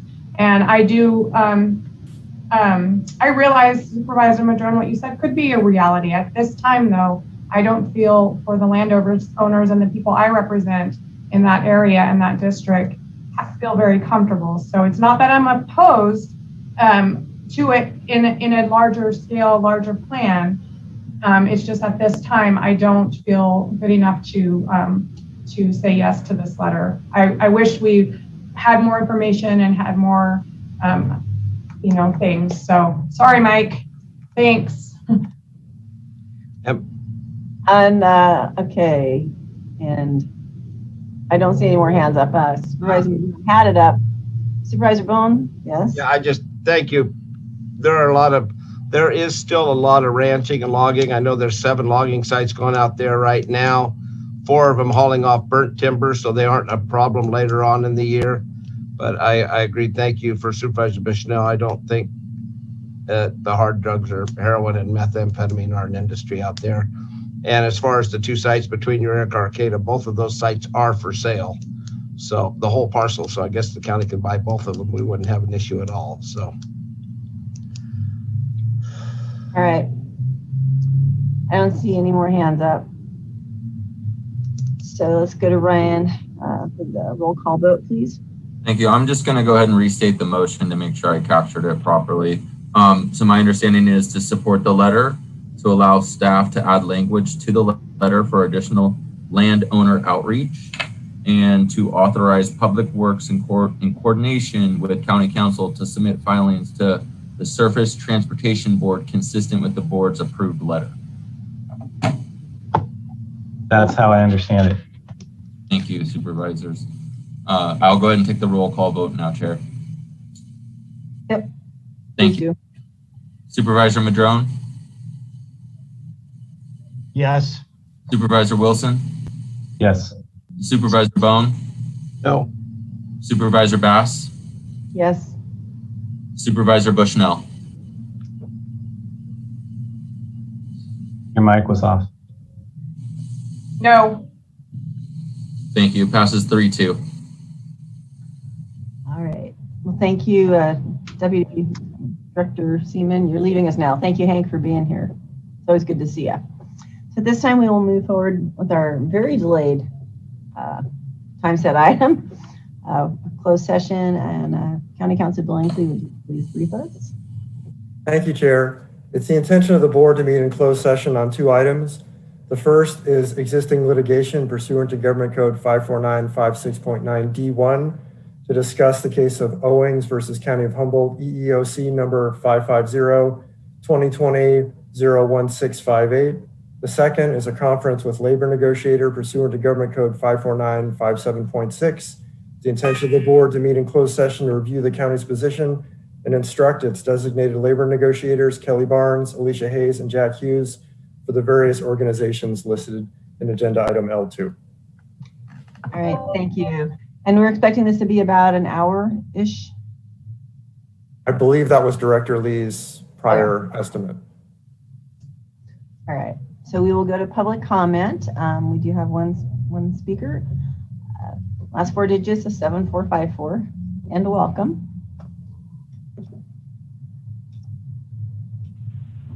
There you go. There we go.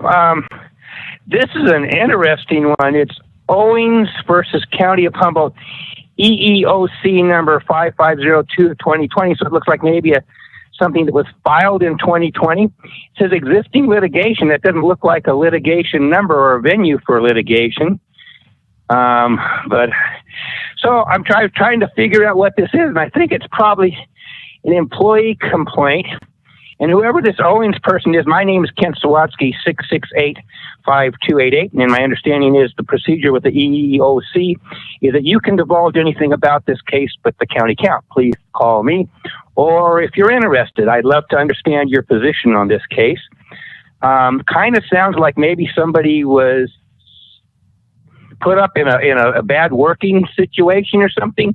Maybe as far as just, let's kind of guess, it might be something under the direction of the CAO's office, such as maybe like economic development, maybe. And so there seems to be a problem here with getting rid of employees or terminating employees. So I highly recommend you settle this with this person if you can. And I'm not sure if the EEOC is actually doing the lawsuit or has permitted the person to go ahead with the lawsuit. So I'll be delving in this a little bit more. So a very interesting case here. Hope this isn't going to cost the county another $600,000 or $500,000 or $1 million or two. Seems to be what happens within the purview of the CAO's office. Thank you for the opportunity to speak. Thank you, and we'll be back in about an hour. Let's take a 5-minute break. There's been at least one requested. So we'll get on the other call at, actually, I'll say at 2:40. Johnson.